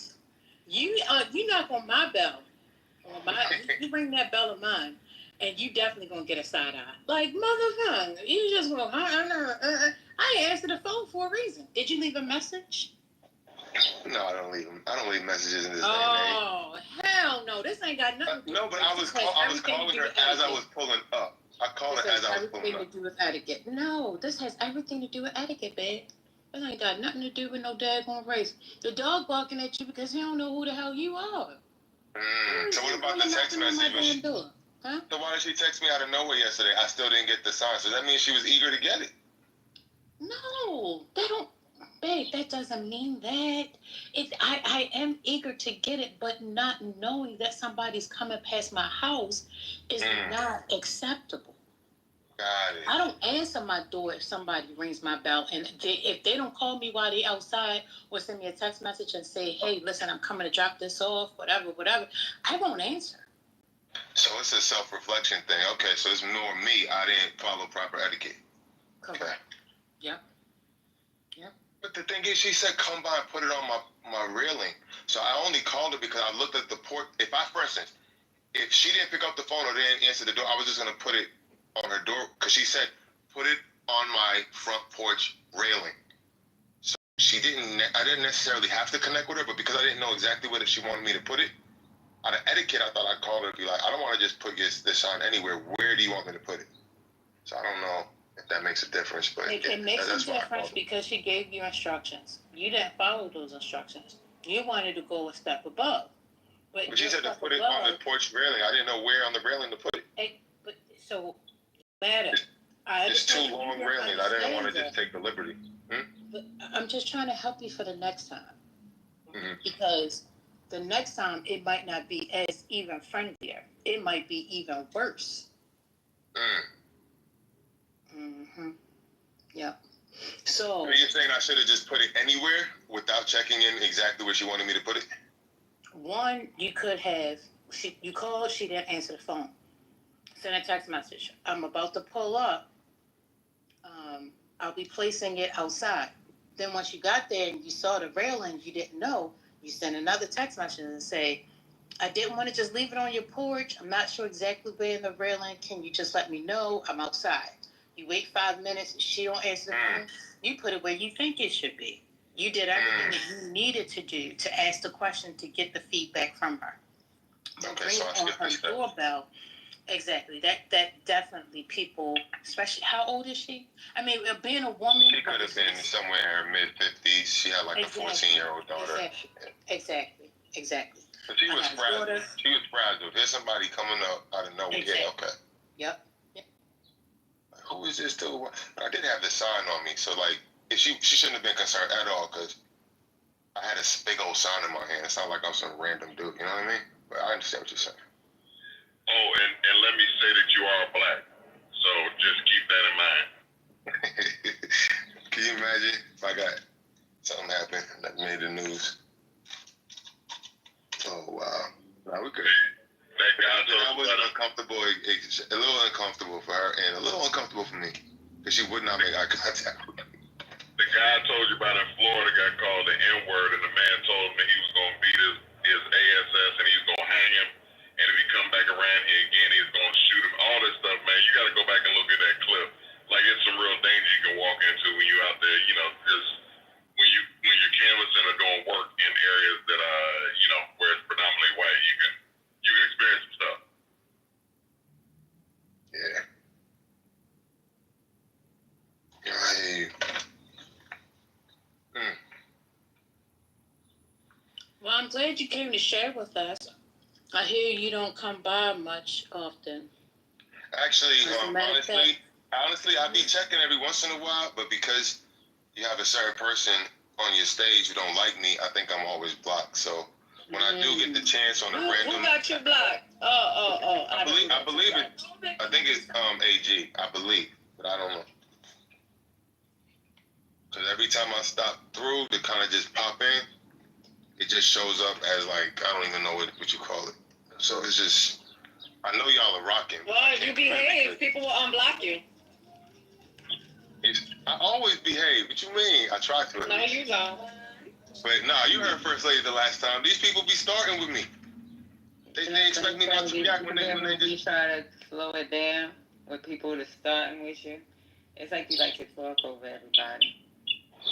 Okay, it depends on how the You situation know what? is. Between you and C, oh my God, I would love both of y'all on stage together, so y'all could just talk. That might be crazy. That would be crazy. And then he pull out his gigantic mic, and you wouldn't even be able to hear Steve. She'd be like, and he'd be talking. She's a lady that also talks over people. Manfinity. What are you trying to say? I talk over. She's not a color. Manfinity, why is your it's not normal now? You're not using your big knife. I just had a long day. I went to a wake last night, funeral today, and then still working and doing things. Oh, I'm sorry. I'm toned down. But it was a 98-year-old beautiful matriarch that the family, she was a beloved woman. So God bless her soul. Oh, that's a celebration of life, not a funeral. Celebration of life and mourning her loss. That's how the granddaughter put it during the eulogy. But yeah, it's You gave the those Catholic funerals. I'm telling you, those Catholic funerals compared to like a Protestant funeral, forget it. The Catholic funerals, you want to just go in a hole and go somewhere. It's so steeped in tradition, which is on one level beautiful, but it's another level is very sad. And long. They want to evoke sadness, and you got to go on your knees and stand up and say hi to everybody and turn. A Jewish homecoming? I've never been to a Jewish funeral. They don't have caskets open. They have a picture of the person. They talk. It's all positive. You're in, you're out. It's not sad. I went to an Asian funeral. Check this out. I think it's Chinese. I don't remember. Vietnamese. No, I think it's Chinese. Yo, they were all wearing the Karate Kid thing. You know the Karate Kid bandana around their head? Yo, inside I was laughing. Everybody, even the old folk, the old people, the young people. It something though. Traditionally, they were. It's just like you said. I couldn't get a full detail, but basically, they were all wearing the Karate Kid bandana, and I couldn't understand what was going on. But they were all just walking around with that. They were all black ones, like black Karate Kid uniforms. I was like, yeah, that makes sense. And think about a Jewish funeral with the yarmulkes. Even people that aren't Jewish, out of respect, will put on a yarmulke. Oh, you know what? I'm sorry. Now I remember what the Karate Kid thing was. So only the immediate family wore the Karate Kid. So for instance, today, all of the immediate family of the woman who passed wore like a pink rose or some kind of pink flower because she loved pink flowers. So I guess it's similar, right? The Karate Kid people, they were wearing it because they were the immediate family. So this, that's what's, when you experience so many different cultures, you can see the similarities and the parallels, which is very interesting. So that's a parallel that you just helped me remember. Yeah, I like you talking like this, Manfinity. The last time Anthony did it, we ended up becoming friends. We're following each other. I took him off the blacklist. Well, I had already taken him off the blacklist, but I'm happy to see this. I ain't never not liked you. I ain't never not liked you, Sandra. You always cool with me. I'm trying to. No, Manfinity's a cool dude, Sandra. I mean, when he don't talk about nothing. No, don't go near politics. You know what? I haven't been following national politics. I don't know what Trump is doing. I've been No. Stop right there. No idea what's going on in the world. Good. Good. None. Good. I had no time to turn the TV on. I've never been ripping and running so quick, so hard. You sound happy. You sound happy. Stay away from the politics. You sound good right now. I think Patty should turn this into a dungeon room that, you know, we can torture people and stuff instead of talking about politics. She didn't say dungeon room. Turn it into a virtual candy cane dungeon. I didn't know you had it in you, Sandra. Now I know. What's going on? The candy cane. Girl, please. Not the dungeon. Lord have mercy, Lord. The dungeon. They made this 25-year-old white boy from the burbs. They made him the campaign manager. Then, okay, when everybody said, "Nah, we don't need no campaign manager," they made a 25-year-old from the burbs. You know that? I was like, what? But then they turned around and they realized what's going on. They made me political director. You know, and I'm not care. I don't care too much about the Christian thing. This ain't no Christian thing. It's a campaign. It's a full-fledged. Wait a minute. 7-Eleven Slurpee campaign. Yeah, I want to stop right there because I don't want to dox nobody or dox myself. I'm just gonna say it's a campaign here in the Boston area. It's a local campaign, but it's a significant campaign in terms if he gets into this office. Flavor Slurpees. Go ahead. You know what I'm saying? Hey, congratulations on that role, brother. Congratulations. Thank you, man. Congratulations. Can I just say, I need to say something. 1 second. I need to bring to your remembrance. See, you can't go around your white Republican friends and give them such news and still be uplifted. I just want to remind you, because when it all boils down to it, this is the side that gives you love. And you need to honor and respect the love that is given to you and stop trading sides. I'm just saying. I don't even go into no other rooms. When I come on Clubhouse, I check for 2 rooms: Lisa Lounge and Politically Correct. And then if neither one of them going on, I just bump off. I don't really go into no other rooms. Not for nothing. Not you don't hang out with your MAGA friends. That's crazy. Yeah, where are your MAGA friends? We've been trying to find everybody. What has been, Manny? MAGAs have disappeared. Everybody's on their own schedule. No, the MAGAs have disappeared. Great women are. And 420 and y'all are just familiar voices. And tragic biracials. You know. Oh God. You know what? Have you guys noticed we ain't seen the MAGAs? I ain't seen. Where's Matt? Don't you know it's because y'all got them blocked? Shout out to the tragic biracials. Oh, very tragic biracials. Tragic and toxic, confused. I don't know. They said that to y'all yesterday. Y'all ain't hear it? I was listening to the replays. I heard it today, this morning. I mean, like, why are we gonna be tragic biracials? Oh, people were just politically correct until this morning. It got emphasized that Lisa. What I do now? Oh, I seen that too. What? Can you tell me what I said? That you are a liar. That you lie. You got people blocked. Yeah, I do. And you know, I did say when it comes to certain people, they have back channeled me and told me that who's blocked and white. I do. Y'all know I got people. Is that a surprise? I did not. It is a surprise for me. Only time I knew you had somebody blocked was Kalisha. And you and Meg. And Thomas, remember Thomas? You got this chick blocked. Let me give you the name right now. Hold on. You had unblocked them. I thought you had unblocked them. And he's still unblocked. Yeah, but remember and you got at least.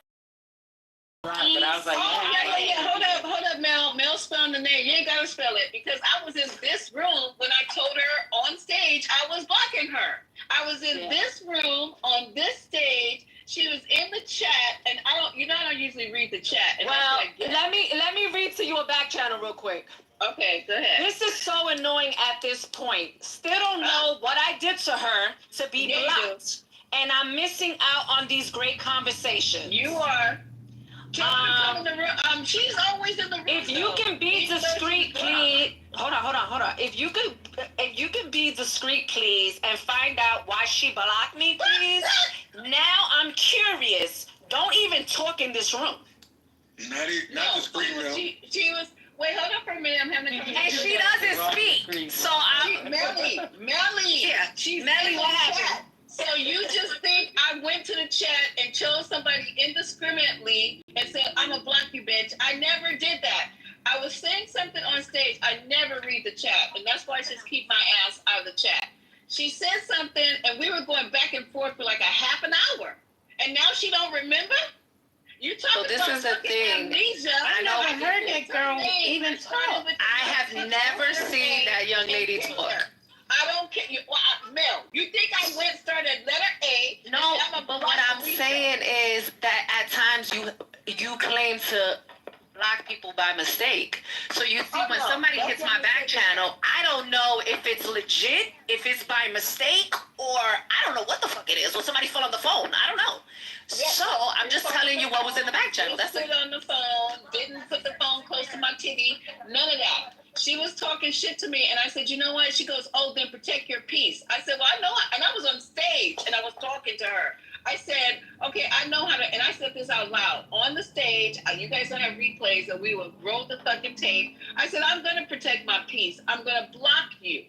So that's how that happened. You're right. She never said, and I don't know why she was just focused on me. It's something about me when I can start talking and talking too much. People are like, this bitch here. So I don't know what it was that day with her. I don't know her, never approached her. But that particular day, everything that came out of my mouth, she had a problem with it. I was like, well, what the fuck? And I was asking her, why are you focused on me?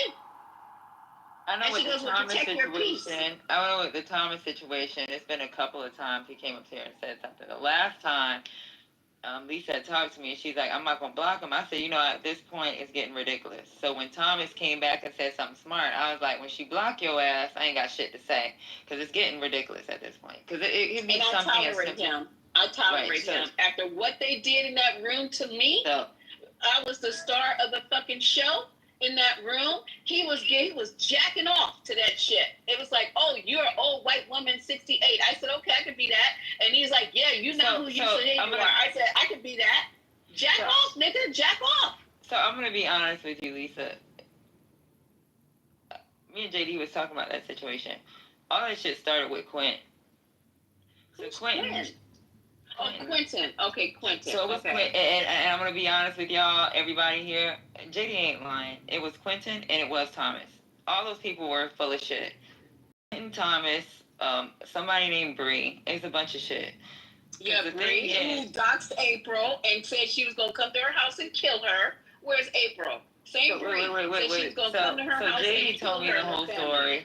He actually said there was times that y'all were blocked out the room, that they let him in the room. And they were asking him a bunch of questions about why he's still in the room. Because they were trying to get him to come over to today's side. So I'm just telling y'all the truth. And I don't think JD lying about it. No, JD was there from the beginning. Because JD was on my stage as a mod. And it was Bree. I remember Quentin. Because April and Quentin were tight. April used to... I don't want to say her business. Let me be quiet. But anyway, they were tight to the point where they talked off the app. She sent him shit. All kind of stuff like that. And then all of a sudden, everybody started focusing on me because I guess... The thing is, Lisa, you weren't tracking the Quentin thing because you never said anything about Quentin. When you were I didn't know. I had no idea. You told me Thomas. But JD and me was talking about it. And... I had no idea. And he actually said it started with Quentin. And then Thomas, the only reason why you heard about it is because his big-ass mouth is sitting around fucking spreading the rumors. Okay. I'm cool with it. So I wasn't cool with it then because they doxed a really, really close friend of mine. This stuff is not funny. When it's happening to you, it's not funny.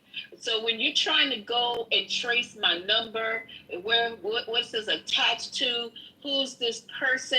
I traced back people's number and found out that it was their goddamn auntie's phone because they can't afford it. All of a sudden, I'm a white woman. Yeah, the person you were tracing was a white woman. You didn't even know who the fuck you were tracing. Then you got into everybody who had a phone on that line. I'm assuming that's what they were doing because they had that white attorney, Shauna. I literally reported her to the board of attorneys, whatever the fuck that was. My dad told me to report her ass to. She's a whole ass attorney, and this is what you got going on? I'm like, this is crazy. So I had to protect myself. Then I got a brother in the military, and I was telling him, he's like, fuck that shit. You know, he's a lifer. Why are you so interested in me? What makes me that interesting that you guys got to pay $9.99 to go into the trace a telephone number or whatever, however much it costs? If I'm gonna find out about somebody, I'm gonna hire a private detective and I'm gonna skip trace your motherfucking ass. I'm not gonna pay White Pages $9.99 to see whose phone belongs to who. I'm not doing that shit. I don't play like that. If we gonna fight, if we gonna have war, I'm going to war, big time. I'm going to war. And y'all know I'm like that. I'm warring now, and I'm gonna spend every fucking dime to win the fucking war. So I don't play like that. So yes, I had that nigga blocked. I unblocked him because you guys asked me to unblock him. I unblocked him because I can be on the stage with him. I can hold my own. And anybody else, I'll unblock Alicia or whatever the fuck her name is. Just leave me the fuck alone. I don't be coming after people.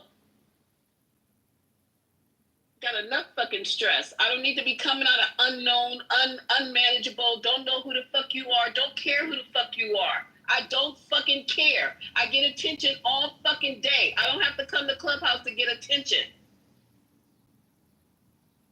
So I only got two people blocked. That crazy guy that came in the room that one day that was calling you, saying nasty stuff about you, Lisa.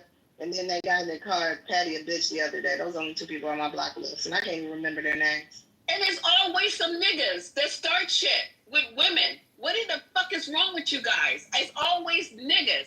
You should not give a fuck. If we're not screwing, don't give a fuck about some chick on the app that you personally ain't got nothing going on with. And if you are fucking her and you fucking her over, then you deserve every fucking thing you get. I don't understand what's going on here. These people are in their fucking feelings. I heard this shit this morning about, well, you got this person blocked, well, you got this person blocked, and Debbie and all you guys is right. Who gives a fuck about a fucking, what are those things, emoji? I don't give a fuck about emoji till you open up your fucking mouth and say something dumb about me that I don't deserve. I am the nicest person you ever want to fucking meet. Period. I talk to everybody on the fucking street. The man just talked to me, I talked to him. It was a hi and a bye and thank you, sir, for your concern about my fucking leg. But I don't do that. And you got these monsters online. They don't have no fucking life. Go get a job. Go get something. Don't fuck with me because I'm not fucking with you. Ever. So, I don't know. I'm losing it. And I'm glad the replays ain't on. I'm crashing out. Yeah, but that was old, so just let it go.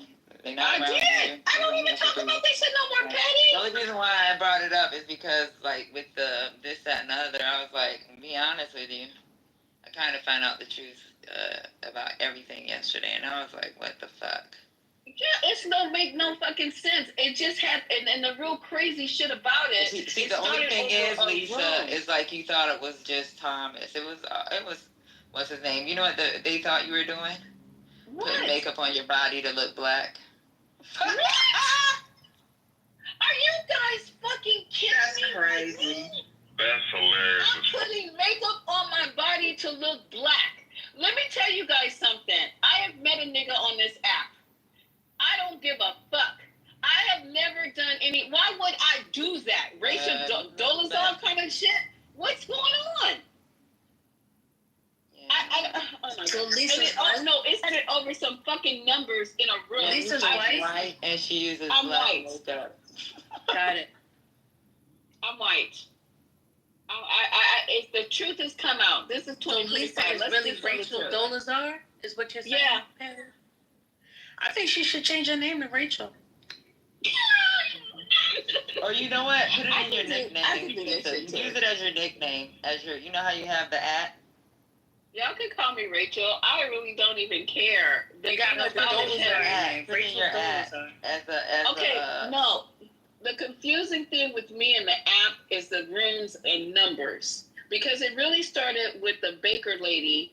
I can't even think of her name now. Who owned the bakery in Washington D.C. and her high tea on Sunday. It all started with numbers. It's like, oh, you have more numbers. You opened up a room while my room was open, and then everybody was in your room. It's like, I opened up a room because I didn't know we had assigned times at the time. I just thought, yeah, it was a breaking news story. I opened up the room, and this heifer lost her mind because the room was open. And I didn't even have a lot of people in the room. I think I had like 30 people, and she had 7. So she got mad. And I was like, I don't even deal with numbers. I don't even be looking at that shit. I don't even be looking in the chat. I don't be looking at the people. I'm just talking to y'all like I'm doing now. I have no idea who's in the room. I have no idea who's on the stage. I'm driving. I can care less about the numbers. If people don't want to be in my room with me, they don't have to. You guys are motherfucking grown-ass people. And if you don't want to hear my big-ass mouth, you go to the next room. If you don't want to hear my dumb shit, you go to the next room. If you don't want to see my goofy ass be goofy, you go to the next room. If you don't want to hear me say curse words every other word, you go to the next room. What the fuck? This is grown people on this fucking app. And I'm not holding nobody hostage. No one. So I don't understand what that problem was. And then it escalated, and it just got worse and worse and worse. So that's how it really started. I had no idea who was all behind the scenes. And then Kalisha was in the room when they held a whole ass room about me. I went into the room, and I was literally attacked. I was there, oh, you're this, you're that, you're this, you're a dumb bitch. You don't have children. I wish I didn't. All the stretch marks across my fucking stomach that I want to get it toned and taken off.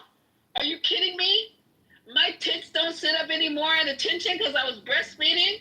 I pay college tuition every fucking year. Are you fucking kidding me? Who would brag about having a bunch of fucking kids? That's stupid.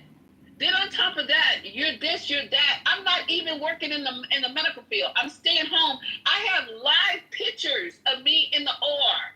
Period. I've had one guy on this app that I FaceTimed while I was in the motherfucking OR. He saw me standing there in the OR, panned around, showed all the people in there, but I don't do what I do. I don't understand it. They said, so why do I have to prove anything? The man that you FaceTime said that you was getting ready to have surgery. That's when you FaceTime. Just kidding. In a uniform? Okay. Yep. Mm-hmm. Okay. Yeah. Oh my God. They said you had the scrubs on. They was getting ready to take the scrubs off for you. Yeah. With the name tag. So be it, Clubhouse. So be it. I just haven't been kidding you guys. I'm on the struggle. With the I'm a black clipboard. woman on the struggle. I'm on the struggle here. I'm trying.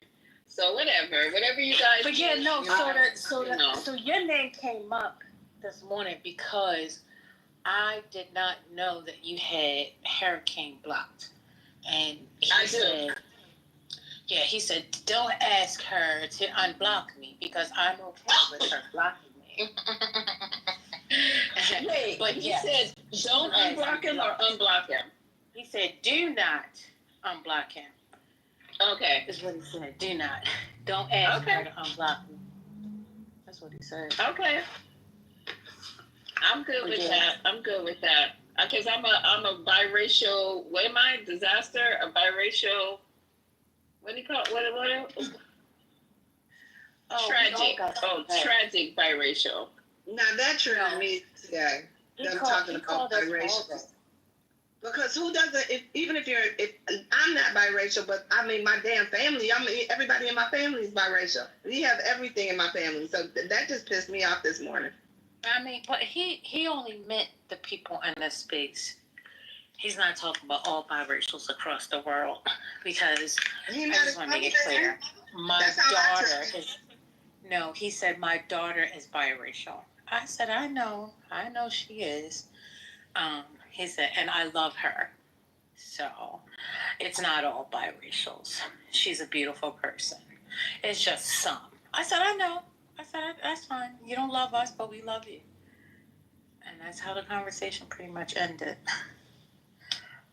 There was other few good pointers in there. I can't remember right now. Who else is blocked? Keep it going. Well, I have Bree blocked, but she always in the damn room in the morning when I come. Yeah, I have her blocked too. I don't know how that shit's happening. I don't know how she did saying. I don't know. But I blocked her she said to April, I will never, ever forgive her. Ever. I will never. Because, I mean, it's to the point where somebody has to, no. Well, I blocked her because she came in my back channels and said I blocked her because of Lisa. And I shouldn't have blocked her because of Lisa. And she talked real crazy to me. And then she called me, dummy. Turned around and called me, but I didn't answer. And man, if y'all could have seen how we went back and forth, she threatened to, she was going to get the police on me because I was bothering her. She told me to stop texting her.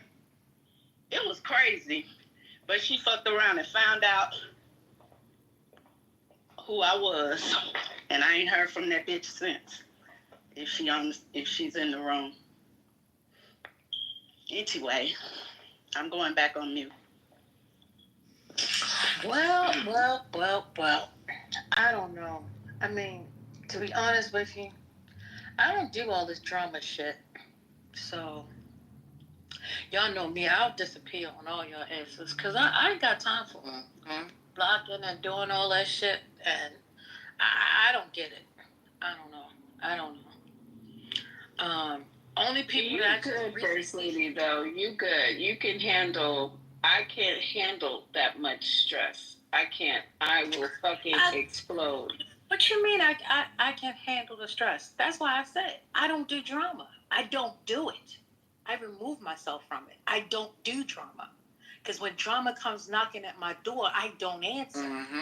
Just like the person that Manfinity knocked at the door, he would not have come in my house. I would not have answered the door, period, point blank. I don't answer the door. I don't answer the phone. If I see a number that I don't have saved, I'm not answering it. I don't do drama. So, yeah, don't say what I can handle, because I can't handle stress. I don't want stress. I don't like it. It's not good. It's not healthy. So, I'm just saying, all this. I mean, some of y'all be saying some salacious shit, though. And then when somebody slip back off at y'all don't take accountability for the shit y'all say out your fucking mouths. If we really want to talk about it, let's talk about it. You're right. I will never say, I don't say salacious shit. You're right. And so I need to be ready. If somebody come back at me, that's what I get. Learn how to deal with it.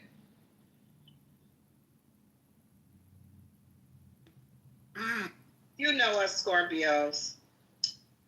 They gonna fuck around and find out. I've been trying to deny that Scorpio shit for a minute, but yeah. But now I'm just gonna have to ask this now, First Lady. I've heard you crash a couple times. Is that not drama, or is that just a crash? No, I don't like it when I crash. That's the reason why I said what I said. Okay. The drama is the crashing. I don't do it for. I got you now. I do it because I'm pissed the fuck off. Mm-hmm. Yes, ma'am. I So, got you. because I don't want to get there and I don't want to get pissed off, I would rather remove myself. But sometimes when I don't remove myself, then yeah, I'm gonna crash out. Yeah. But I don't like the drama. I don't like it. But usually when I'm crashing, it's because I'm correcting. Those are all verbs. I'm in the action. I'm in action. 100%. Right, and sometimes so I don't go barking up somebody's tree and expect them not to come down from that tree and bite my ass. Shut up, Scotty. No, sometimes there's like pre-crashing too, where you're like, oh, she's about to crash, but it never ends up being just like a pre-crash, almost like a warning. You know what I mean? So sometimes Hey, where you been, Scotty? I'm here the whole time. I just quiet, because I have everybody blocked, so, you know.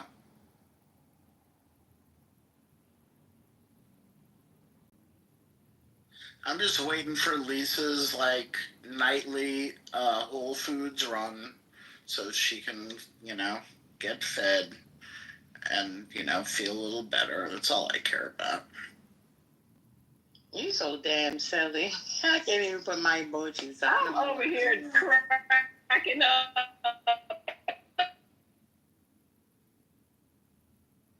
No, she's always on her way to Whole Foods at this time.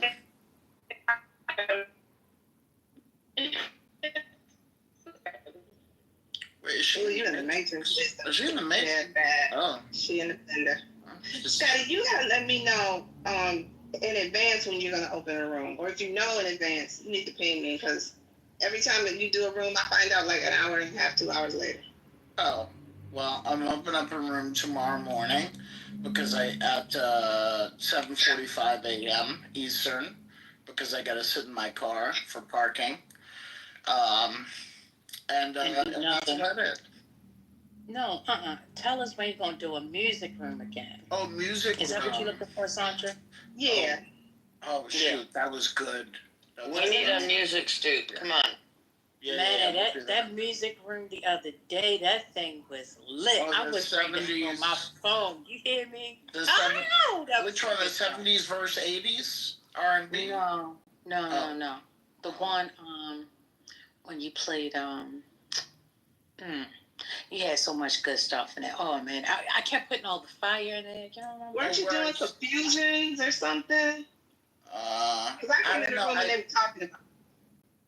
No, I was in Lisa's 420. I think it was it late at night, First Lady?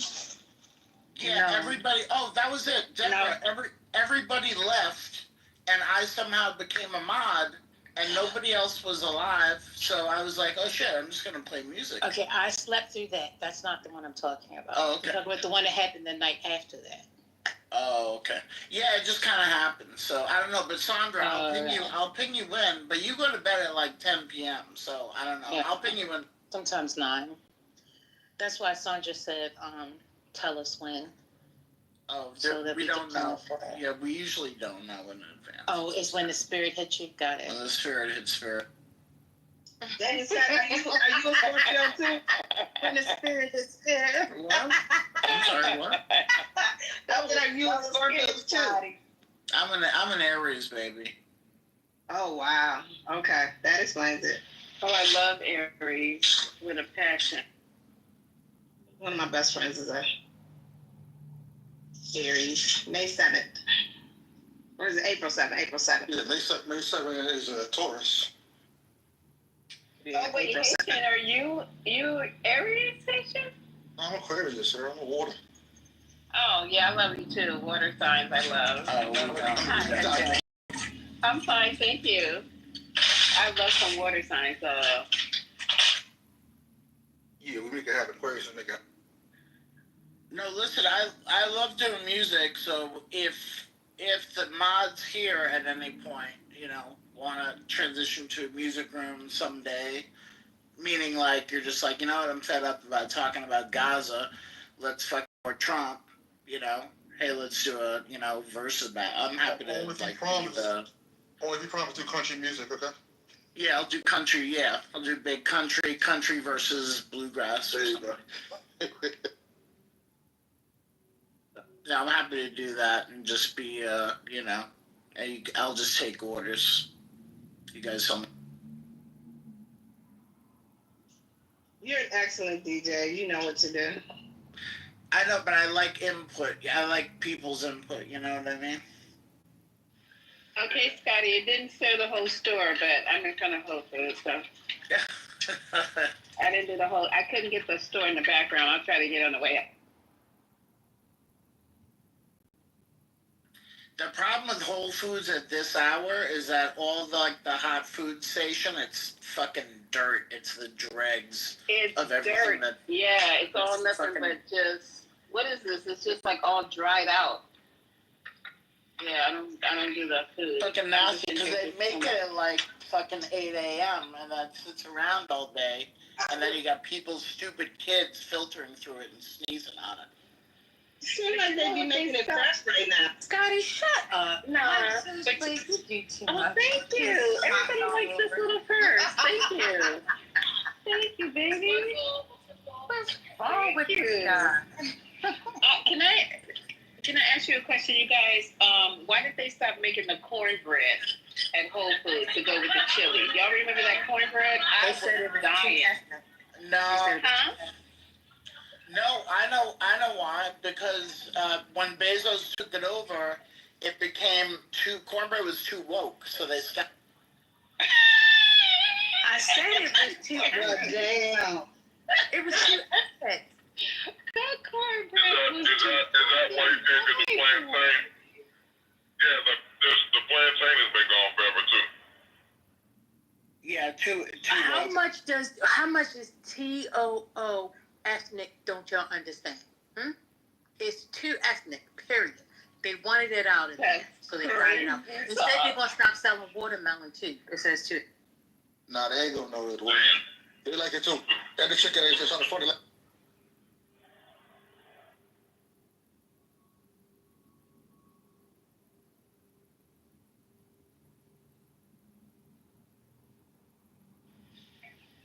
You know what? It never occurred to me that cornbread was considered ethnic. I didn't realize that. I guess I should have. You know, I never had cornbread until I moved to Texas. Or chicken fried steak. I didn't know what the fuck that was. But it was great. Now, hush puppies, yeah, that's a little ethnic. A little? A little. The slaves had to use them to shut the dogs up, to keep the dogs off their trail. Oh, but the white people like the A lot of people don't know that. hush puppies. I know, Michael. What do you say, Michael? I just said a lot of people don't know that origin. That's like not really a known fact. I never heard it. What's the origin, please? Slaves used hush puppies. They carried hush puppies on their person. So when they were running from the dogs, they would throw the hush puppies out into the woods, and the dogs would chase the hush puppies instead of chasing them. That's why they came up with the name hush puppies. Keep them quiet. Oh, that's genius. I like that. Yeah, that's why they stopped selling them at what's that place called? Remember they used to sell them at the seafood place. You hang around here long enough, you could learn some shit. And Long John. Well, before they had the Cheddar Bay biscuits. Who? They had hush puppies. Red Lobster? Red Lobster? Yeah. Oh no, I was thinking about Long Dong Silver. Y'all remember that? She said Long Dong. They've been dead for a long time. That was Clarence Thomas. Everybody only that need a cold shower. Y'all some phony motherfuckers. Y'all don't remember that? Y'all remember Long silver. That we get fish. Is that we get your fish for free? And long silver. Yeah, like Arthur Creatures. Long silver. Okay, and Arthur. Yeah. Long gone right. That's what Anita Hill called Clarence Thomas. Actually, he was a porn star from the 70s. Like, yeah, he was a porn star from the 70s. Wait a second. We don't know this. You brought it up. That's what I said. He's been dead for forever. I didn't know any of He was a super famous white boy. Why does he assume we knew this? Porn star. Long Dong Silver has been around since the 70s, you guys. When you said it, I'm like, no, you didn't mean that. Y'all don't No, not Long John's. Long Dong. Okay, what I'm saying is, I got mixed up. Okay, forget it. Go ahead, First Lady. I didn't hear what you said.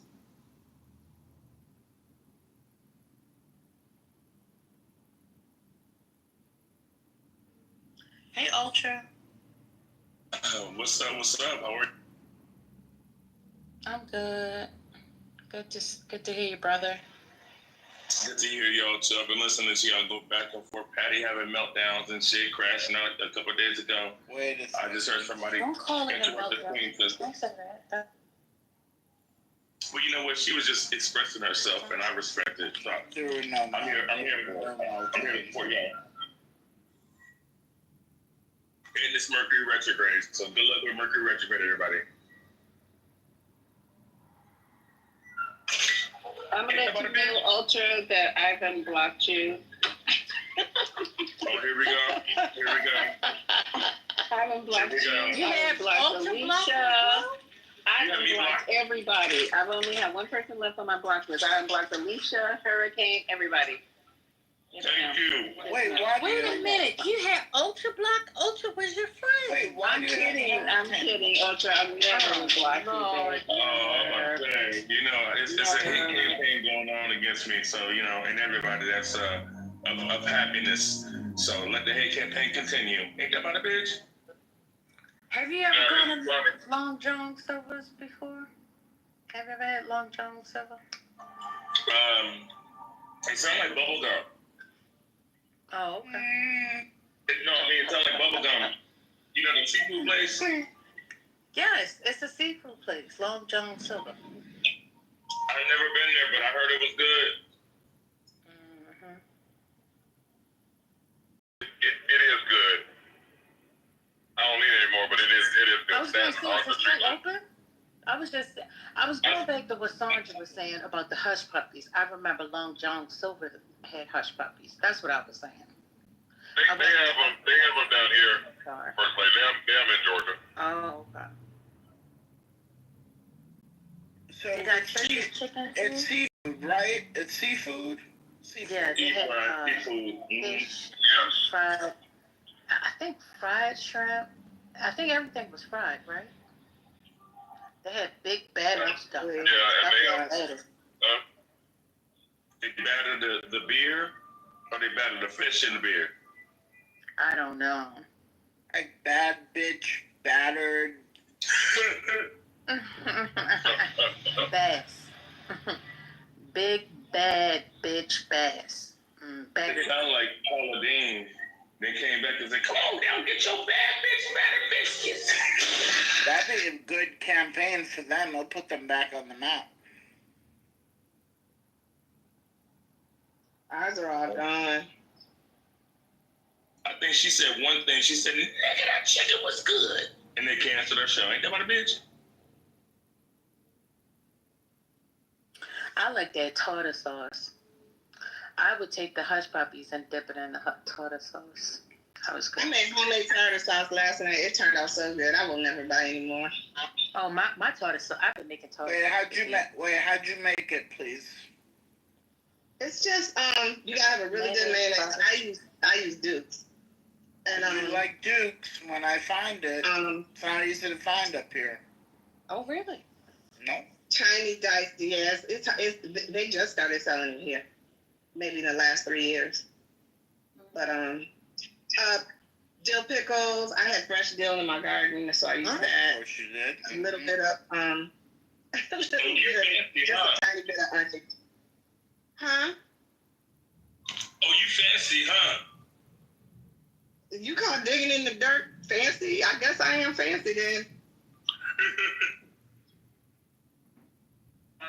Can you finish the recipe? I was listening. I'm sorry. For a small batch, like a almost a cup of mayonnaise, you just add all those ingredients: the dill pickles, lemon juice, fresh dill or dried dill, and I use white pepper because I don't like the black flakes floating around. And I think that's it. That's racist. I don't like black pepper floating around in white food. Oh, you racist? That's racist. Oh my God. I don't put black pepper in my macaroni and cheese either. I use white pepper. More black pepper. Black pepper need to rise up in your kitchen and overthrow the government. It sounds like a Dave Chappelle episode. I only use white pepper. It sounds good though. It does sound good. I haven't done it in a long time. That's racist, Sandra. You don't like black pepper. How dare you? I love black pepper. don't like it in white foods. Power to the pepper. That's Power to the pepper. you Black discriminate power. against black pepper. Oh, Sandra. Y'all silly. Where were you in 92, baby?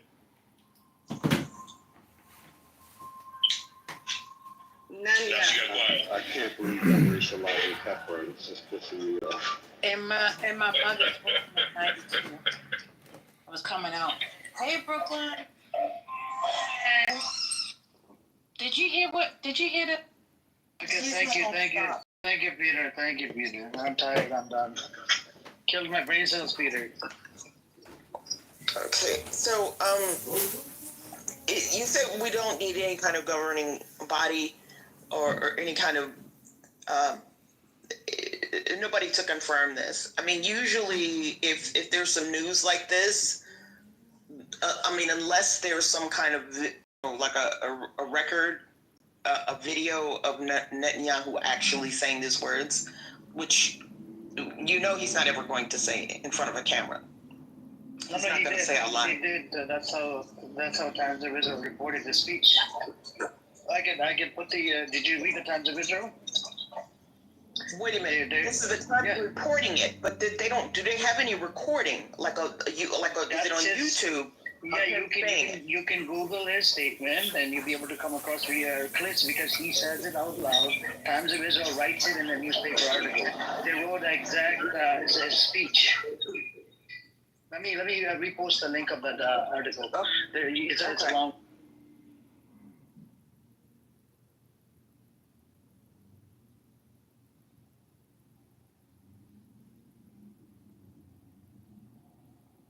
There you go. I posted the link in the chat. If you open up this article, it has his speeches in there, right? What he's gonna say, what he said, and what Trump has said. It has all the details in there, all the juicy details in there, and and then you can pass a judgment on it. You see what I'm saying? After reading this article, so I went through it. I'll also look on YouTube also because usually because he's always talking in front of a microphone. No, but how is Times of Israel not reporting the accurate information? They write exactly what he says on TV or wherever he says and try to connect it, and it's a Jewish source. It's not even like an American source. This is directly the creator of this Times of Israel is based inside Israel. Anyways.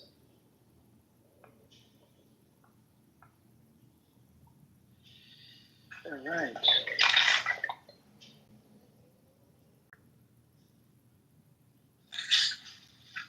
Hey, Gal, I want to hear from you. You're one of my favorite. Well, then it's a wrap. Zionists. It's a wrap for Palestine and Hamas. Then I mean, what is he going to do now with those citizens there? Is he just going to hope that they get assimilated into Israeli culture? They're going to convert to Judaism? Nope. It's going to be under extreme version of occupation. There's a lot of noise from your microphone, Reverend. Okay, I'm trying to cook. Yeah. So right now it's at 75% occupation rate, so it's going to go up to 100, and it's going to pretty much they're going to have in the West Bank they have 920 checkpoints, and they're going to do the same thing in Gaza. They're going to have freaking 900 or 20 or 1,000 checkpoints. Every 1 kilometer they're going to have a checkpoint. You drive to this area, checkpoint. You drive this area, checkpoint. They're going to terrorize the fuck out of the Palestinians. And Trump is going to allow this. Oh, she left. Anyways, so that's where we're at right now. Anybody want to say anything? What's up with you, Ace? Who was the first crash out today? I think I kind of crashed out on, was it Peter? Oh, who did? Oh, on that Iranian dude. But it is kind of sickening. You have some of these. What's up, Free? And Ego or anybody want to come up? You guys welcome to come on up. Just unmute and come on up. I think the one in the audience at the bottom, I think that's Moshi or one of the Zionists. They like to hide behind the The anonymous account.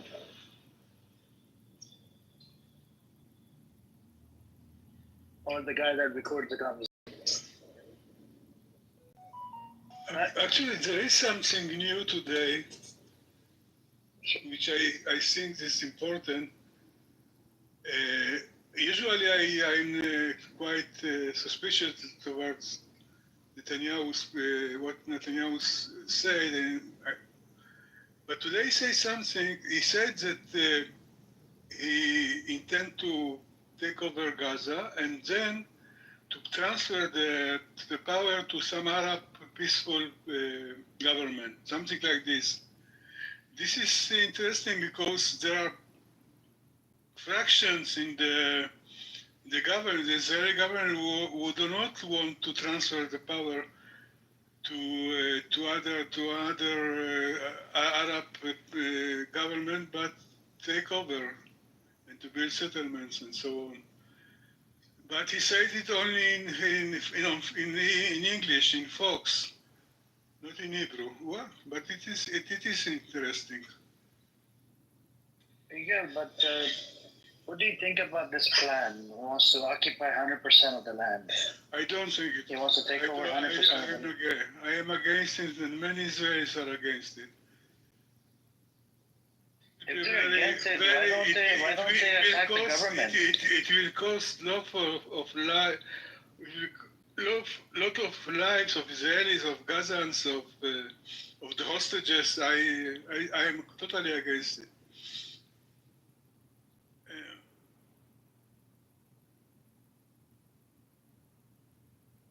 Also, I'm afraid that once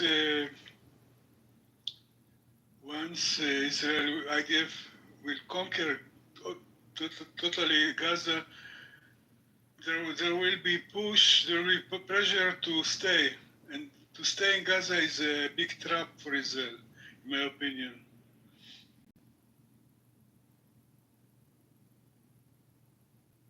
It is a big trap, but so you think Hamas can take down a lot of IDF soldiers? They can kick them, kidnap them, right?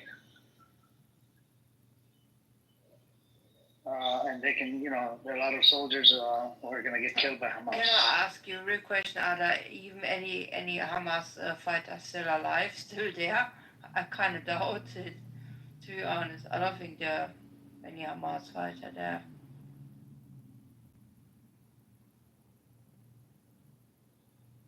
I mean, that's my opinion, but I could be wrong.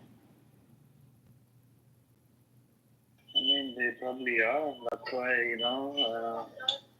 This war should end by some kind of agreement, of a deal.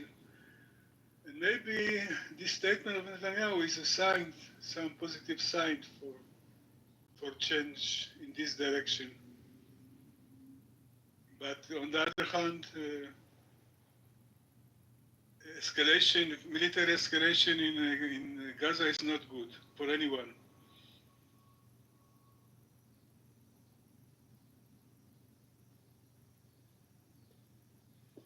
I had brought up, I don't know if anybody was in the room when maybe it was like a couple days ago, I brought up the possibility of some people leaving, just a part of the Palestinian population leaving the area for a time so that they can gather strength and resources and money outside of Palestine, and come back and take back that shit.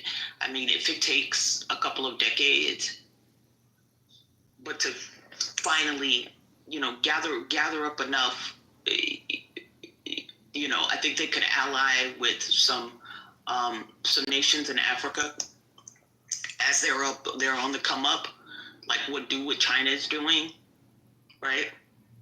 And get themselves in a position of power so that they can finally fight back and get their land back once and for all.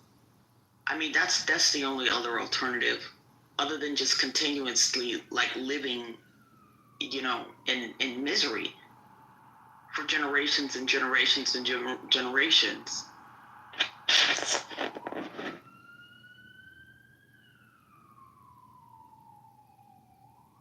Somebody who said they will fail with this attempt. That's why they can't take full control over Gaza. They will fail with this attempt. They know that. What attempt?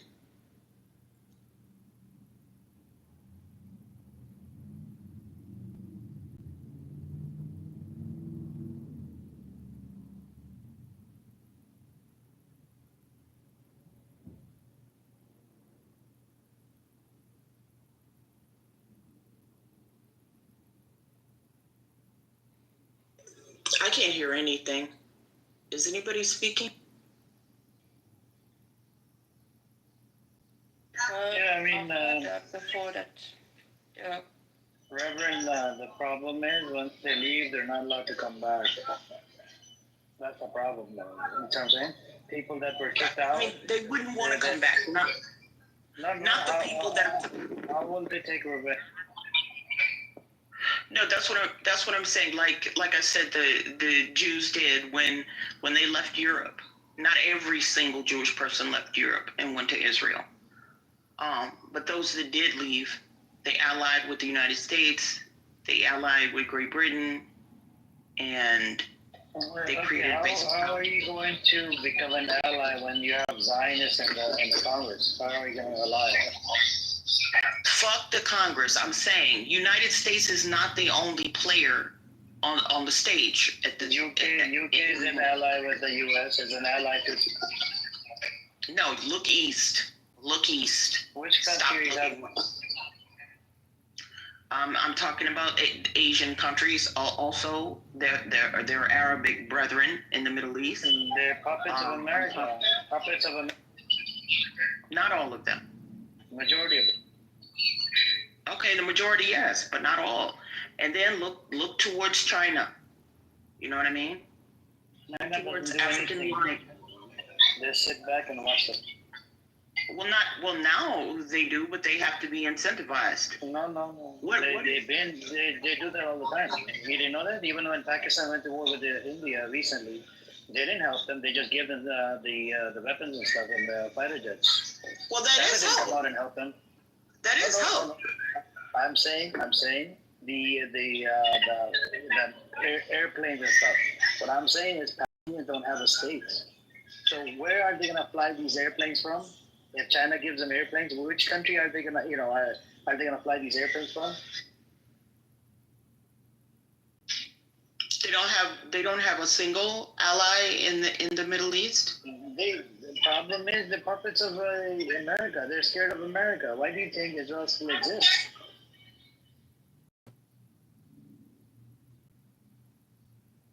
So the plan, this whole thing. You leave. Some of them leave. They left. There's a lot of them that live outside of Palestine, but they don't have the allies. I mean, they've been trying to come back, and according to the UN, they're allowed to have the right of return in 1948, but they can't come back.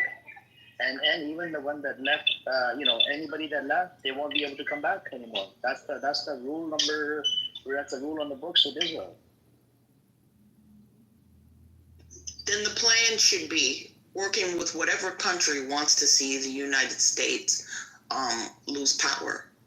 I mean, or at least enough power that they have the power to make so many puppets in the world. And I know that China and Russia are two of the biggest countries that would like to see that happen.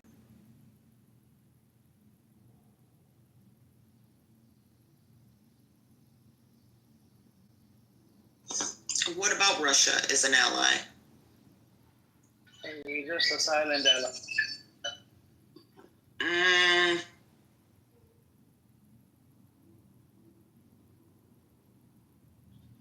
I think Russia is an ally that it is proven to be an ally to any country that is against the United States. I mean, that seems to be all the incentive that's required.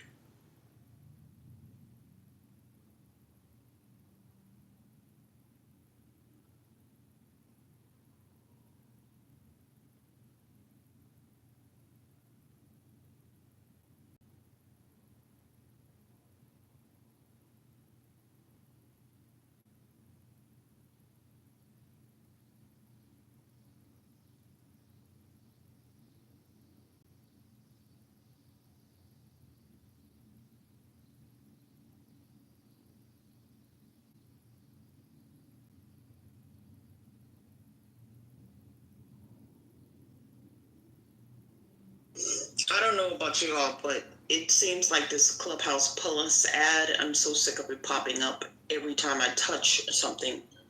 In this I'm back. So, this is where we're at, Reverend. So no matter, let's say, if we go with your plan, they come out, they leave, some of them leave, and they try to get help from other countries. None of these countries will help them because they have puppets. Egyptian leader El-Sisi, you can't even protest inside Egypt. You can't even wave a Palestinian flag. If you do that, they'll arrest you. Did you know this? Even in Saudi Arabia, a nation like Saudi Arabia, UAE. I didn't know that was illegal in those countries. No, I didn't. It's a dictatorship. That's what I'm saying. They have a leader that's a dictator. Yeah. What's with Russia and North Korea? Why they not, or Iran again? Why they not come together and just have the Palestinian really? Iran is a sovereign nation. If Palestinians had a sovereign nation, they can ask other countries for help. That's a fact. But Palestine is not a sovereign nation. It's under occupation of Zionist entity, the criminal Zionist entity that's slaughtering them every single day. I'm so glad that Iran is one of the last few sovereign countries in the world. The rest, Zionists have taken over, with the federal reserves and so on and so forth. So what is it? Is it Iran, North Korea? Are you guys okay? No, for real. Are you guys okay? Did y'all not go to school? Did y'all not get educated? Do you have a brain? Everybody has. Here comes Nikki crashing out. No. Everybody physically has a brain in their head, but did yours actually function? Seriously? I'm so tired of hearing this bullshit. In the U.S. No, I am Did you go to school? so fucking tired of it. Nikki, did you go to school? None of the surrounding areas want anything to do with Gaza because they don't want to be infested by Hamas. Did you go to school? Understand that.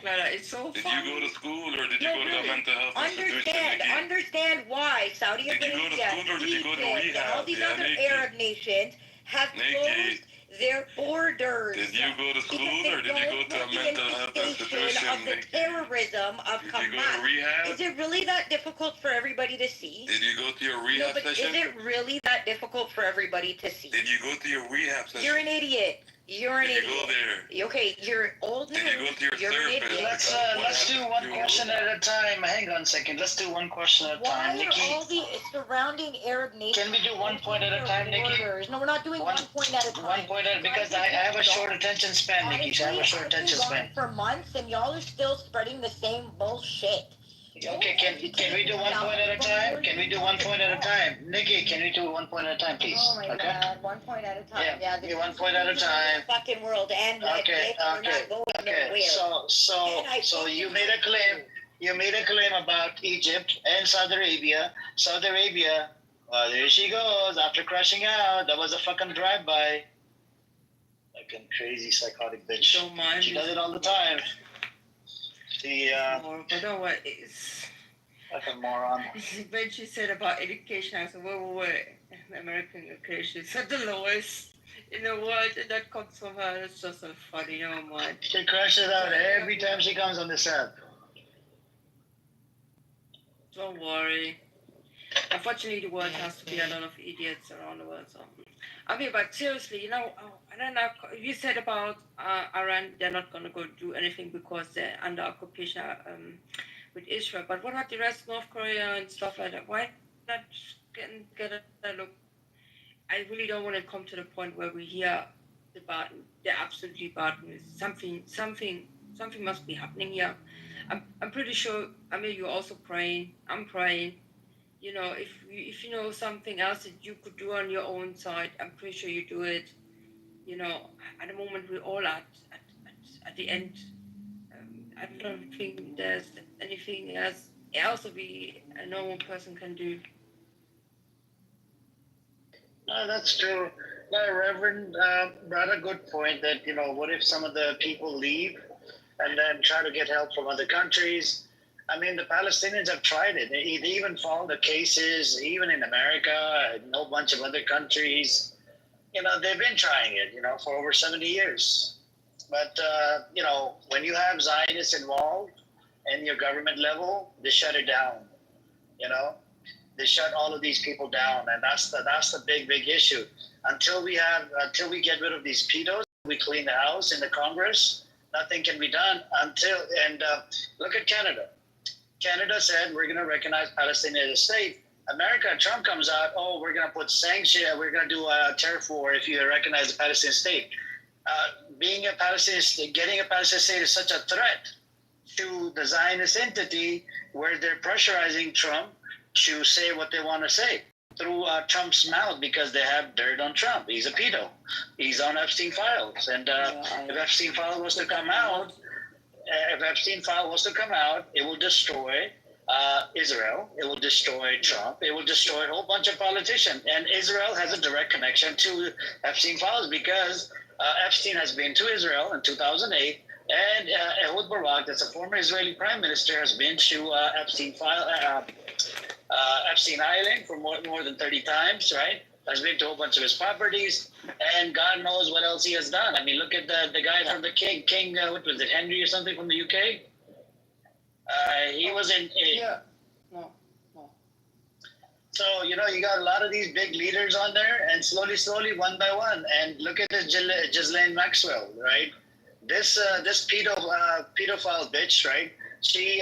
They sent her to the lower security prison, right? And I believe they're going to take her out. And it's just a matter of time. If they take her out, that's going to be, it means that will be the end of Epstein files. You said something about acknowledging Palestine as a state. So do you think they're really going to do it like Canada, UK, or they're just saying it? This is another thing. Are they going to really put it into... So their condition is if Trump doesn't get his shit together, doesn't do the ceasefire or whatever, and doesn't get to the part with the two-state solution, then it will actually they will recognize it, but I think they will recognize it with the PA in power, not Hamas or something. That's what it said, I think, according to the UK and Canada, UK, and Australia. I don't know, you guys heard about Australia? They put sanctions on Australia, Israel. Wow, people from Australia can't go to Tel Aviv anymore, to the gay land. It's fucking, They can keep it. I'm a Christian now, and sometimes on YouTube I watch this place where Jesus was. Yeah, Bethlehem, right? But I've never had really a desire to go there. Now I know why. It's because it's a country full of pedos and Satanists. No wonder why, God in heaven don't want me to go there. I swear to. No, once it becomes Palestine, Mitch, you should go because Jesus was born in Bethlehem, right? Yeah. I mean, if I go there, I would go Palestine. Forget, where the other people are. Right. Yeah. Everyone wants to go. I mean, everyone wants to go there. It's a holy land for three religions. Yeah, it's a holy land for three religions, Jerusalem. But these people have spreaded so much corruption on the land. It's like, we don't know. We don't know what's, they now after they get their state back and after it gets, after the Zionists are gone or whatever, they're going to have to, pretty much bleach the roads of this whole area. Because, their presence is disgusting. They've spread so much diseases over there. It needs to be cleaned, properly cleaned. Why? Because they have spread so much corruption, It's crazy. As you're telling me, Australia done sanction on Israel? That's what we had a sister in here from Australia. She said they put sanctions on Australia. She's from Australia. She comes in here sometimes. It's a good thing. I'm happy. I haven't heard it so far, so I'm happy to hear that. And the good thing is, so in Australia they have the biggest protest, right? Pro-Pally protests, about 300,000 people, versus 4 people were protesting for pro-Israel. 4 people. Pro-Israel is done. It's just done. It's like barely people are, And people are changing their sides. They're changing their side. They're like, fuck this. Yep. I hope so. I mean, even look at that guy, Piers Morgan, right? Even though I think he's still a staunch Zionist, but he's attacking a whole bunch of these other people because that's what, hey, walaikum assalam, Ocean. If you want to come on up, Ocean.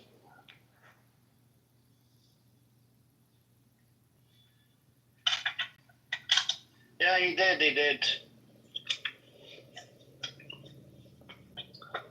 Wow. What inspired you to call yourself Ocean? Ocean? That would be interesting to know. Yeah, no problem, sister. Yep. But anyways, anybody else want to come up and have a conversation? If you're still on the wrong side of history, come on up. Let's have a conversation back and forth. I mean, but don't you get fed up sometimes with design? Sometimes I hear you like, my God, I'm done with these people. Or am I? Yeah, no. So this room is about the crashing out and releasing your energy. If you're going through something in your real life, or there's something that's bothering you, whatever, come to this room and I'll let you crash out on a Zionist. You can crash out, do whatever you have to do, and I don't care.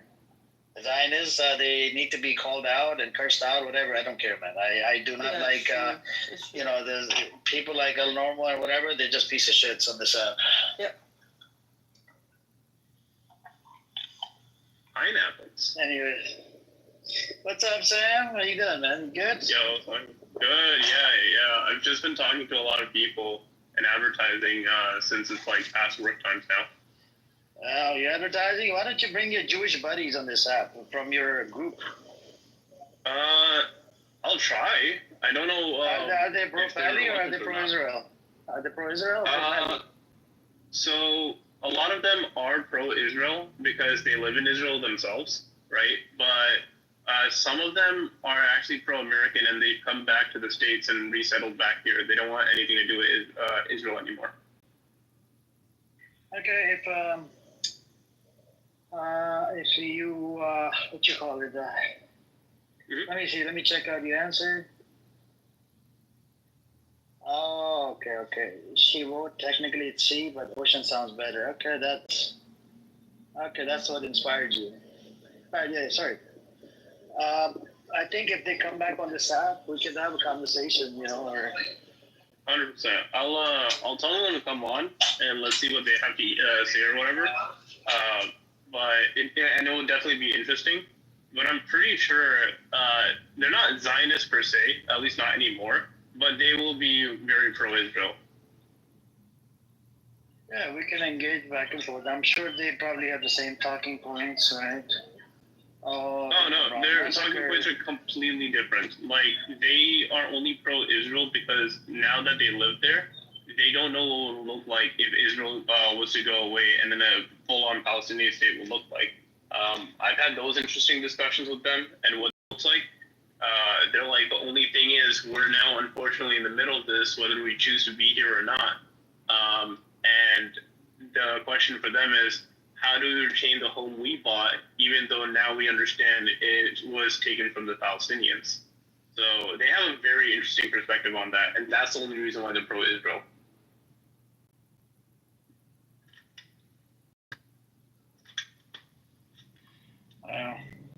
I think we can use some new, Zionists and see where they're coming from.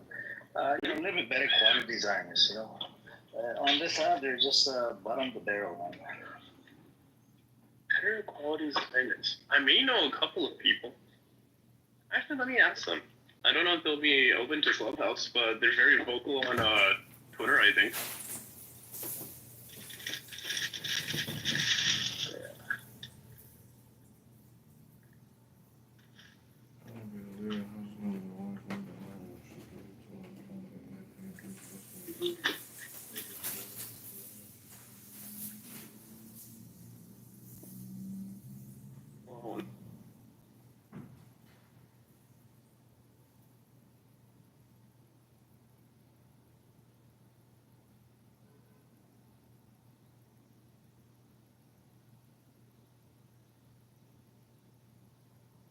All right, I'm back. So, yep, I think we could use some new Zionists, the evangelical Christian, they're just idiots, man. Freaking, they don't even know what the fuck they're talking about.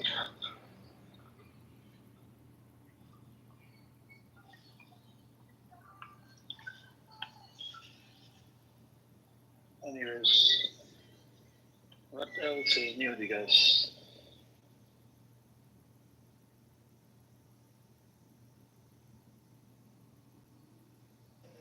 What's happening? You guys are quiet. I don't know, what else is new with you guys? Oh, someone walked into his shop. Yeah, I'm outside at the shop as well.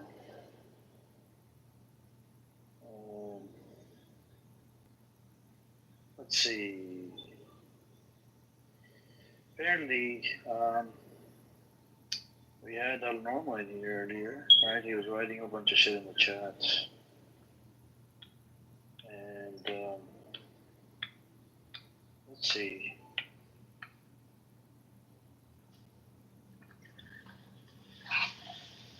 Alright.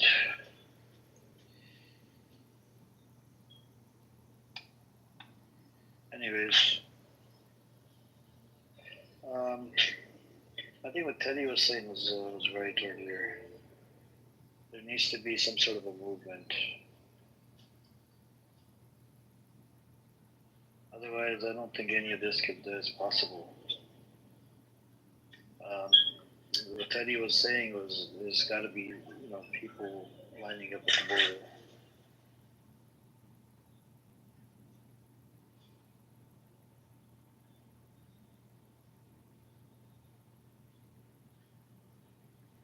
Because if people don't line up, I don't think we're going to have any kind of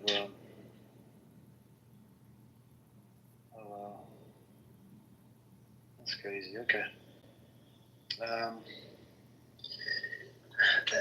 But people from Tunisia, they tried it, and Egyptians were told not to. I think the best would be, it would need to be like what Teddy was saying, minimum 500,000 to 1 million people, at the border. But then I think Egypt would probably shoot at people. I don't think Egypt cares about, anybody because unless the heart melts off the soldiers that are working at the border.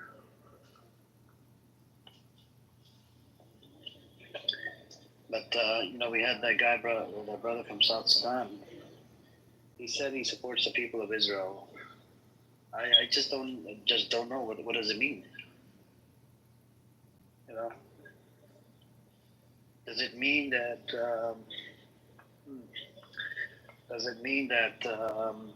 He's supporting the Israeli people that have that were part of the survey for the expulsion of Gazans?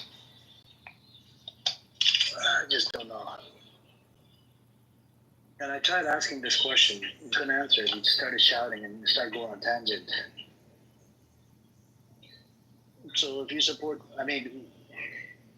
according to Islamic paradigm, yeah, we can't go after, children, women, the innocent women, not the combatants, innocent elderly, doctors, nurses, imams, scholars, rabbis, But on that land, there's a lot of these people have served in the military. Now, the people that have served in the military in the past, can they be held responsible for it? I think people that have killed people in the past, like we have Amos that comes in here, he served in the IDF. Yesterday he was getting bothered, started cursing at me. He started cursing at me, started crashing out. He said, "You dummy, you stupid," and he started shouting like crazy.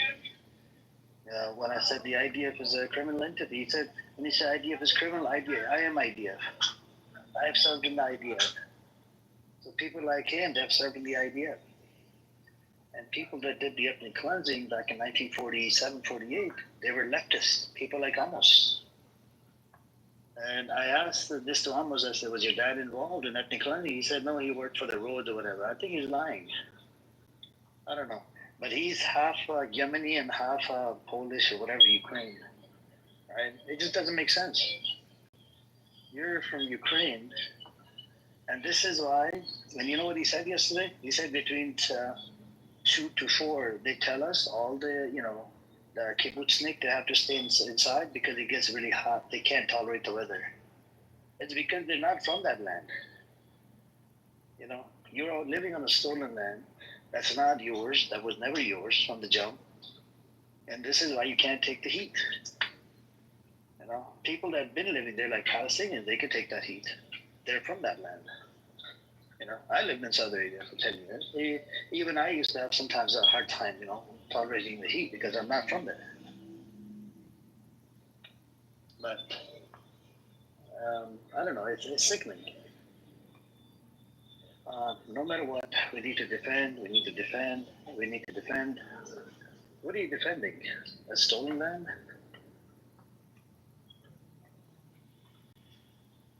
Something needs to happen with all these countries. They need to, like Teddy was saying earlier, it needs to happen, and I think we're at the level where it might happen. It's just a matter of time. So, but in a lot of these countries, you can't even vote. They don't allow you to protest as well. What's up, Teddy? Welcome back. Hey, bro. Teddy, what you said about the protests, I agree with you that we need people at the border, lined up. Yeah. Otherwise, we're not going to get anywhere.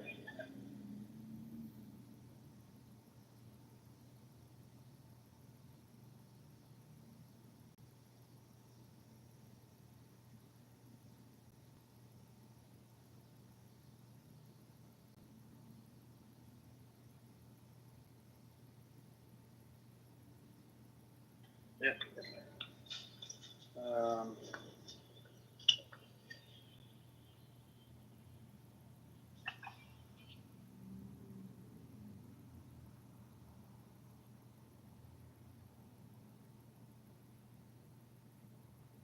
You want to come up, Lane? Come up.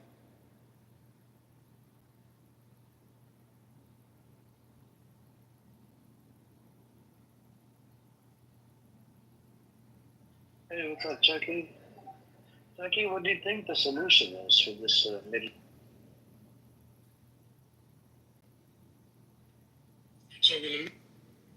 Yeah, what do you think the right solution would be? No. We were talking to the other Chucky. Well, no, I came in and I didn't really hear the question. You said, what do I think of the situation of the Middle East? Yeah. Am I the other Chucky? I just want to make sure. Yeah, that's not the Chucky right there. Oh. What do I think about the situation in the Middle East? What do you think the solution is? Prayer and God.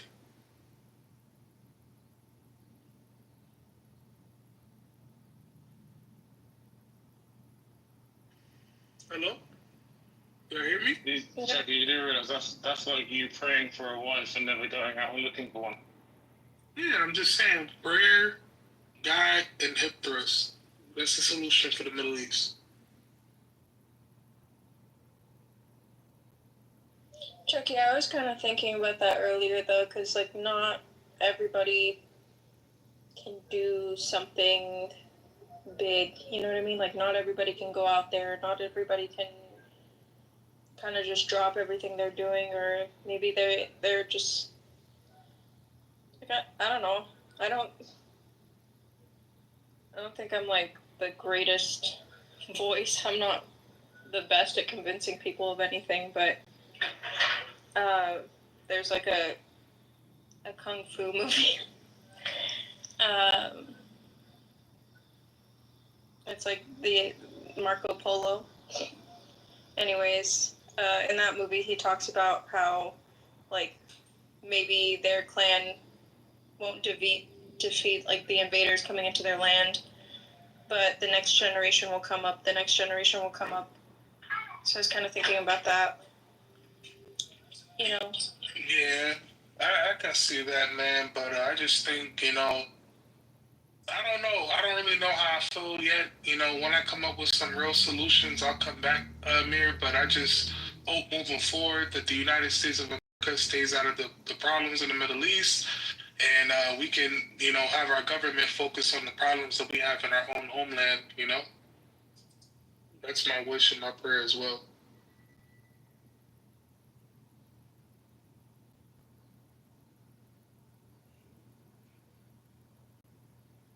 Jackie, I feel like the U.S. wants to profit on the Middle East, though. Like, I don't think it's just going to stop with Palestine.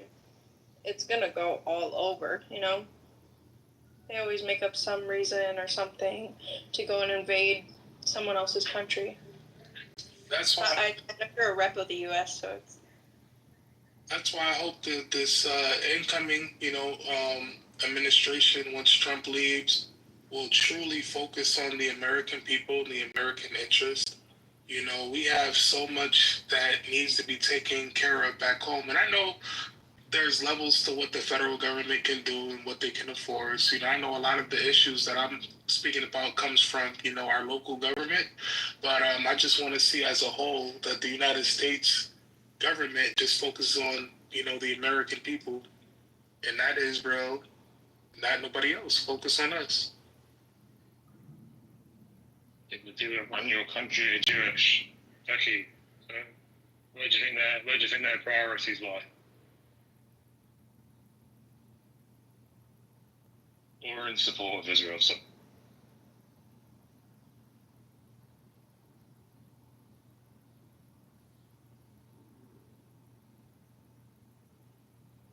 Well, honestly, I've said this like a million times, but I don't think the Israeli government actually cares about Jewish people. I think they just use them. Because if they cared about them, they'd be, like, concerned about the future, you know what I mean? Their future. But they're not. My bad, Teddy. I was having a fight with the bee just now. What was your question? It wasn't a question. I said your country is basically run by either Jews or those who support Israel. So changing that is going to be near on impossible. Well, I don't think it'll be near impossible, man. We just need to start voting certain people out of position. We need to start changing some laws. How would you dismantle AIPAC then? Like I was saying before, you know, we need to start changing some policies and limiting the terms that certain people can role in a position, you know, in Congress and stuff like that, you know, in the Supreme Court. And we need to start truly bringing in pro-Americans who put America first, and that would be the change. I think it's more likely for a civil war to happen in America than change, to be honest. Well, we've already had a civil war, man. I mean, the people that are completely America only versus the people that support Israel and support everything that America's doing in the Middle East. I think there'll be a war, a civil war. There is a level of understanding to what Teddy is saying, and I will probably admit to a level of truth in my lifetime. What a civil war looks like. I mean, if it's like, I don't know what happened in LA. I only saw the news. Let's put it that way. I don't know what the hell the military was doing in California. So I'll just put it like that. But yeah, we just gotta start for American politicians, man. It's important for them to put the American people first. You know, I need them to remember the oath that they took to sit in that office. You know, and if they deviate from that oath, they need to start getting locked up for treason.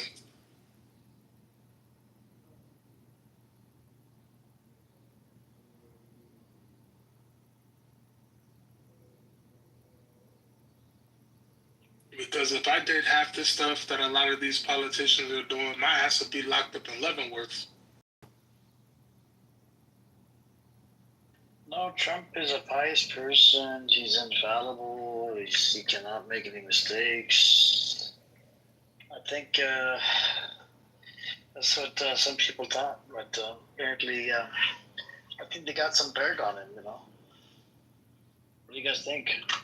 You think they got some dirt on the president, the U.S. president? They always do, bro. Come on, man. How long have we had presidents in this country? If there's people have done it, of course it is. He wouldn't be president if there was no dirt. You can actually be, I think, a convicted felon, can't you, or whatever, a criminal in America, and still be a president. How crazy is that?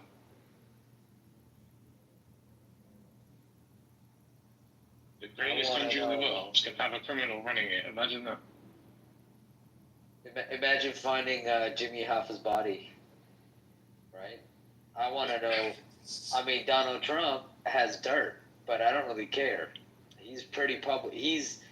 I'm going to say he's pretty public about his dirt, or he doesn't care. I'm more interested in all the dirt everywhere else in the government. That's what I'm way more concerned about. Jimmy Hoffa's not dead, man. He's still alive. That man's got to be like 117 years old. What's wrong with you, bro? Yeah, he's still alive. He's in Cuba.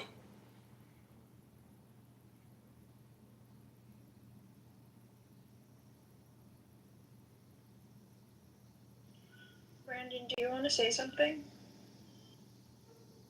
I want to listen right now. I'm so used to being kicked off like right away. Like I say something that is not even off-putting. It just, it's something that people don't attract to right away. And it's literally like one sentence, 7 words. And it's just like, you're kicked off. So I don't even know why I joined Clubhouse. I wanted to do an educational debate. Can you please not do trauma dumping on us, Brandon? Please stop doing trauma dumping. If you want to speak on the topic. Okay, thank you. We don't want to hear your trauma from other rooms. Yeah, please stop trauma dumping on us from other rooms. Yeah, people nickel and dime the bigger picture. Stop trauma dumping on us from other fucking rooms, man. I'm literally not. You're doing exactly what I'm used to. Which is why I really don't care about Clubhouse at this point. I'm just like, why do I keep getting notifications? Yeah, so if you don't want to listen, I have just deactivate and install the app. Deactivate and install the app. If you want to hear why are you here? Why are you gay? Reasonable, not off-putting, and reasonable. Not off-putting. People target you because you're an idiot. You're a troll. You're just a troll. No, I'm really not. You don't want to. If you feel like we'll kick you. So I will keep listening. But yeah, I have valid arguments that has nothing to do. No curse words. No. Okay, what is a valid argument again? Do you support Israel or Palestine? At this point. Do you support Israel or Palestine? I'll tell you one thing, dude. I was a neo-Nazi for a long time. My father fought on the other side of World War II, and I was a very, very hardcore hater of Jews for a long time. I know what real darkness in one's heart is and what hate is in one heart. I support Israel. I support God's chosen people. If you really want to go back to Alexandria, Constantinople, no. If you want to go back, to that, no, we don't care. Hold on, we don't care. I know you don't care, which is why you don't pick me off. I understand. Hold on. I understand. You don't care. We're talking about the creation of the Israel with 1948. We don't give 2 fucks about your old history, okay? 3,000 years ago, I don't care. But he's brown. Yeah, white supremacist. Hang on. Do you support the state of Israel that was created in 1948? Go on, Brandon. Come off the mic. Go on. There are a lot of people out there, Lane. Omar, 1 second. There's a background noise. There are a lot of people out there. We have Black Rabbi. He thinks he's white as well. So there are a lot of people. Wow. They're sort of like self-hating. It's like self-hating, right? Yeah. Yeah, self-hating. That's so embarrassing. Yep. So, I don't think he's the actual white. I think he is Jewish himself. You know, they have, you guys lie, right? Pretend to be Christian or Muslim. I run into a lot of you guys do now. That's why a lot of times I don't come in the room to talk. A lot of who guys? Who guys? We're not Jewish. I'm not Jewish. I'm not saying you are. I'm saying some of you are. So no, it's just Chucky is Jewish. No, they're not pretending. Chucky is Jewish. You, I promise you. Are you Jewish? Are you Jewish? No. Why aren't you Jewish? I really don't. I don't get paid to come out here. No, I do it for free. Okay. Do I get paid to come out here? I don't know you. Okay. Do I get paid to talk to you, to engage with you? Somebody that's a stranger to me. I don't know you. Okay. Do I get paid to spread awareness about the Israel and Palestine? What's going on over there? I said I don't know you. So. Okay. Then you can't assume shit. You can't assume shit about people. Stop assuming shit about people. You are Stop the assumption. Opposition. You're like a controlled opposition. Are you Israeli? Do you support Israel? Are you Israeli? Do you support Israel?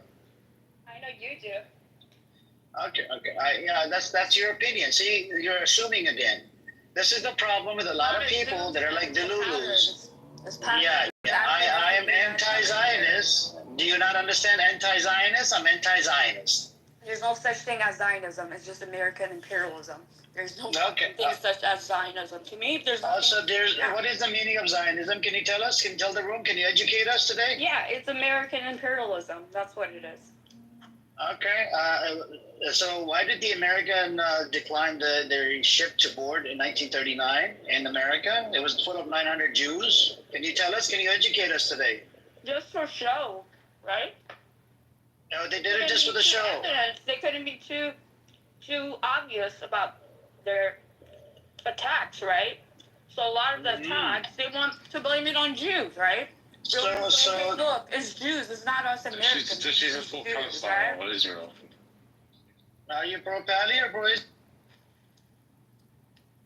I'm pro whoever the fuck genetically belongs there. That's what I don't care about religion. According to your opinion,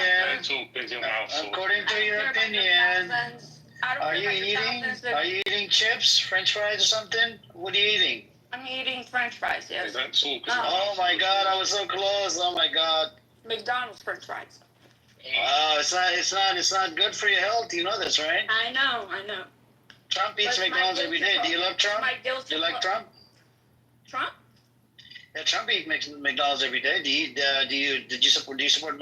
Do you support Biden? I don't support any of these pedophiles. Neither do I. No, but he eats McDonald's. I thought you got inspired by him. He also fucks his daughter, so I don't know. I don't know. I mean, are you into that kind of shit? He literally said on TV, if Ivanka was not my daughter, I would fuck her. No father, I don't. Why do you think I called him a pedo? Ever say that? No father should ever say that about his daughter. That's weird. Why do you think I called him a pedo? Because of the Epstein. Nope, not just the Epstein. What he said in relation to his daughter. Yeah. He probably did fuck. I mean, he probably did fuck his daughter. You don't think he did? I don't know. It's an assumption. I would bet high. It's not assumption. You claim everything is an assumption. Are you like one of those people that claim everything's a conspiracy? No. You're saying that I'm pro-Israeli. I support Israel. That's the assumption. I said you could. I didn't say you are. I said you could be.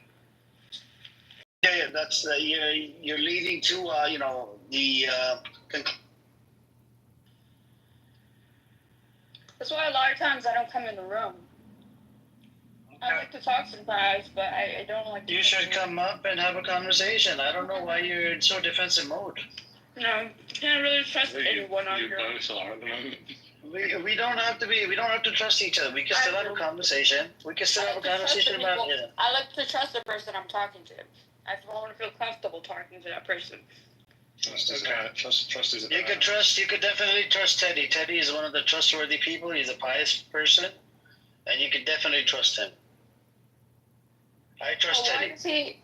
What does he have? And he's got a British accent. Yeah, he's a British accent, so British people can be trusted. You're funny. You're funny.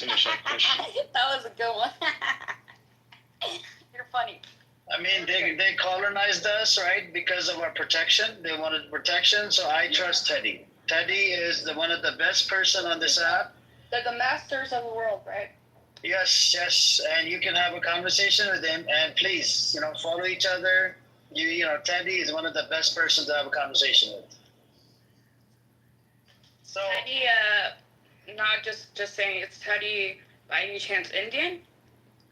It doesn't matter. It doesn't matter. He's Somali. He's a Brit. He's one of the Brits. That's it. That's all that matters. That's all that matters. He's one of the Brits. No, don't do him like that. He's above. He's above. Like that. No, it's not down. I'm giving. He's up. He's above all of us. He's a Brit. No, you're associating him with those British.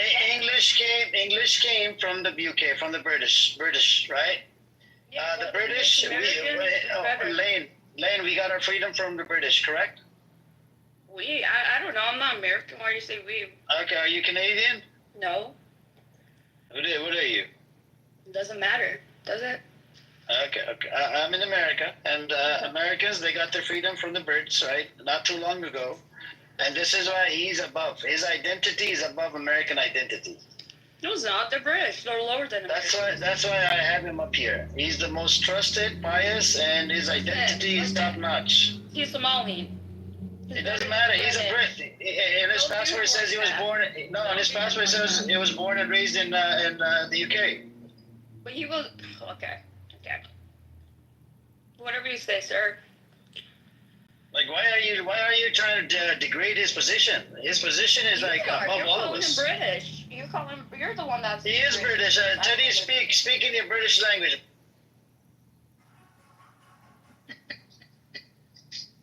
Hello.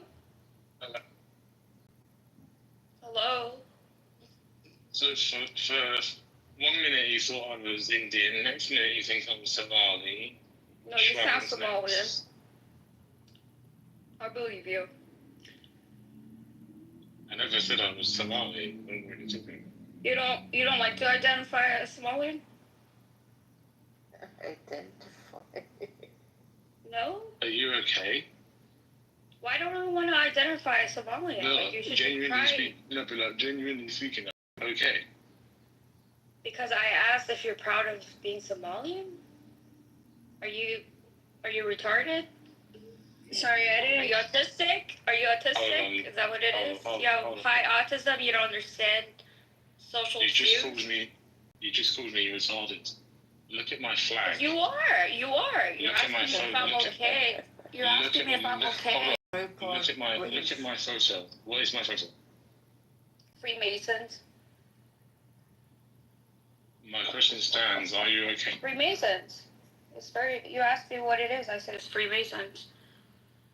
Why are you gaslighting and why are you deflecting? What the hell is You're being a little bitch.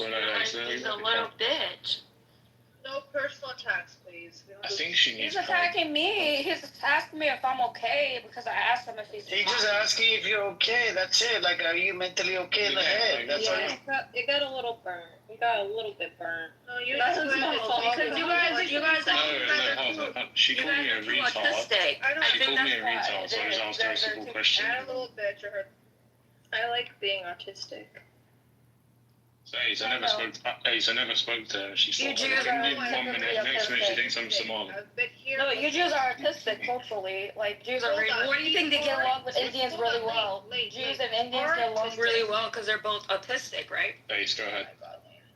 Lane, can you stop degrading people, like anybody here? He didn't even say anything to you. He just asked you if you were good.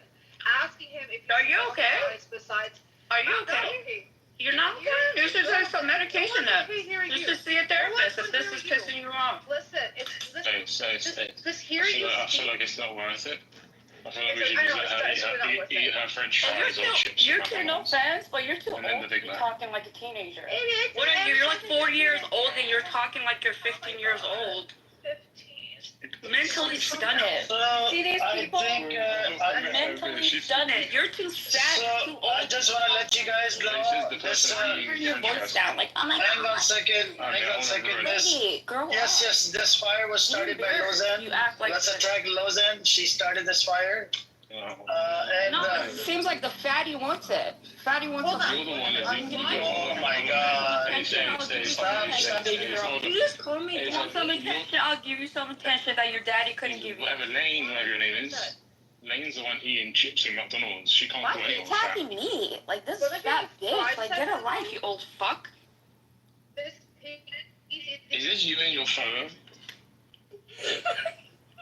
Just mad because I have a gay type as my picture, probably. So Lane, are you fat? Am I fat? Yeah. Do I have a fat personality? Or do I seem narcissistic to you? No, I mean your face kind of looks. The face kind of looks. The face kind of looks like. That's my boyfriend. That's not me.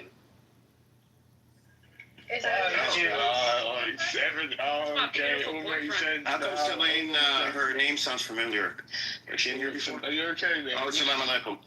Is this your friend, Edward? Who? Lane. Is she your friend? Do you know Lane? Why is all this No. is attacking me? Leave me alone. I don't. I don't say shit to anyone. Lane, stay in your lane. Lane, stay in your fucking lane. Yeah, man. Who knows Lane? She's been in other rooms. Lane, you attacked Ace. She's my favorite person. What am I supposed to do? Bitch. Oh, come at me. I'll fuck you up too. She attacked me. I thought she was just. Yeah, she says something about you, the Indians and the Jews being. Describing herself. I thought she was reading Look at that crazy laugh. She wasn't reading her book. Bravo. Thank you. I love this. And what do you love? I'm giving you old people some entertainment. I love this. I love this. How old are you? Oh, how old are you? Like 14? Hey, you have nothing to do, right? You have no kids, no life. How old are you? So, Hold on, right? I'm 23. I seriously think this person has issues. Well, You obviously. got 40 and 50. I'm 23. No, I'm serious. And I'm Like, more no mature than one comes on here with this. You said you were kind of 43? energy. You just said 43. 43. Your voice is kind of like hefty. Do you smoke? Or is that the cholesterol? Lady, you're fat. You're trying to make your voice Maybe sound it's the little. testosterone. Like, Maybe it's the Adam's girls apple. do that voice thing. They're like, hang on. It's because you have to compensate for your big ass fucking weight, right? I'm serious. Like, You're literally eating McDonald's chips as we the speak. confidence of God. I don't know where the fucking. It's because of Jews keep propping up these fat people. Do they make Facetune for audio? Now it's got into their head. Edward, what you been up to? Let's listen to Edward and Lane. Stop attacking women, okay? We don't attack women, children, and men. Stop doing that. Let me get down. I'm not sure what she is in there. So Come on. It might be a guy. Amir, Yeah, that's what I mean. Yeah, I'm not sure exactly. You're like a curry shit. What is it called? Street shedder? Get it out. You bleach your skin by day. I don't know why you're talking. You're stuttering. Why is your mouth with all the dribble coming out of it? Because, girl, I can make my voice very squeaky, too. I can make this voice very soft, too. Like, come on, y'all. It sounds like you're joking yourself. No, we need Wednesday here. Where's Wednesday? We need any more. Do you know who?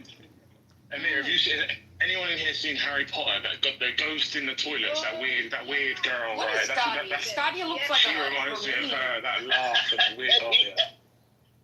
I heard what you're talking about. Proper Scotty creepy, right? looks like a Romanian gypsy boy. Can you change your photo? All I can see is He or she or they bring Yes, that she must be related to Al Normo. That's what it looks like, bro. That's what it sounds like. It's definitely Al Normo's nose, bro.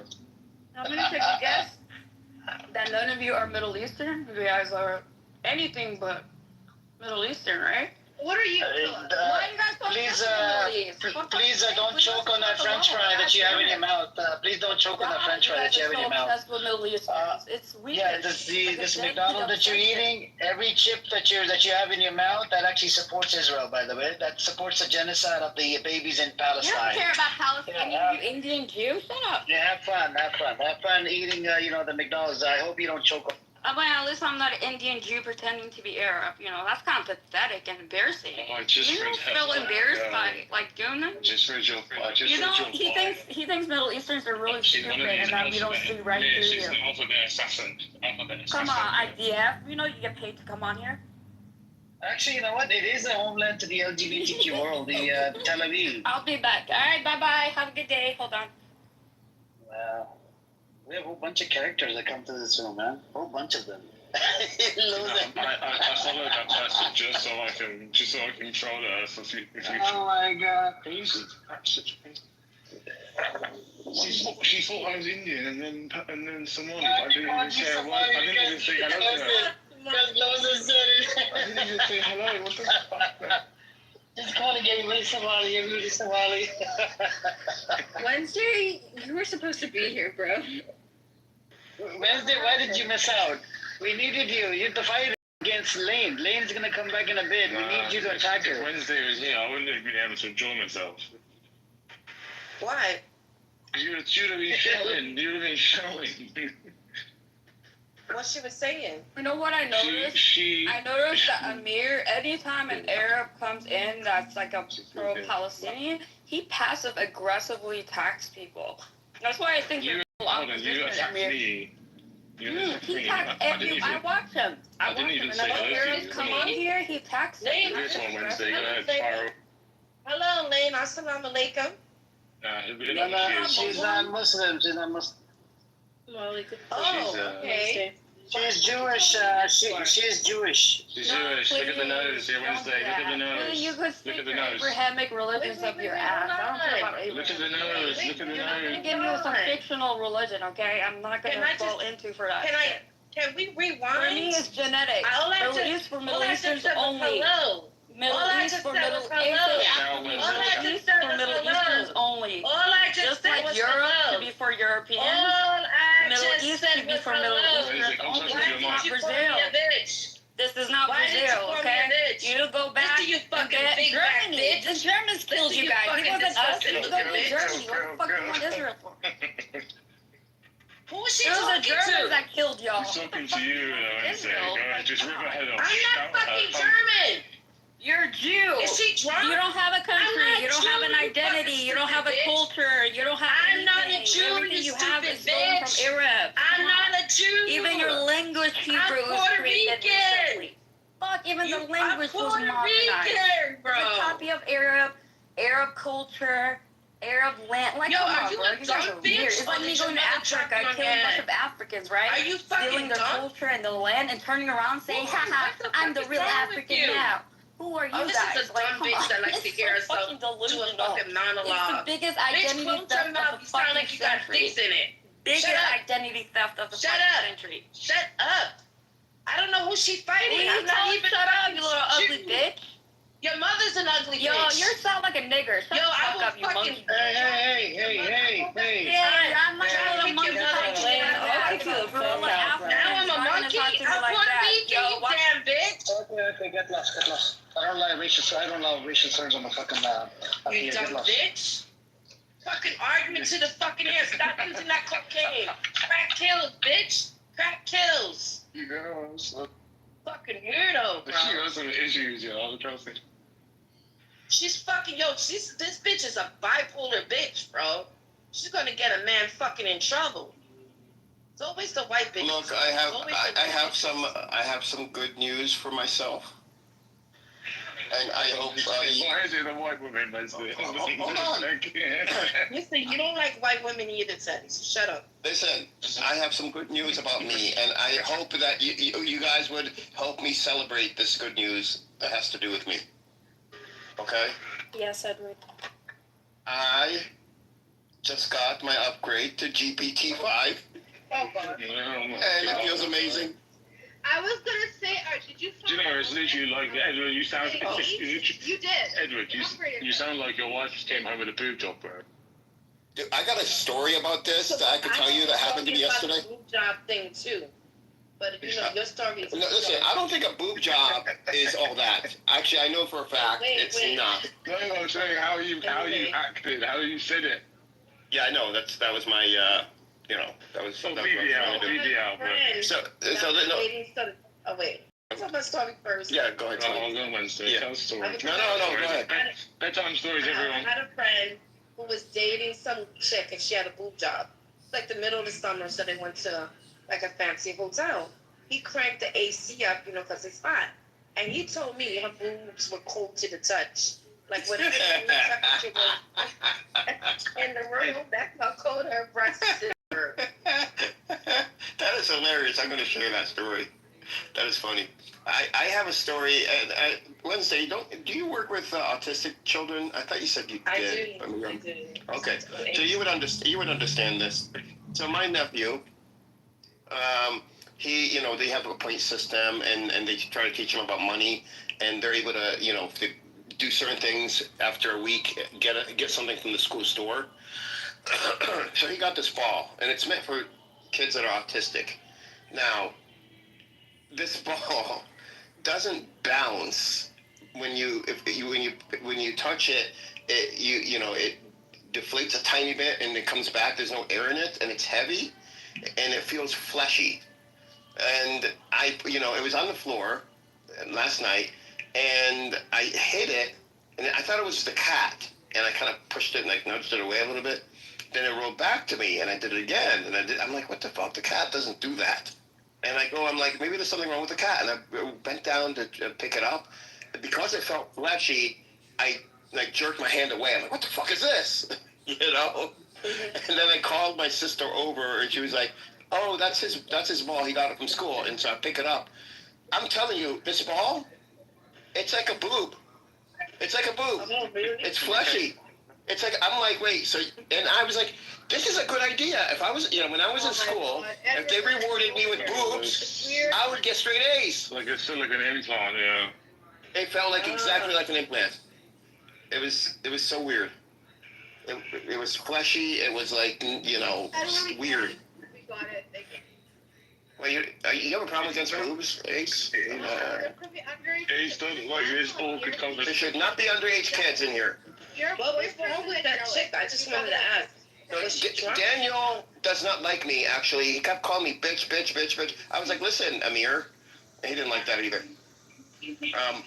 But yeah, he was calling me names earlier today, and it was not very nice. I don't really think you care. Do you really care? I don't think so. So, was she a Zionist? Pro-Palestine? No, we don't know what she was. She was on some cocaine? No, I think she's, some people are mentally challenged too. Yeah. So Daniel is here. We can curse him It's down. like Daniel, Daniel, if you're gonna have that back and forth, then he can curse you out. You don't have the green bean. Daniel is cursing me out for over an hour in Almost room. Yeah, and you were moderating, Edward? Say again? Did he mod you? Did he mod you? Almost modded me, and then when Almost fell asleep, I modded Daniel, so that, I'm not responsible for the room. But, so he called you a B word while you were moderator? Oh my God. Oh, bitch.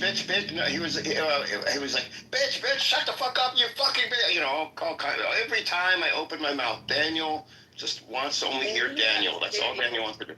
Baby got his period. It sounds like it. Can gay men use that as an excuse? Do they? Yeah, I'm convinced they have periods. Yeah. Wait, gay men use what as an excuse? I'm an honest Jew. Hello, honest Jew. I'm not asked the honest. You're going to be even more honest now that GPT-5 is out. Oh my God, you're so happy, Edward. Oh my. Eddie, don't act like you don't care. But you know the funny thing is, right? I was talking to Gemini, and I said, "Are you better than ChatGPT?" And it was like, "Yes." I said to him, "What can you do that ChatGPT can't do?" And it said that ChatGPT isn't connected to the internet and relies on its database, so it can't actually search on real time. That is a lie. No, Gemini lied to you. ChatGPT can go through. You know how Amir has that app for so people can look at articles without the wall. It won't. It can't look at articles that have a paywall in it. I just noticed. If I was to give you like the title of a news article written an hour ago, if you were to ask ChatGPT to explain that article to you, I wonder if it would be able to do that. Yes, it would. Actually, I just did it with an article that Caleb gave me. I asked it to critique this article, and it did it. GPT-5. Trying to break it down for me. I'll be like, yo, G, break this article down. How you do speak though? It does do a good job with that. And it will search. Like it found that the article that was given to me about Palestinians, the Palestinian curriculum, how it's filled with anti-Semitic, whatever. And I asked if how accurate is this article, and it went through and it brought in other sources saying the European Union says this, so it's not that accurate, and also it said the main group that it's relying on, I don't know what their name is. It said it's an Israeli-founded group, and the founder is a former IDF spokesman. So, and it has been criticized by the European Union for not adhering to standards and misrepresenting information to the public. Well, so it did that. We can all agree. I mean, Edward, They did that for me. agree. I agree with them that the history of so-called Palestine is inherently racist. You people call our war of independence in 1948 a catastrophe. That indicates you don't like Jews. What are you talking Jews about? finally get our own state, and you call it catastrophic, and that is racist and anti-Semitic. That's the most stupidest shit I've ever heard. That's what Gavin Newsom said. Wednesday, let me break it down for you. Wednesday, because this is not new. What is it? Honest Jew. Okay, Honest Jew. What Honest Jew is saying, this is not new. This has been used. So what they point to is the fact that Palestinians call what happened to us a Nakba, and the Israelis say it's their independence, liberation. Their liberation. Because we say in the Palestinian textbooks, we refer to it as a Nakba, then that inherently is anti-Semitic. Anti-Semitism, yes. They have said that in the past. You guys only criticize Israel. Palestinians are known. The definition of anti-Semitism is when you only criticize Israel and you don't criticize other countries. And you guys, that's all you talk about is Israel. What are you talking about? That's a whataboutism. Stop it. No, that's the IHRA definition. That's a whataboutism. And the ADL is using that definition. That's a whataboutism. How are you being liberated from England when England was part of the Allied forces? We were being liberated from Goyim. That actually helped you escape from Nazi Germany. It wasn't a liberation from England. It was a liberation from the nation of the Goyim as a whole. Oh, shush. You're restricting us. Daniel can tell you all about it. Daniel, come on, I'm an honest Jew. It's a world full of goys. Y'all not gonna stop us, motherfuckers. It is a world full of goy. Fuck y'all, motherfuckers. So El, I'm gonna try what Sheikh tried it with Daniel the other day. Do you think that they're starving children in Gaza? No, they're not starving children in Gaza. So El Norvo saw a video. The shelter. So let me say this. So. Now, if you don't give, kids the food or whatever, are you starving kids? We're giving them all the food they need. No. I'm talking about in America, right? In New York, wherever you're located. If you don't give kids the food, you're starving children, correct? It's a non sequitur. They're getting fed in New York. I know, but you're starving. You're going to be starving children. Hold on, please. You're going to be starving children. Word games. Oh no, but you're going to be starving children, right? If you don't give your child a food or any type of food or whatever, you're starving your kid, right? That is correct. Yes, that's so that is correct. So if Israel doesn't allow the food to come in to Gaza, then who's starving is the Gazans? Is it the Israel? Gazans aren't starving. No, but the food that's supposed to come in, and it's not being allowed into Gaza by Israel. Who's stopping it? I don't know that anyone's stopping the aid. I think it's getting in, and if anyone's stealing it, it's Hamas. The report came out. Hamas is not stealing the aid, right? Who said that? Abu Obaida? No, the U.S. aid said.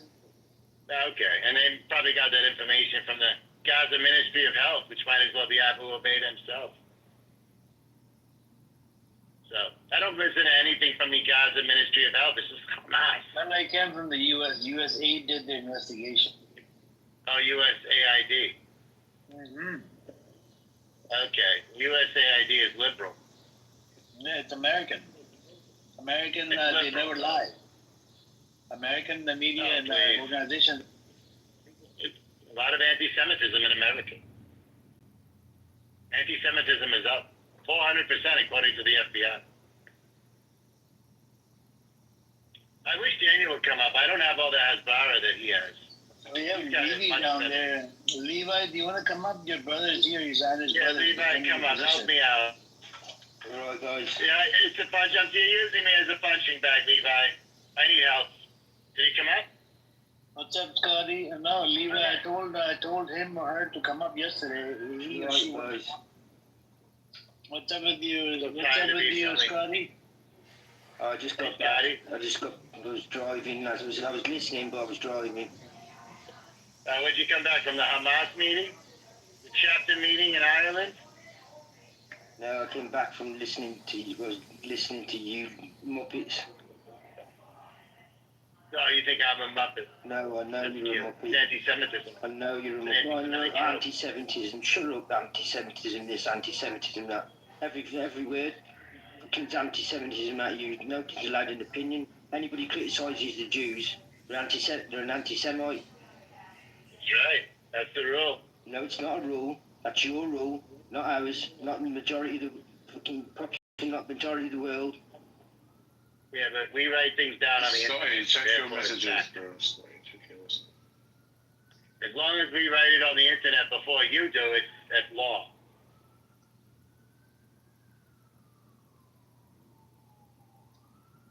What did he say about me, Scotty? Did he slam to me? Did he say I'm a bad Jew? I wouldn't do a Muppet. I would more say like Fraggle Rock, you know? Down in Fraggle Rock.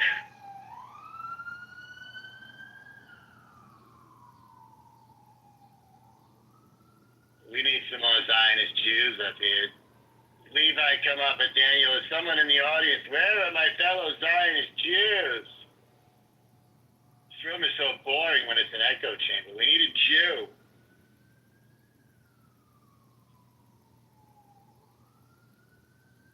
So I'm putting in an article right now about America taking over the aid sites and expanding them. I actually heard this from, I guess it came out a couple hours ago. This article is from yesterday, I believe. But a couple hours ago, Dave, that was in the room, Amos's room, said that he read that the U.S. is going to have 16 sites and it will be responsible for them. And they're working on setting that up now in Gaza and to increase aid. Yeah. That'll shut your complainers up. Yeah, then we can worry about other things, which would be. Yeah, when you go back to your regular lives and disband this road. This godforsaken road. I need to hook up my GPT to a clubhouse. That would be awesome if that's possible. Yeah, Scotty, I'll let you know, bro, just because I can hear you getting worked up a bit there, you know. So the yeah, let me know if that's possible, please. Edward, that ChatGPT speaks? Does it speak? Yeah, well, yeah, but GPT-4 spoke too. I don't use the speech. So the language that it speaks in, right? Does it use a man's voice or a woman's voice? There's multiple voices, men's and women's. You could choose. What about non-binary? Which one do you have? Edward, what voice are you picking? I haven't picked a voice. I think I have the default voice. I think it's a male voice. I don't use the talking part at all, really. No, I'm sorry. I did use it. Well, you know, I did the GPT the other day because it has a camera feature. I don't think I want to know. No. My nephew threw a little ball in the toilet, so I had to have the plumber come over to fix it. But he wanted to know what kind of toilet, if I could tell him, so that he could bring the proper seal. You know, because once you take the toilet off, to get whatever the ball out, then you gotta reseal it. You know, and it's a wax seal. So I was like, I don't know, but what I did is I took GPT, I turned the camera on, and I said, can you tell me, what kind of wax seal this toilet takes? Because I have a plumber that wants to know. And it looked at it, it said, it's a standard toilet, and it would take a standard seal. It doesn't take the larger ones. Let them know to only get the standard, the regular seals. And I used it for that. Well, you also said, when was the last time you cleaned your toilet, you filthy cake? Listen, I clean my bathroom at least once a week, if not more than that. I'm very particular about that. Sure you do. I mean, you might have the automatic cleaner as well, They have these... Dude, I've seen them, the ones in Japan, bro. They're crazy. They clean it for you, they clean you, they dry you, it's crazy. I don't have that kind of money. I wanted to get one. I think I will get one once I renovate my place. I will get one. But the thing is, the best ones are the floating ones, so then you have to go into the wall. So if the pump or anything breaks, it's a whole mission to get the toilet off the wall to fix it because it's in the wall, right? Why would you want that though? What's the advantage? Because it's a floating toilet, so it is completely off the ground. It's not on the ground. Do you see what I mean? What's the advantage? You can put stuff under the toilet. You can put a book, a magazine, a rack, all your porn.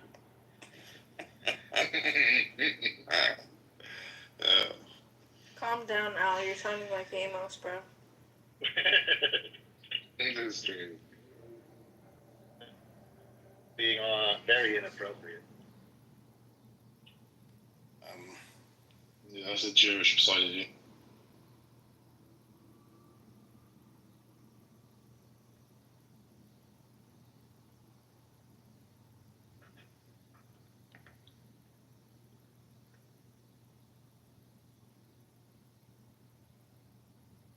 Hey, Marge.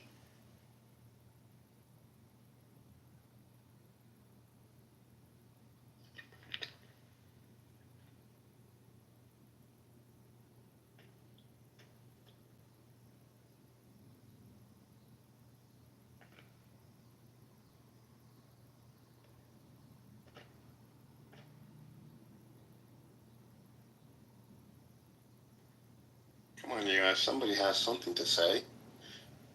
Hello, everyone. So I have something to say. Hey, welcome. Is that Mudge? Yeah. Yeah. Apparently, Edward, they're about to take over 100% of the land. And he was bitching about how Hamas what is it called? Booby traps the buildings and whatnot, whatever is left of it in Gaza, right? But when they go inside, they get annihilated and whatnot. And he was saying, and then he was asked about the plan. He said he doesn't have the whole plan, but he did talk to Trump yesterday. Said that I'm going to leave it up to the Israelis about the occupying Gaza. They do booby trap buildings, Hamas. Yeah. Well, in the Axios article I have below, I did mention about that comment he just made, that Trump made, and he also said he's fixated on women being able to nurse their children. I don't know how to take that, but you guys could read the article. I just realized it when I'm talking. There's nothing there. There's nothing there. There's nothing there. You limited out by type. There's nothing there. Okay. The thing is, Amir, sorry, what were you saying? Because that really threw me off, and I just thought of that. Sorry. Yeah, I'm just removing the paywall from your link that you posted in the chat, Axios, because it's asking for email address. Oh, Oh, okay, thank you. So anybody can look at it. Let me put the link on. I have it open right And now. what did you say, Amir? Because I was talking about the nursing, what it says in the article, what Trump is being fixated on. So I totally forgot what you said. Okay. So Trump was asked about, occupying Gaza, right? And he said, I'm going to leave it up to the Israelis. You see what I'm saying? Yeah. He's giving them a green light. Well, the Axios article does say that the White House does not want this to want Netanyahu to go into Gaza this way. And this is one of the reasons why they've taken over the aid distribution. And Dave, remember the Chinese guy, Dave? He told me that as of a few hours ago, the latest is that the U.S. will go from 4 sites to 16 sites in Gaza. But this article does say that they are. Huh? Are you talking about the GHR 4 to 16? I didn't say that it's going to be GHF. It said the U.S. is taking over the distribution. Go ahead.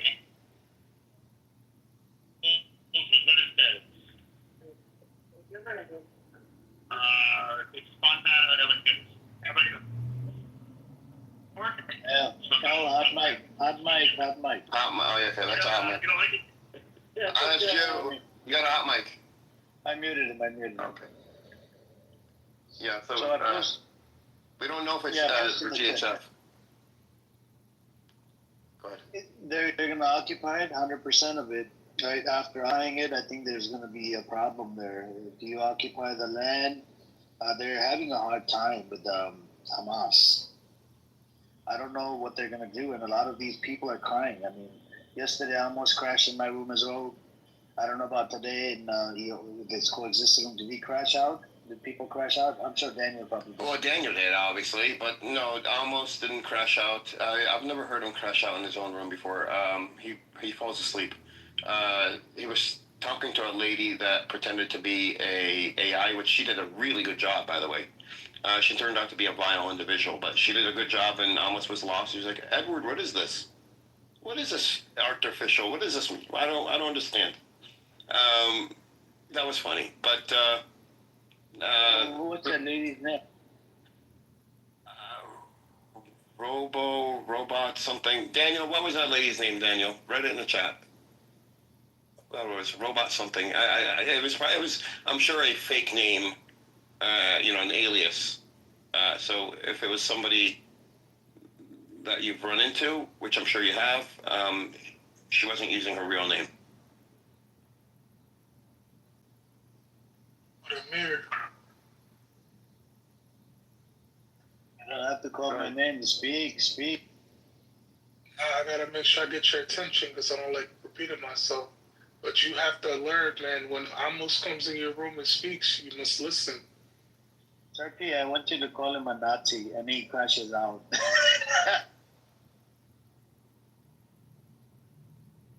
Call him a Nazi and give him some facts, and he starts crashing out. You stupid! You fucker! You did that! He starts shouting like he did that yesterday. I gotta find out what the heck a Hamasnik is, because when I Google it, nothing pops up. Hamasnik means that we support him. Yeah. They put Nick on a lot of things. Hamasnik, Refusnik, Kibbutznik. They put it on a lot of things. It's slang, I guess. Can I be an American Nick? Yeah, you could be a redneck. Maj definitely supports Hamas, right, Maj? I'm a black rabbi Nick. Maj definitely supports Hamas. I like that one, Rabbanic. You don't want to be a Daniel Nick, because then you won't be able to communicate with the rest of the world. Right, Daniel? I actually like Daniel, man. I tried with Daniel, but he doesn't. He has to learn proper communication technique or skills. He wasn't taught, and it's very hard, very difficult. He doesn't believe that I should talk about Gaza and the starvation in Gaza and bring up Israel. It's not allowed. And he had me agree. We came to an agreement, I think, that, well, he kind of changed the agreement in the middle, but the agreement was supposed to be that, okay, when we're talking, we will talk about both Israel and Palestine, since they're both linked. Makes sense. But he wants me to do that here in Amir's room, to talk about Palestinians and what they've done wrong, or any criticism of Palestinians. Daniel, this is all today. Oh, he wants you to criticize Palestinians. Yes. Which? Yeah, that was, so he changed the agreement to where. I want to ask you something. First of all, he's police toning you. I know. Second of all, are you his man? No, I didn't say I agree. Yeah, he are you in a committed relationship? I didn't say I agreed. I did not say I agreed. He's married to Amos. He's married to Amos.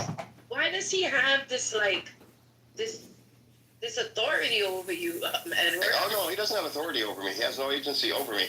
The agreement, which I think is fair, is if we talk about Palestine, we can talk about Israel, both fairly at the same time, and we can criticize. I can criticize things that I don't like about the Palestinian, how it's run. You know, I've criticized the PA, I've criticized Hamas, I've criticized a lot of things. But he wants. Honestly think if you have any criticism against the resistance or anything, that should just be what. No, not that. I don't. So that's the thing. I don't criticize the resistance, and he doesn't get this. I don't criticize what Hamas is doing. Okay? Do I ideologically align with the Hamas? If you ask most Palestinians on here, they're going to tell you no, we don't. But yet we still support Hamas. So it's not a yes or no. You can't. We can. Decide for ourselves. I'm not speaking to you, Wednesday, or meaning I'm not addressing this to you. I'm saying we can decide for ourselves, just like anyone else. We don't have to take everything or nothing. We can decide, we support this and we don't support that. This is just, this is unjust. We can do that for ourselves. What I will not do is say, So this is an agreement that Daniel and I, had. I love shush. Because your boy, Daniel was trying to take charge of Edward when he's a married man. That's crazy to me. So here's what Caleb missed. Caleb was in the room, and he's like, Edward, Daniel is saying, he's saying that he wants to have a conversation about both Palestine and Israel. And Daniel's like, yes, that's exactly what I'm saying. And I'm like, Caleb, no, that's the opposite of what he's saying. He's literally just saying this now because you're here. Literally, it was ridiculous. So Caleb, you could like Daniel, which is fine, but recognize that what he was, and if you just think about it, if he's saying, we should criticize both equally, Israel and Palestine, put blame where blame is due, why would I disagree with that for Israel, Palestine, or anything in the world? I wouldn't. Daniel, that's not his position. He says, don't criticize Israel. We should only talk about Palestine. Why would you bring up Israel? That's what he said. And then when you came in, he changed his tune. That's what happened. And that's what Daniel does.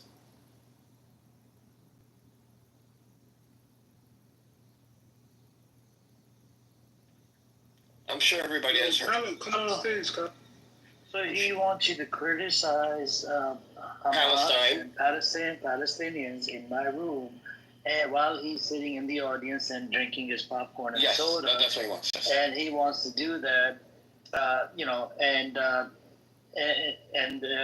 what about him coming up and criticizing the Zionist entity, the state, condemning the idea, condemning the amount of babies that they have killed, condemning the starvation, condemning the how they're not allowing them back into Israel from the UN resolution, the right of return, and a lot of this other shit that's coming out, the famine, these what is it, the famine levels at number 5, and the amount of babies and whatnot, how they've starved, how you could see the bones and whatnot. He's not going to condemn any of this shit, but he expects you to condemn. This is what he expects. So this is, like I said, he changed the agreement in the middle to include this part. So I'm supposed to say to you now, well, Amir, we can't talk about Israel when it comes to starvation or the famine in Gaza. Why would you bring Israel into it? We're talking about Gaza. And the people, don't you care about the Palestinians in Gaza? But you're always bringing up Israel. Don't bring up Israel. Let's focus on Gaza. That's what he expects me to say. And as for why he won't come up, he thinks he's better than you. That's what I said. He thinks he's better than me, and he loves you. He wants you. No, he doesn't love me. Trust me, he hates me. He does. He hates me. If anything, it's a wife. You never seen a wife curse out her husband? It happens all the time. Amir, if you heard how he absolutely hates me. He hates me. He hates me. That's why. He hates. I mean, today. Who hates you, Daniel? Yeah, Daniel hates me. No, it's a love line. It's a love and hate. Line between love and hate. Oh my God. Just like, buddy. Hey, yo, Edward, that's just like Wednesday. Wednesday acts like she hates me, but she loves me. Don't even get into. Yeah, don't get into it. Do you know what Ruben Chick asked me today in my room? He asked me, Ruben Chick. Yeah, what did he ask you? He said, do I think that men and women in the Gaza Strip who have sex and have a baby are child abusers for bringing a child into this situation? That's what he had the cheek to ask me today. Yeah, Black Rabbi brought that up the other day. He wasn't there too. These owls came in. I just. So mentioned the Warsaw Ghetto and whatnot. I think they were producing babies as well. Yeah, 6 million there. Yeah, you should mention that as well, though. At the Warsaw Ghetto, right? That age they were producing Warsaw children. Ghetto, and in the entire World War II, there were 6 million kids that were born. Yeah. Also, Stalingrad, that whole massacre, that whole siege thing. Yeah, children were being born left and right there. Which massacre, Edward? I said massacre. Well, I mean, massacre was a part of it. That Stalingrad, the Russian siege. I think it was on. Was it on the Germans and some other group? It was in the middle, dead winter. Millions of people, and they had babies. And this is something that throughout history, and it has been studied, that when a population is put under a stressful situation, they tend to have more children in response. Edward, they were sitting there, and there's one breath telling me there wasn't a situation going on in Gaza, then in the second breath asking me if there's child abuse going on for bringing a child into that situation. So they were. Well, I mean, have you gotten because children are being born in Gaza, therefore it can't be a genocide argument yet? No, I haven't heard. I haven't given that one. As if they're, they take responsibility for the birth of children. But Edward, aren't they indirectly admitting that the atrocities occurring, they're so heinous within Gaza? Right? Yeah. Indirectly admitted that, right? By saying that statement. That was my point. Yeah, that's true. That's true. I don't know if Israelis are actually saying now that the war crimes have not been committed. I mean, I've read into multiple Zionists that have said on here that they're not going to. They admit that war crimes are being committed, but they fall short of genocide. They won't say the word genocide, but they say. Which ones have they? I don't remember. I don't want to misquote either. But the standard war crimes that we talk about. Obviously, things have gone wrong in Gaza. Hey, can you bring up Rabbi Kala, please? It's open. Anybody can come up. It's open. I got Ruben Chip to admit that... We don't need to raise it. Nobody needs to send any invite. The Netanyahu government was wrong in what they were doing. He admitted that in the end. He said that for all intents and purposes, if Benjamin Netanyahu went, he wouldn't mind at all, because it's not all about the government, because he doesn't agree with the government at all, but he agrees with Israel getting larger and more stronger and more powerful. But he doesn't agree with the government. So I think Caliph is accusing Edward of lying in the chat about what Daniel said. Yeah, sure.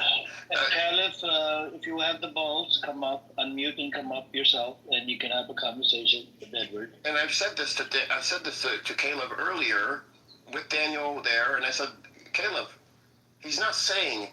He's saying this now in front of you. He was not saying this before. He absolutely switched, took the opposite position, which is my position, by the way, and made it his when you showed up. And I said this to Caleb in Amos's room, and I'm saying it now. So, Caleb, this is my position. And Caleb, you did make comments about, which I'd like to talk to you about, my suggestion of Scandinavian nations, because they're smaller, they would be easier to work with for Palestinians to build a nation, and you said that they would not get involved. And I want to know if you have anything to back that up with, or do you have anything to say about that? I disagree with that. The Scandinavian nations would want to get involved in helping to build a Palestinian economy and a Palestinian government. Yeah, I want to hear Rabbi Caleb's interpretation of what happened.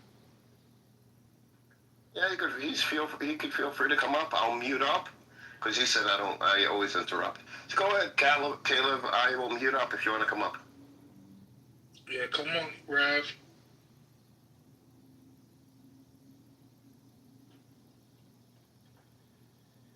Yep. Anyways, I think there's no point. He's not going to come up. I think they're all scared of me for some reason, right? Daniel doesn't come up. So this is what Daniel said, that he's better than me. Is that what he said, Edward? He said, I asked him, why don't you come on stage? He said, when you go to the zoo, you don't go into the cages, you watch the animals from the outside. He said the same thing. He was in the chat yesterday. He said the same to me. Them exact same words he said to me. Did he come into your room, Scotty? Yeah, he hasn't been back in since that one time. That one time he said to me that that's why he doesn't come on stage here. But no, he's not been back into the room since. And I asked him why he comes in the audience, and he also said that, for research. And I said he needs to find a better library then. He could only do his academic research in his Zoom. I don't know. He comes in here to keep an eye on me. Edward, he comes in here to keep an eye on me, on the terrorists. I think he secretly loves us. I think he loves us. He'd miss us. If we weren't here, he'd miss us all, each and every one of us. I think they used to go into his rooms, right, to debate, and a lot of people stopped going in there because of the way they get treated in their rooms. And they're never intellectually dishonest. Majority of them are intellectually dishonest. And they don't want to concede to the point. Any article you give them, they would be like, no, it doesn't say that. Interpretation is different. Like, whoa, what are you on about? I said that twice today, and I thought I was turning into you and me. Intellectually dishonest. Scotty, what do we do? This is a problem. We have the truth on our side, and the articles coming out of their sources supports our truth. But when you present it to them, they become intellectually dishonest. They want to deny. No. And they can't even call us the anti-Semitic media because we're not using Al Jazeera. We use the Times of Israel or Haaretz, or you can use Jerusalem Post. You mean that's exactly why they don't like coming up. That's what I normally said. Exactly why they don't like coming up here. Because you fact check it, you check everything you say with facts, with their sources, and they don't like it. Which is why I've got another page that's open on another phone with all the links that you put up, all of them, and any more that I get, I'm just collecting as much as I can, so I can rebut everything they say.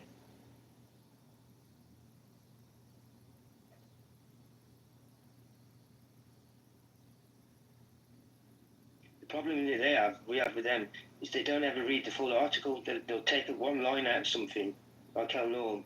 They'll take one line out of it, not read the rest, and they've got to read the whole thing to take the content and the whole article in, rather than just one line that jump on it, make themselves look rather foolish doing that.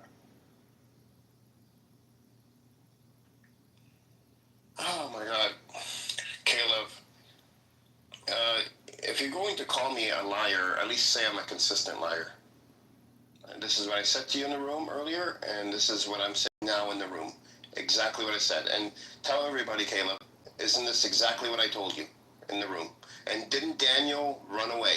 He ran down in the audience in Amos's room because of me. And he was a mod. He was a mod. He ran down in the audience after confronting him about his, what do you call that when you all of a sudden take the opposite position just to win? There's a name for that. But that's exactly what he did. It's kind of, so Caleb said, I'm dumb. Caleb, if I was dumb, I don't think you'll be coming into this space. Eagle said this as well. Eagle said, I told him, why don't you go into Amo's room or other room? You know what Eagle said? He's left his brother. He said, in their room, the majority is bullshit. In my room, it's less bullshit. More facts and more data. But in their room, is nothing but fucking bullshit. And this is why oh, Edward, he's calling you, he's saying that you're smarter than this. Okay. At least I thought you were. Oh my God. Caleb, I don't know why it's so hard for you and me to communicate. Caleb, you're older than him, man. Level. Cut him a slack. No, I mean, I don't know why we can't communicate, successfully here and understand each other. This is I'm taking your side, Edward. See, even we don't like each other. See, I'm taking your side. Caleb, cut him a slack. I mean, Caleb was in the room, so Caleb, you were there when I brought this up to your attention. Okay, you were there, and it makes sense. Why would I argue to not include Israel, for example? Take the opposite position that Daniel supposedly was taking, and saying, when it comes to starvation and everything that's happening in Gaza, I would argue, no, well, let's keep Israel out of it. Why would I argue that position? You came in and you even said, Edward, he's saying the same thing you're saying. And I said, Caleb, he's saying it now in front of you. He changed his position. That wasn't what he was saying. Why can't you? Why? Because he's Jewish and I'm not, so you take his word? Come on.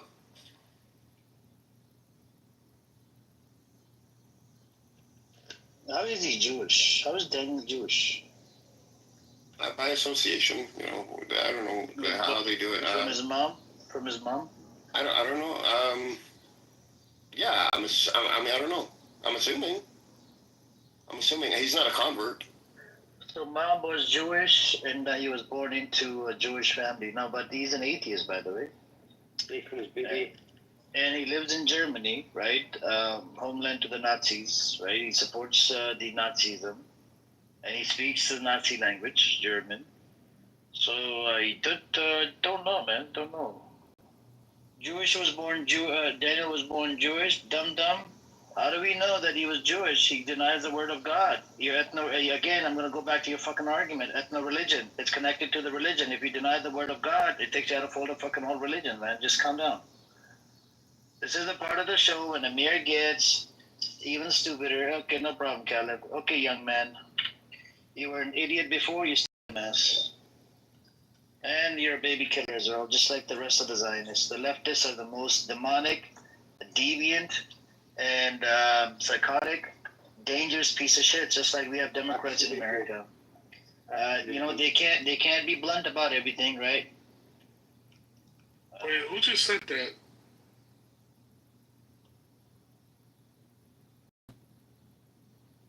Yo, man, who just said that? Someone said death to America. Who said that on stage? one said that. Nobody said that. Oh, okay, I was just making sure, man, because we don't allow anti-Americans.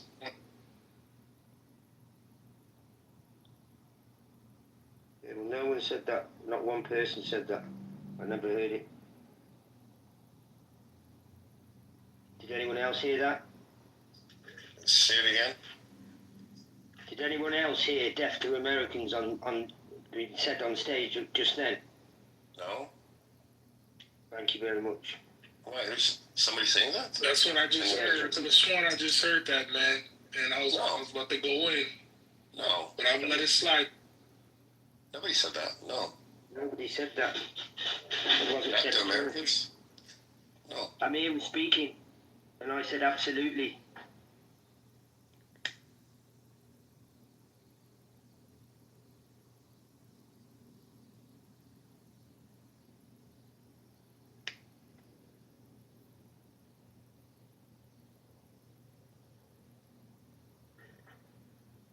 I'm going to ask GBT5, Caleb, about my idea of having the Scandinavian nations help with building Palestine, and if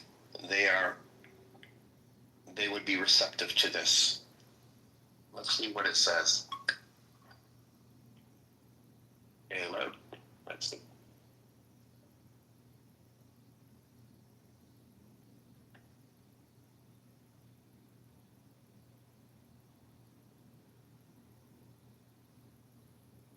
It says Scandinavian countries.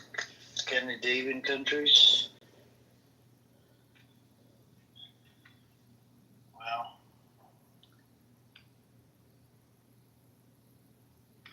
This is part of the show in American TV. That's funny. That's funny. I'm not gonna lie. That is funny. He gets triggered and pissed off. Anyways, going back to the news and whatnot.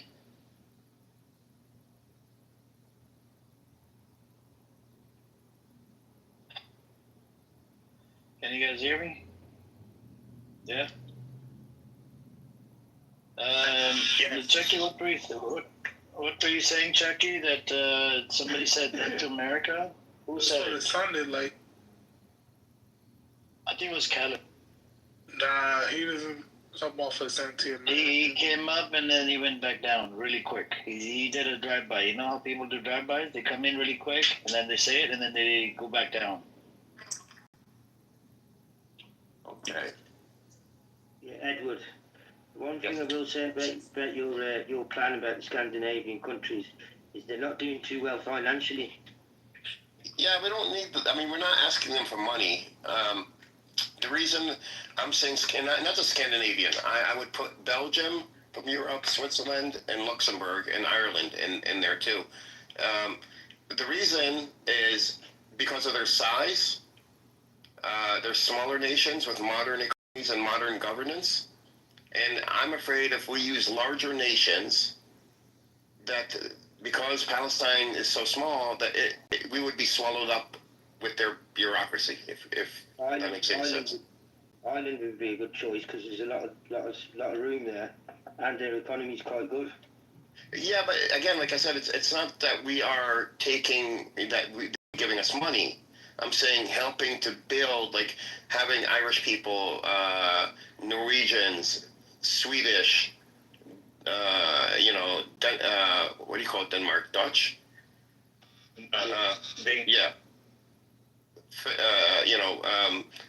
People from Luxembourg, Belgium, Switzerland, all coming in and contributing their expertise to building the nation, not paying for it, but helping to build and keeping Palestinians accountable to the rest of the world. But who will pay for it then? Somebody has to pay. The Arab countries will pay. They have money, the Gulf nations. They would gladly pay to get this situation over and done with. The money isn't the issue, honestly, which is surprising. You would think that it would be, but it isn't. It's building a nation. It's no matter how much money you have. If you have to have the expertise to build the nation. Yes, Switzerland, Sweden, Finland. They're the ones that economies are struggling at the minute. Yeah, but it's not just their, we're not looking to take from them. What we're wanting is their expertise in how they govern. And also, I don't think you'd like the cold. Huh? The cold there, I'm just saying the cold. Well, no, wait, we're not taking Palestine and going there. What are you thinking? No, I'm saying if they're, if Palestine is able to build a nation, we would bring them into Palestine. Using their politicians, you mean? Not politicians, they're experts. They're the people that they're auditors. They're political. I don't think political science. Go ahead. Edward, did you read this article, the Axios, like fully, completely, or did you ask ChatGPT to summarize it for you? What article? Axios, yeah. I read it. Why? Did you read all of it, or just like some of it? I believe I read all of it. And what part are you referring to? I'm referring to Trump. He said America hates to be the only nation to be, part of the. Now he wants other nations to step in, like Europe and the Middle East countries. But the biggest issue is who did the genocide. I know. That's a good point. I mean, that's so Israel, wants everyone else to pay, which, and that's exactly what's going to happen. Is everyone else will be paying, not Israel, and that's, life isn't fair. If Palestinians did this kind of thing, it would be Palestinians that would be paying for it. Any other nation, they would have to be paying for it. Edward, Scotland would be a good one for that, because our government was formed we didn't have a government before 1997. In 1997, we formed a government. Now they've overtook being probably the best government in the whole of the United Kingdom. The SNP, Scottish Nationalist Party. We never even had one politician. We had politicians in Westminster, but we didn't have any politicians up in Scotland. Now we've got our own Parliament building. Now we've got our own politicians with the largest party up there, the Scottish Nationalist Party, and we've overtook our GDP. We've grown it massively. We're the second biggest contributor to the union. Say again. It's a tiny country. I mean, Scotland. I don't think they take on the project of Gaza. No, I'm just saying that the politicians for expertise on how to start up a new government and what areas to focus on. No, like, what do you mean, expertise in what government? On Hamas and this PA inside Gaza and the West Bank? Is that what you're saying? No, the way in starting structuring the government, i.e. Education department, you're going to need. The education, brother, the UN was doing a hell of a job. The UNRWA was doing a hell of a fucking job. They were schools in the West Bank and in Gaza. The school, the medical, and everything. Like, there's people working for UNRWA. A lot of them were employed at UNRWA. And the university as well, wasn't it? Yeah, universities. People are educated. Yeah. Scotty, it's funny.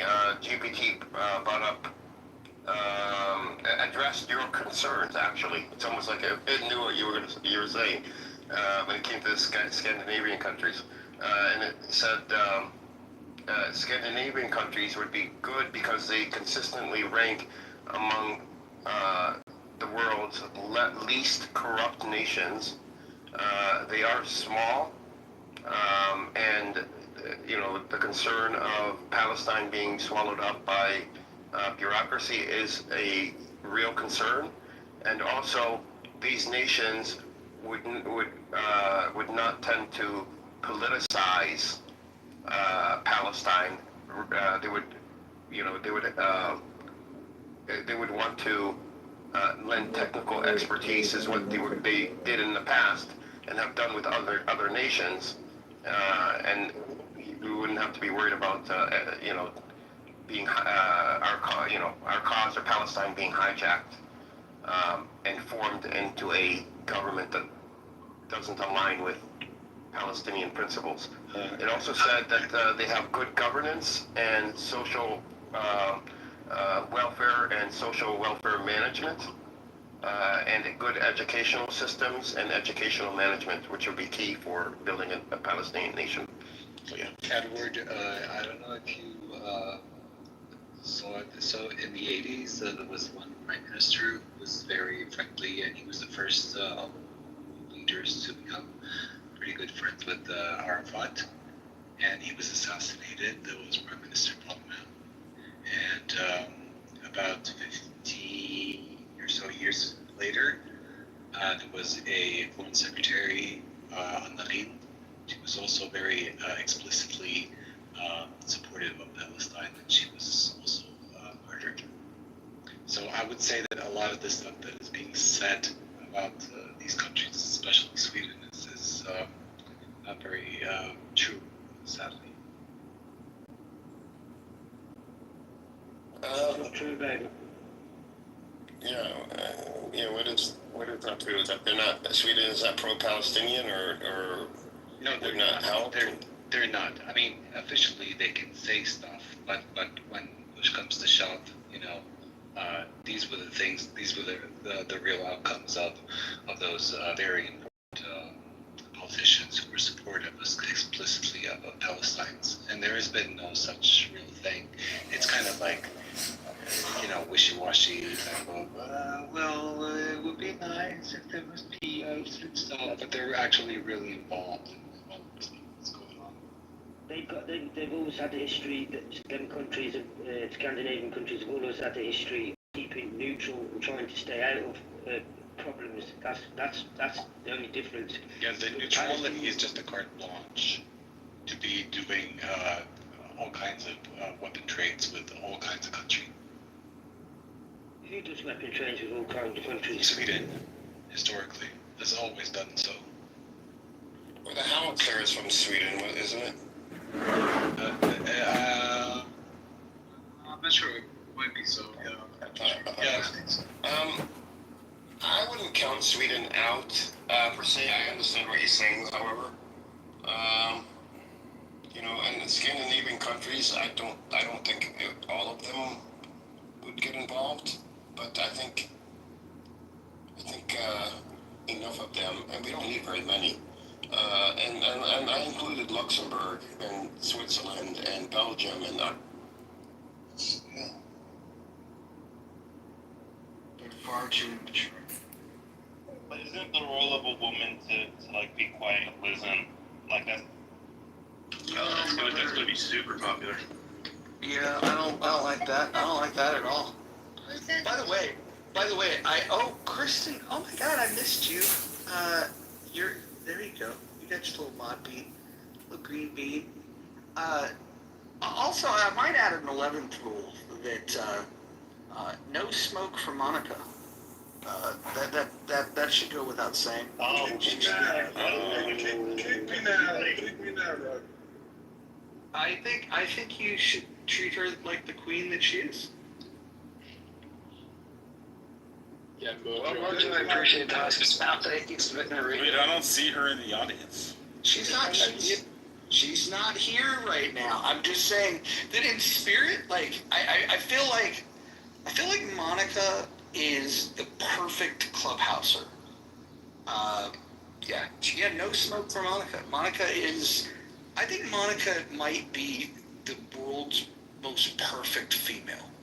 She reminds me of Little Red Riding Hood. Remember that Little Red Riding Hood? Yeah, but let's break it down. Let's break it down what makes her so special. So, she's smart. Everybody knows that. If you don't think she's smart, she can prove it to you. She's funny. She's hilarious. It makes me laugh. Her voice is very sweet sounding voice, right? She's classy. She's the only one that didn't want to answer the question about what sexual position is your favorite. She was just like, no, I don't kiss and tell. I think that she's on such an elevated level that I'm starting to understand why people hate on her.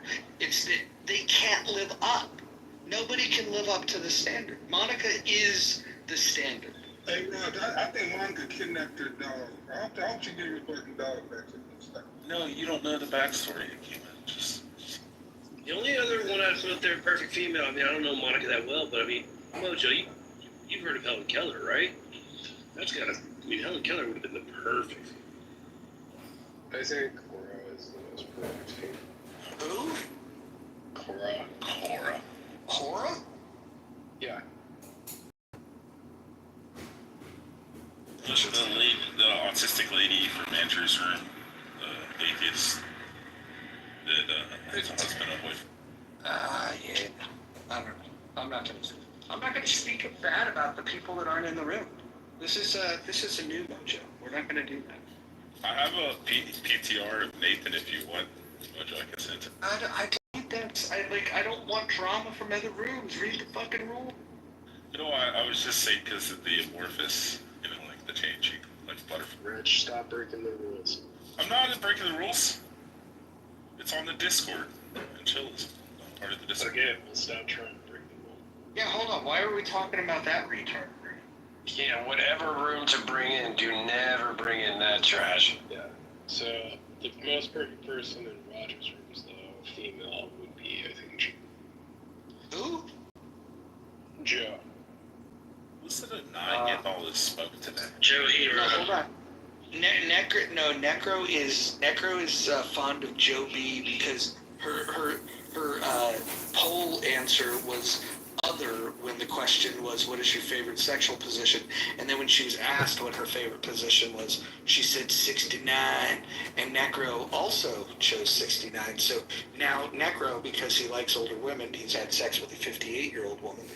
He wants to break his record, and so now he's got a crush on Joe. Ooh, I know rule number 11. Rule number 11 should be that you have to say axed.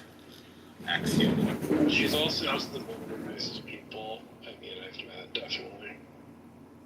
So much for not talking. Your new rule there, Mojo. So much for not talking about people that aren't in the room. Well, the Joe B one is an interesting one because, let's see, is she here? Oh, actually, Chloe, come up here. Let's get Chloe up here. Chloe didn't realize that the poll, that it reveals your answer, and Chloe, I won't even say what response Chloe gave, but Chloe was very embarrassed after that. Yeah. Chloe, you should come up.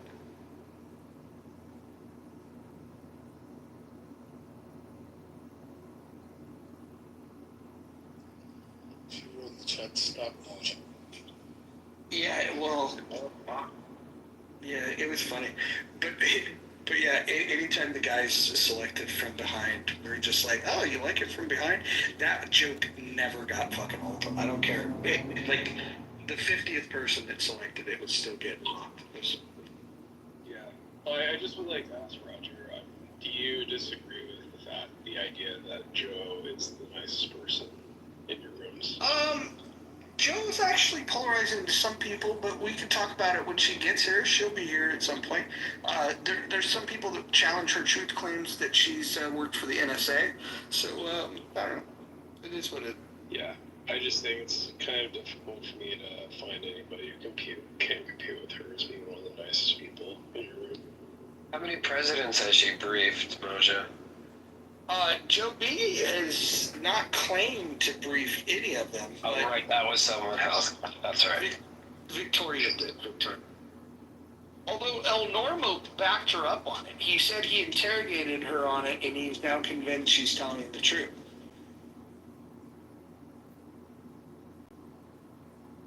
You voted for him, Roger, so he got to be telling the truth. I mean, sure, I'll set you free, but at first it might piss you off.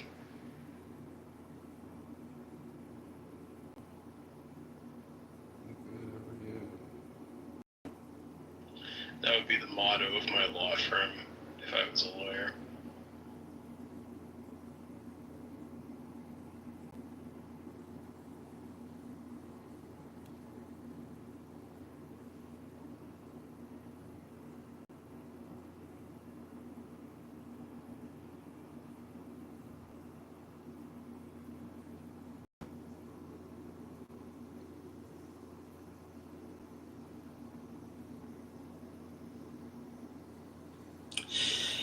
how's that quietness, Mojo? You see how everything just shut down? What do you think of that, Mojo? He's meditating. It wasn't quiet over here. The dogs were going crazy and knocked over a fucking table. So all that silence you guys heard, it was not happening.